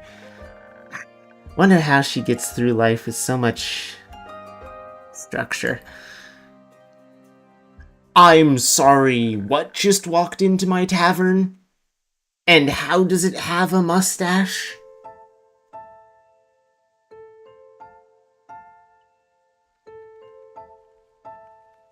What? Structure is the key to everything, young lad. Hang on, where's my skeleton voice that I have hidden deep in my throat? Yes, alright. Without structure, there'd be no chaos, and thus there'd be no entropy. I don't know if that voice fits, though. The top hat, though, is exquisite. I found entropy to be quite essential in the world. And you are? Come on, what's your name? Oh, how rude of me. If it's a bone joke, you're not getting a posh upper class. You're not getting a posh upper class voice. Top of the morning to you, lad, and to you, innkeeper, is it? Correct. Nice to meet you. Nice to meet you too. I'm Scully. Okay. My actual living name would be too ancient to be spoken aloud. Oh no. Oh no.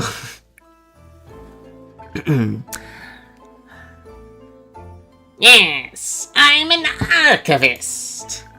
At least I used to be. Now I'm dead. Somewhat. Not completely, obviously. Under mysterious circumstances, I happen to still be conscious. So you're undead? Precisely! How? Well, I passed on, and then one day I rose from my grave. It was like a long sleep, completely knackered for thousands of years. At least, I believe it's been thousands of years. What year is it? 1755? He has no jawbone. It's brutally long. So, how did you come back to life? I'm not too sure myself. I woke up and walked on like nothing had happened. Thought to myself, might as well explore a world anew. Those who'd risen with me didn't seem to Inhabited by an independent conscious. Huh.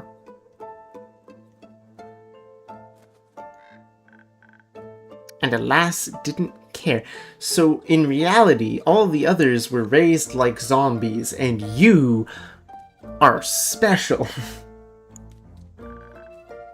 Those who'd risen with you? I'm sorry, there are more like you out there? But of course, undead rarely rise alone. They mostly serve a master. Right. However, I decided not to bother you with that and go on my own way. Going south past through Zoford and found a small little tavern. A bit like this one, more nautical in style. Yes. Had a lot of fish. I've never been a fan of seafood. Though I got to listen to a lot of the town's gossip.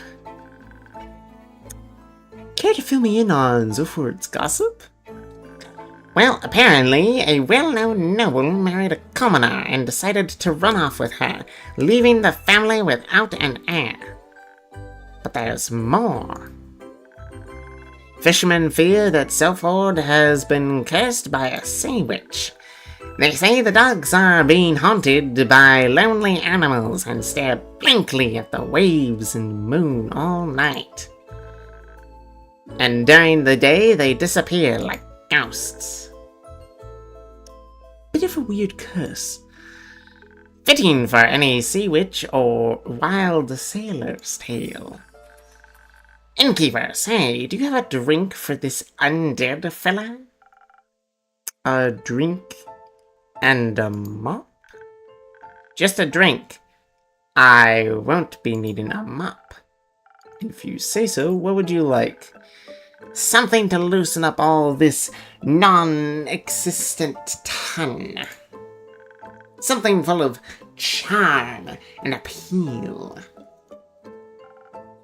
Coming right up. A charming drink, you say? Well, I have several options.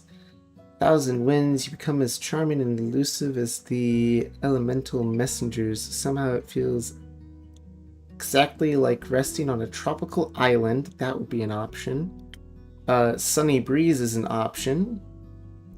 Melts tension, enhanced charm and focus. Or the spoken heart, sweet taste. Bring out the deepest feelings bubbling to the surface, newfound sincerity and confidence. Let's go with the 1,000 winds.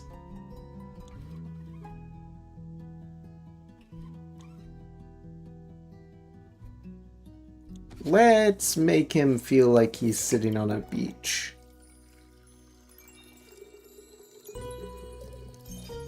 Three drops charisma, 2 drops dexterity, right?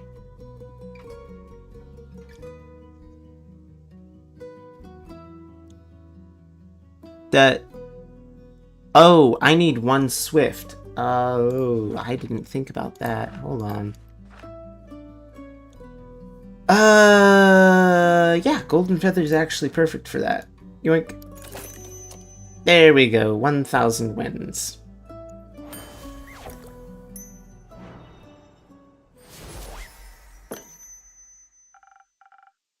A real charmer just for you.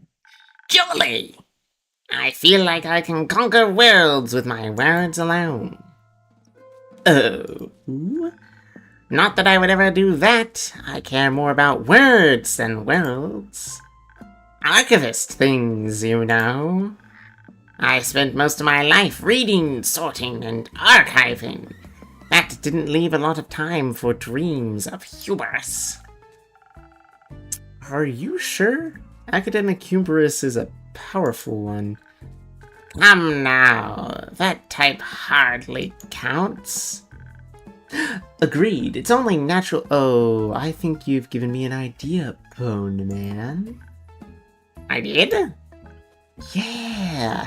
If I can enhance the aging process of cells, the incubation procedure could... Alright, I gotta go. If my sister asks if you've seen me, no you didn't. Thanks, bye. Energetic young fellow. Indeed. If you don't mind, innkeeper, I'd like to linger here a bit and enjoy the moment. Of course. Feel free.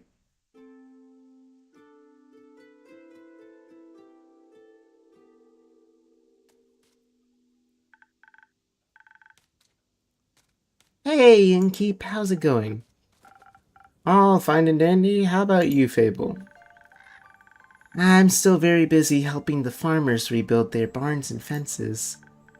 Also, apparently, a bunch have lost their crops due to how hot the stars were.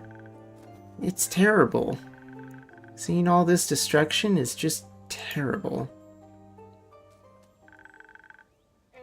I've never seen anything like this before either. Historically, the Lady of the Gilded Sea never struck me as someone to unleash painful omens. Apologies, my manners. It's impolite to burst into a conversation just like this. I'm Scully. Fable?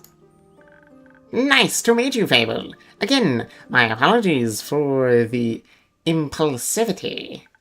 That's alright. I was just surprised you could actually, talk? Oh, no offense. I just thought that usually... None taken! Usually skeletons don't speak. Theopractically, they don't. Theopractically? Practically, in theory. Exceptions confirm the rule. You sound like a wizard. Please don't say that. Okay, let's pretend I didn't. I'll pretend I didn't say that either. Scully, how did you like his drinks? Surely an experience. I can feel it gurgling in my bones. Sometimes they do that. Could you also make me a drink, Innkeep? I don't want my bones to jingle, but something that enhances my finesse would be nice. You know you have to be very delicate with zucchini seeds, or they'll give up immediately. Right, coming right up. Oh, the poor girl who can't even do a zucchini plant. Let's see, I have only 1 swiftness potion, and that's the Swift Strike. So, guess what? You're getting your favorite drink, like always.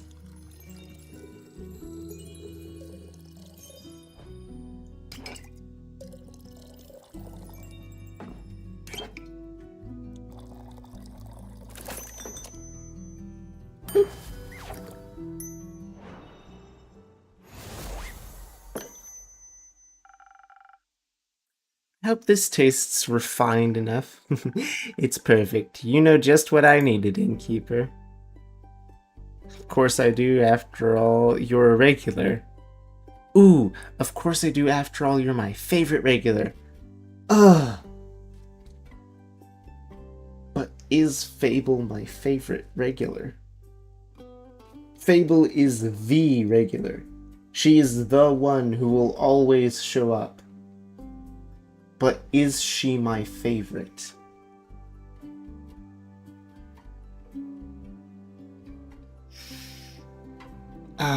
She is a good friend. But she's not one of my favorites.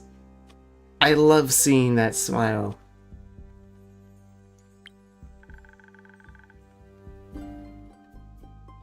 Don't know what I'd do without your tavern.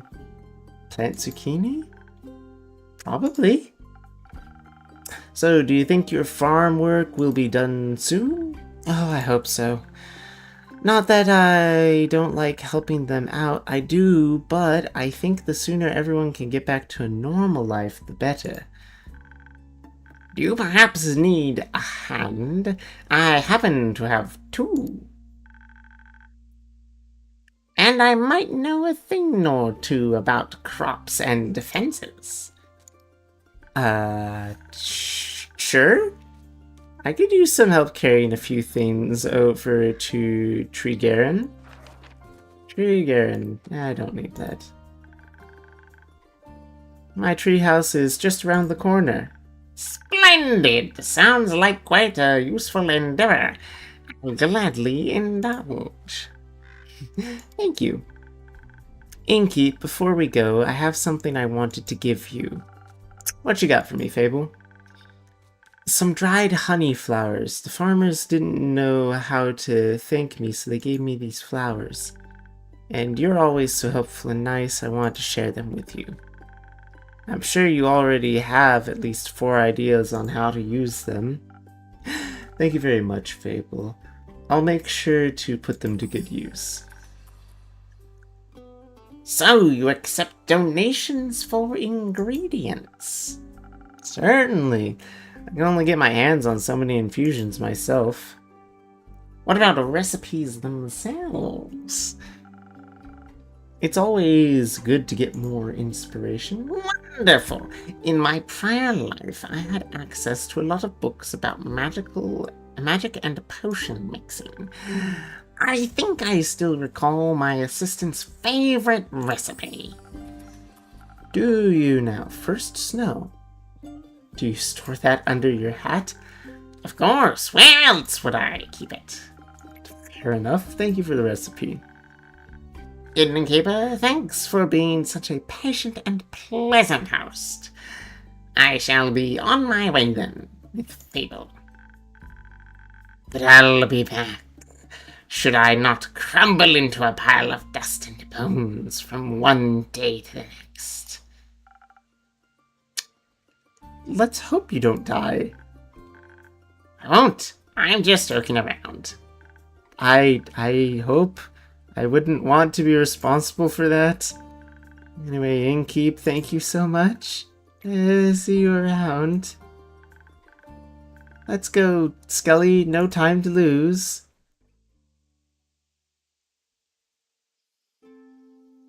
Scully is slowly becoming a favorite. He has his cape, and he's still covered in slime. Vampire Man!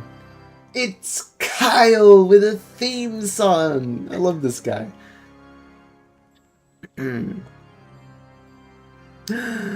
That I was able to witness such rarity in my lifetime. Immaculate.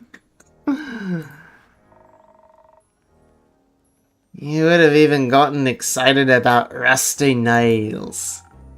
Of course I would. Such a splendid chemical process. Metals have a variety of chemical processes. Rust be my least favorite of them. Ruins lots of hard work. Does it now? Yeah. Makes everything porous. Oh. Kyle. Yeah, nice to see both of you again. Likewise, dear innkeeper. How has your day been? Can't complain. Had some interesting customers today. Ah, like that one distinguished gentleman who crossed us on our way in. Distinguished, yeah. Gentleman? Not so sure about that one. Giant top hat doesn't make you a gentleman. What makes you a gentleman? Manners. He was quite polite, I recall. Greeted me with the tip of his hat. Wait, his name is Kyle. This vampire has a strong name. A lawn name. He has only told me once. Ever since then, he has been referred to as just Kyle. Kyle the vampire. Through one of the quest boards, we sent someone out to kill the vampire who stole his magical cloak of invisibility. And we learned that the name of the first vampire, or the blood of the first vampire, is not Dracula or anything like that, no. The name of the first vampire is Mike. All hail Mike, Dark Lord of Dread, the first vampire.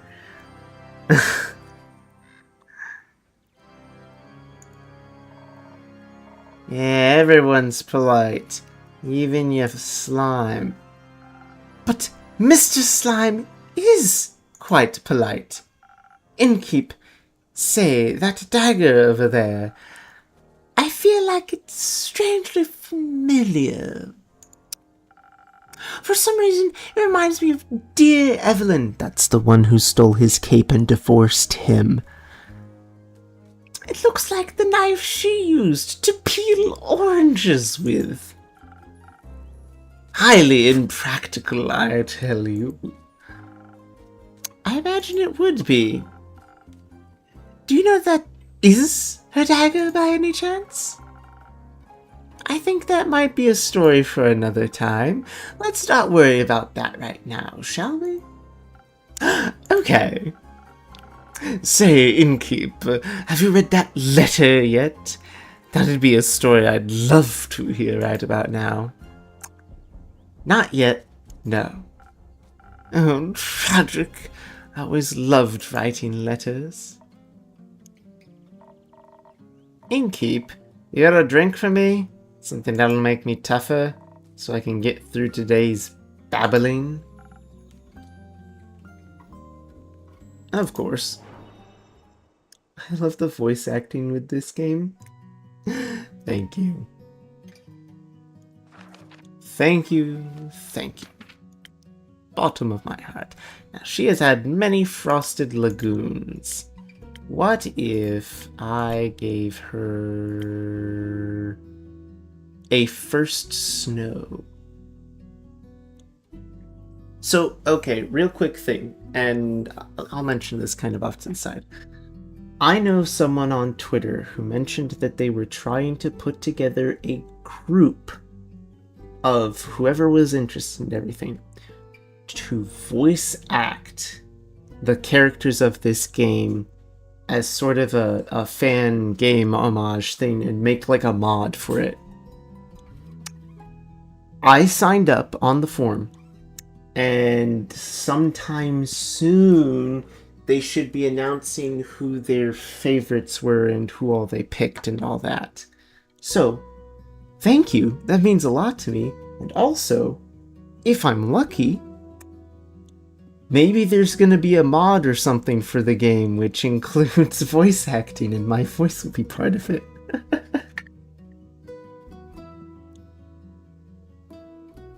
First snow, little charisma, a little bit of swift, a lot of defense. That would be so cool. I know, right? I love whenever people come up with ideas like that. It's always really nice. Let's see, a feather would be perfect. That would take away strength. We're not really looking to take away strength. We're looking to add, it looks like flower. Yeah, flower or feathers. Let's go with just a feather. So let's see that. One bottle swift. Whole lot of defense. And I'll do the one intelligence just to even it out. First snow.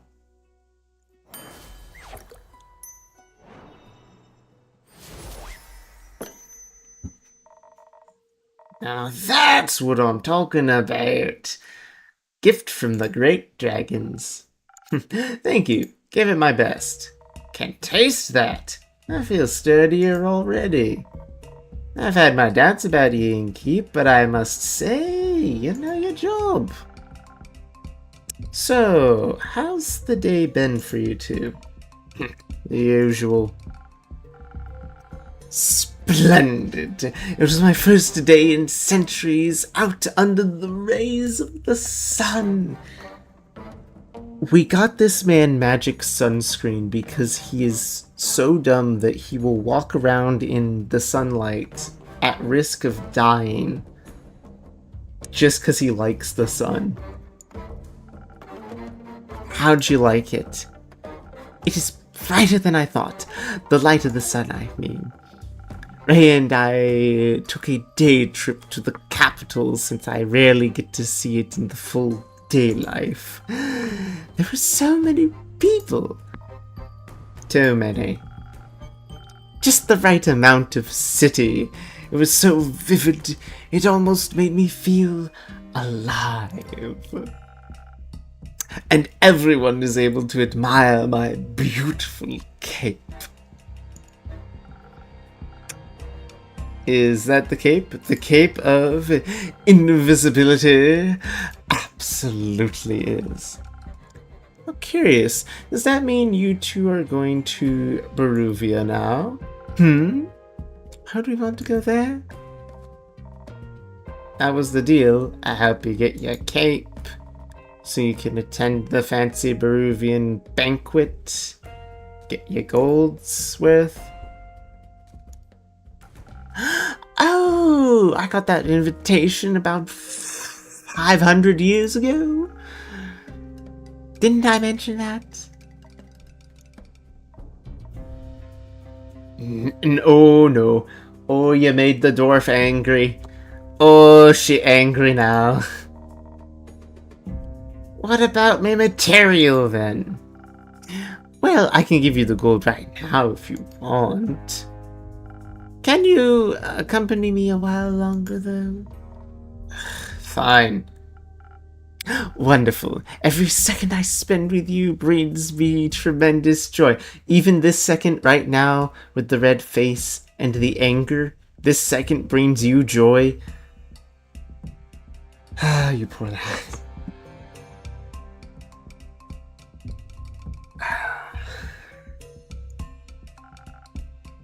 What a great day to be a vampire. I've got my cape back. I can walk under the sun like the mortals do. Say, innkeeper, what if I taught you a new drink? One that would taste just as incredible as the gentle and welcoming beams of sunlight feel upon your skin. That's kind of a vague description, but I think I might have something in mind already. Wonderful. Peak sunrise. I wonder if my dear Evelyn would desire to walk in the sunlight as well. Do you know how she is doing? Do you think I could pay her a visit? You shouldn't. I should. The air smells like reconciliation. rogue tell you what happened? You mean the young Echo? Well, you said he had retrieved my cape. I'm sorry, Kyle. Pardon me, but what exactly do you mean? Countess Evelyn didn't want to give up the cape without a fight. She didn't make it.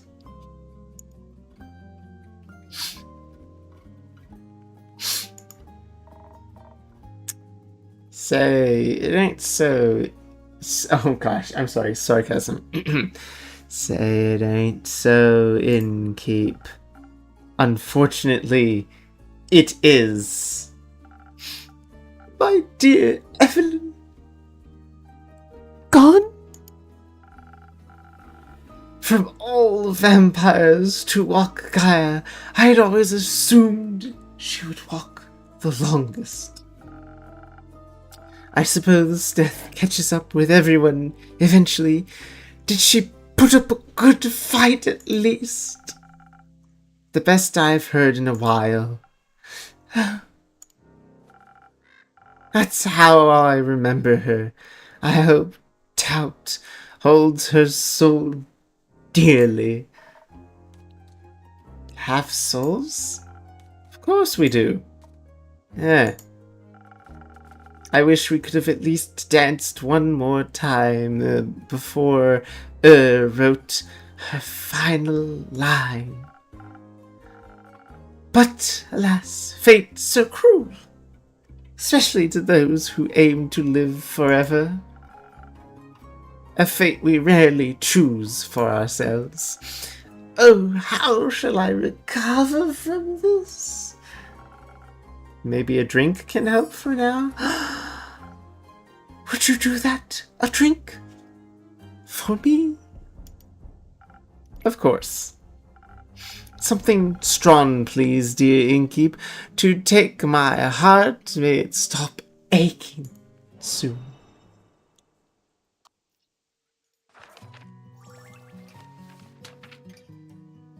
Problem is, dear sweet Evelyn, hated that guy and kicked him out and stole his cape after they got married.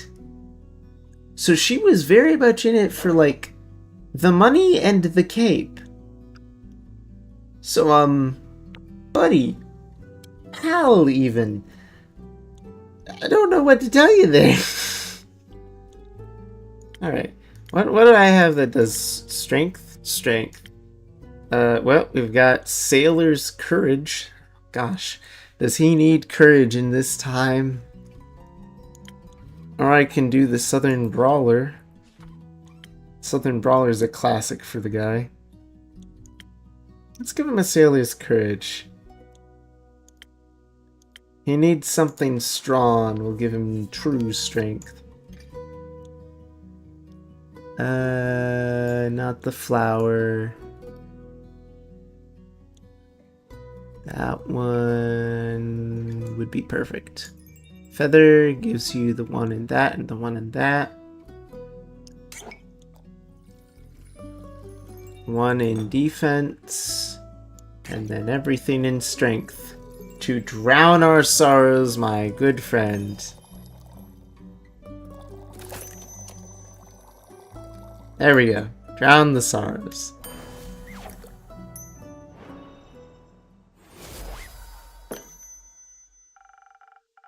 I can't mend your broken heart, but maybe this will help.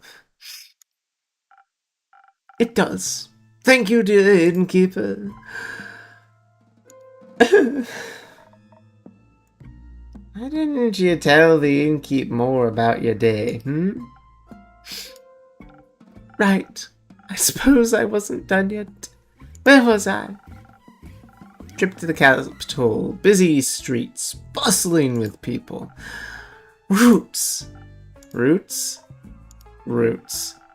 We admired the roots that enclosed the city almost like a rampart. I finally had a chance to take a closer look. Quite fascinating. For once, I gotta agree. Almost made me believe the myths are true. Myths? Yeah, the myths. I told you. Rumor has it these are roots from the Aether Tree, breaking through the surface and trying to take hold of Gaia where they guard the capital. Ah, yes. Very good defense plan. What is wood going to do to protect a city? A city is protected with stone. Oh. I was never involved in fortification efforts. I figure. Oh. Oh? We also met the lovely Seraph again. How are her investigations coming along? Very well. She seems eager and determined. A detective's spirit. Believe the lass made her way to Dalwell. She seemed to be on to something. I can't wait to hear the story when she returns. Likewise. Say, Rhea, can we go to town and check out the antiques dealer? Oi, why? I want to see if I can find any keepsakes from the old times. Fine, very well then. But you won't munch on the shopkeep, will you? Of course not. I'm well satiated from the innkeeper's creation. Alright then, let's go. Goodbye, innkeep. Enjoy your shopping spree.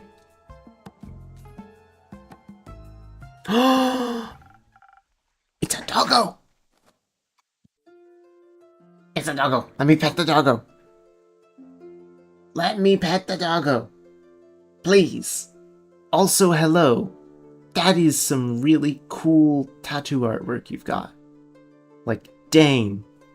It's a lot, but it's cool. Actually, the whole outfit is cool. This is a neat kid. 2 doggos! Wait, hold on. Under her arm. That's a second snoot.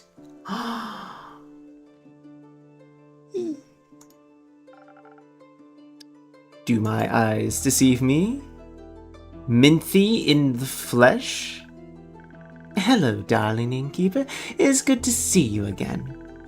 It certainly has been a while.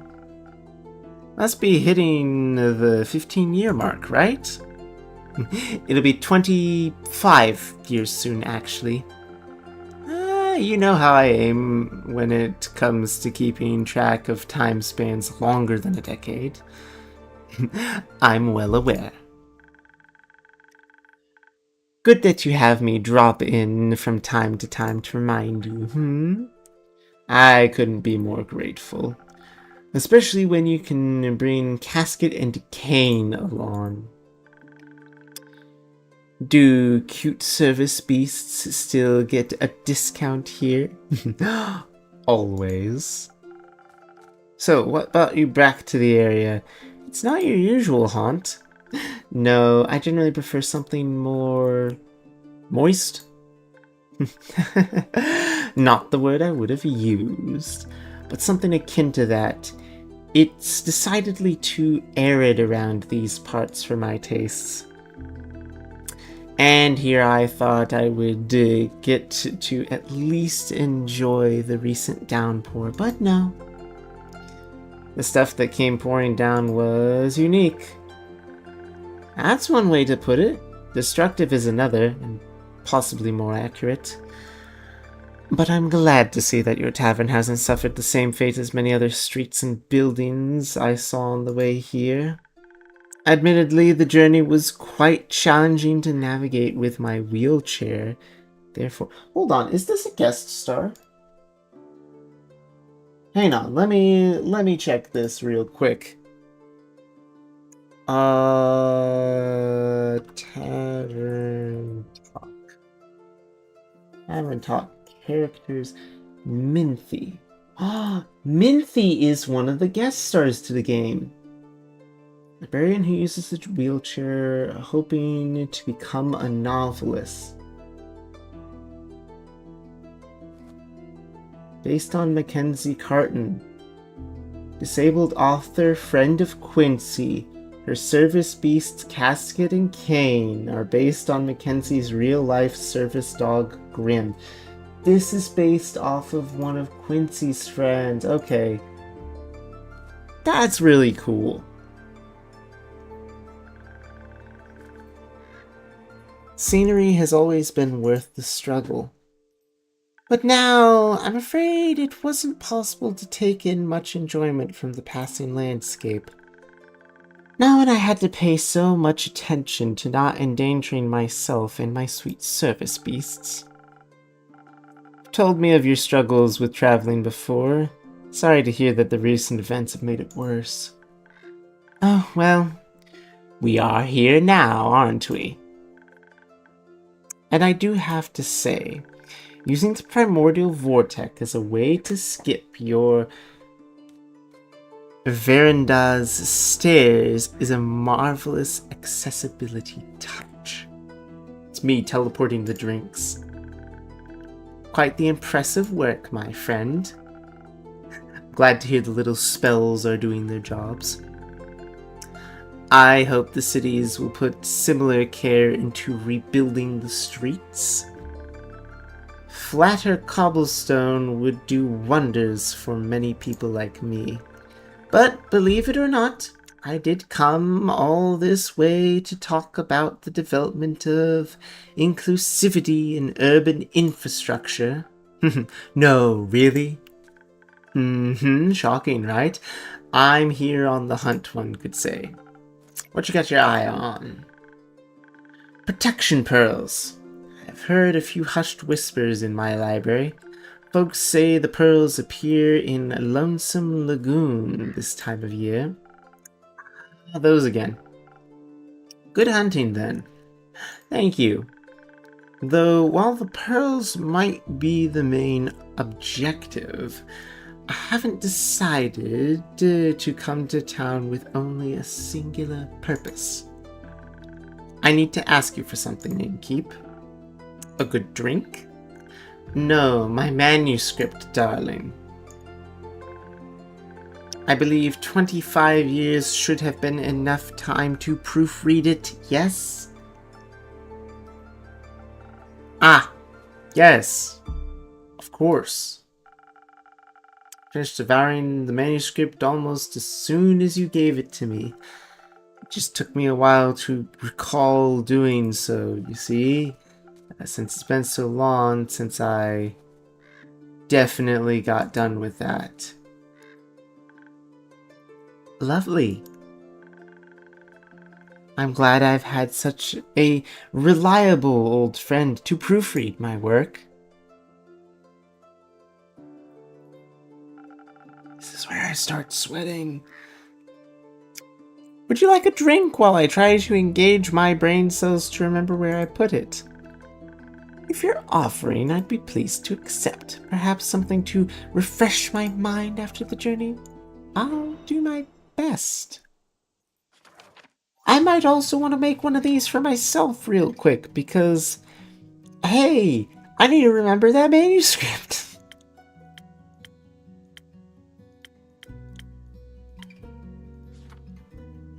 This one would be perfect. That sounds like something someone who definitely did not read the manuscript would say. No, me? No, definitely not. Hang on, what was I saying? Ah, yeah, drink. Who wants a drink that gives a whole lot of intelligence boosts? Answer. I do. I want to drink it. Me, let me drink it.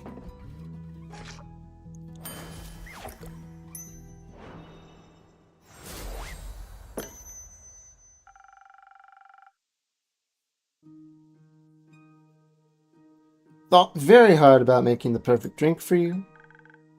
I've missed this. Good to see your mixing skills haven't diminished one bit. In fact, I think I might be coming up with an idea for a new story. Let me note this down real quick. Take your time. So, while I enjoy your mixology, no matter what you put in front of me, I'd enjoy it even more if you could recall the location of my previous manuscript. You know, the one I lovingly worked away at for almost half a century whilst my library came to be. Absolutely, certainly. Should be just below this pile. No, wait. Must have put it over there, actually. Alright. Given this ongoing battle with your organizational habits, it might take you a bit longer to recover it. And I have some pearls to get to, so how about this? I'll return in around 7 days. Then, I can tell you all about the pearl hunt in exchange for my manuscript. My proofread manuscript. That would be helpful. Good. It was nice to see your weary face again, Innkeep. Likewise, Minty. Have a safe and pearlful journey. I'll try. 7 days should be enough to read a manuscript, right? Right. Let's see, where's the 3? Okay. Let's read this over. Let's see if we can make another quest. Alright. Zophor Docks, popular viewpoint for animals interested in nighttime vista. Surely only a sea witch can be responsible. There's a slight unrest in Zophor. Rumor has it the Archmage is looking for their familiar who went missing. Someone's bound to know something about missing familiars. What are they hiding? Zophor Docks are a popular viewpoint for animals interested in nighttime vista. Surely only a sea witch can be responsible for this. Let's put that at the bottom. That goes there. What do we got? A scandal in Zophor. Lively city in Zophor is known not only for its docks, but also for its large community of mages. Lately, there seems to be something mysterious going on here. Familiars of several archmages have gone missing out of nowhere and nowhere to be found. But it's a big city, there must be someone who knows something. Could their disappearances be related to the tale of a sea witch that has cursed the Zophor docks? Perhaps some young and plucky adventurer would like to take on this quest and tell us what they might have found.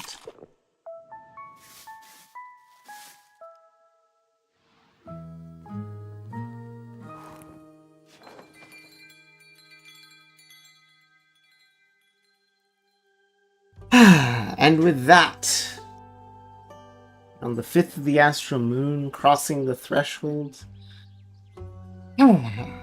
with that, I am going to be preparing to call it a night, everyone. Who all do we got in here? Let's have ourselves a look. Yeah, we've got a fair number of people and lurkers and everything, and we've got an ad that's getting ready to start. Snooze that. Don't run the ad yet. Well, actually, hang on. If I run an ad real quick, you guys won't get an ad whenever I raid you into someone. Alright, I'm gonna find someone to raid into, and I'm going to run an ad while we wait. Run the 3-minute ad. I will see you shortly, guys, okay? While that ad runs, who do we got who's live right now? Who would I raid into at this time? Escape the back room, someone doing art, paper trail, sleeping, Neko? Hang on, let's take a look at this. Mission maybe. Doing artwork. Maybe not. How about Anna? Anna's doing the paper trail game. Oh, that's always a fun game to go watch. And I do love getting to see Anna when we get the chance, but also Neko playing Overwatch. I'm a raid Anna. I know who I'm gonna raid.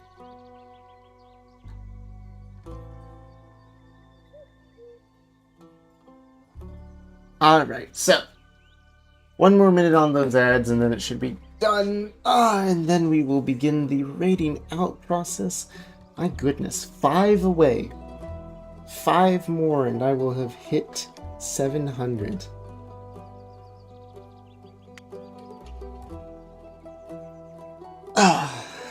Can I hit 700 by... I can hit 700 by the end of the month. Can I hit 750 by the end of the month? There's a question. 1 more minute on the ads. Jovenhawk or Yo... Hang on. Jovenhawk or Jovenhawk? Ooh, that's actually a fair question. Let me check you out real quick.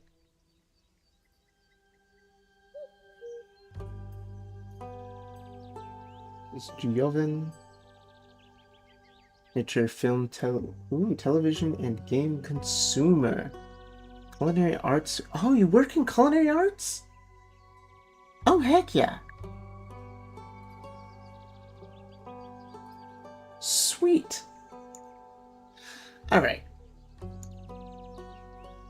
Brother works in culinary arts. I love that. Seconds. And the ads should be over in 10, 9, 8, 7, 6, 5, 4, 2, 3, 1. Alrighty. Claims the community is back, so here's what we're gonna do. I'm gonna take all you lovely chatters and lurkers and the such. I'm gonna go raid my dear, sweet friend, Anna Freya. Anna Freya also plays a lot of chill games a lot of the time. Hang on. There she is, Anna Freya. She's currently playing Paper Trail. Anna Freya is a purple cabbage VTuber. She is adorable. She is super sweet. Loves playing chill games. Actually likes to play a lot of the games that I like to play. I always love getting to see her because she tends to turn on her streams right about whenever I'm quitting or going to bed. So it's always nice to be able to raid into her. Thank you to everyone who has hung out with me tonight. Thank you for Mizuki for the raid earlier. My gosh. Thank you for all of the follows, everyone. It has been a pleasure to get to see you all, hang out, and just chill and vibe. I hope to see you all again soon. Have a good night. Yeah. I have D&D tomorrow night, and then I have work the next couple of nights, so I might stream between now and then, but my next stream is definitely on Wednesday. Wednesday is one of my stream days. Always feel free to follow on Twitter. That is a good place to stay up to date with things. And if you wish, always feel free to join Discord. You can find all of these things in the About Me below. Thank you to everyone who has rated or subbed or done bits or perhaps even subbed to my coffee. It means the world to me to be able to fund doing this more and more full-time as I grow and continue on in my life. So thank you. Sending you off to Anna Freya. Go say hi. Tell her a little hummingbird sent you.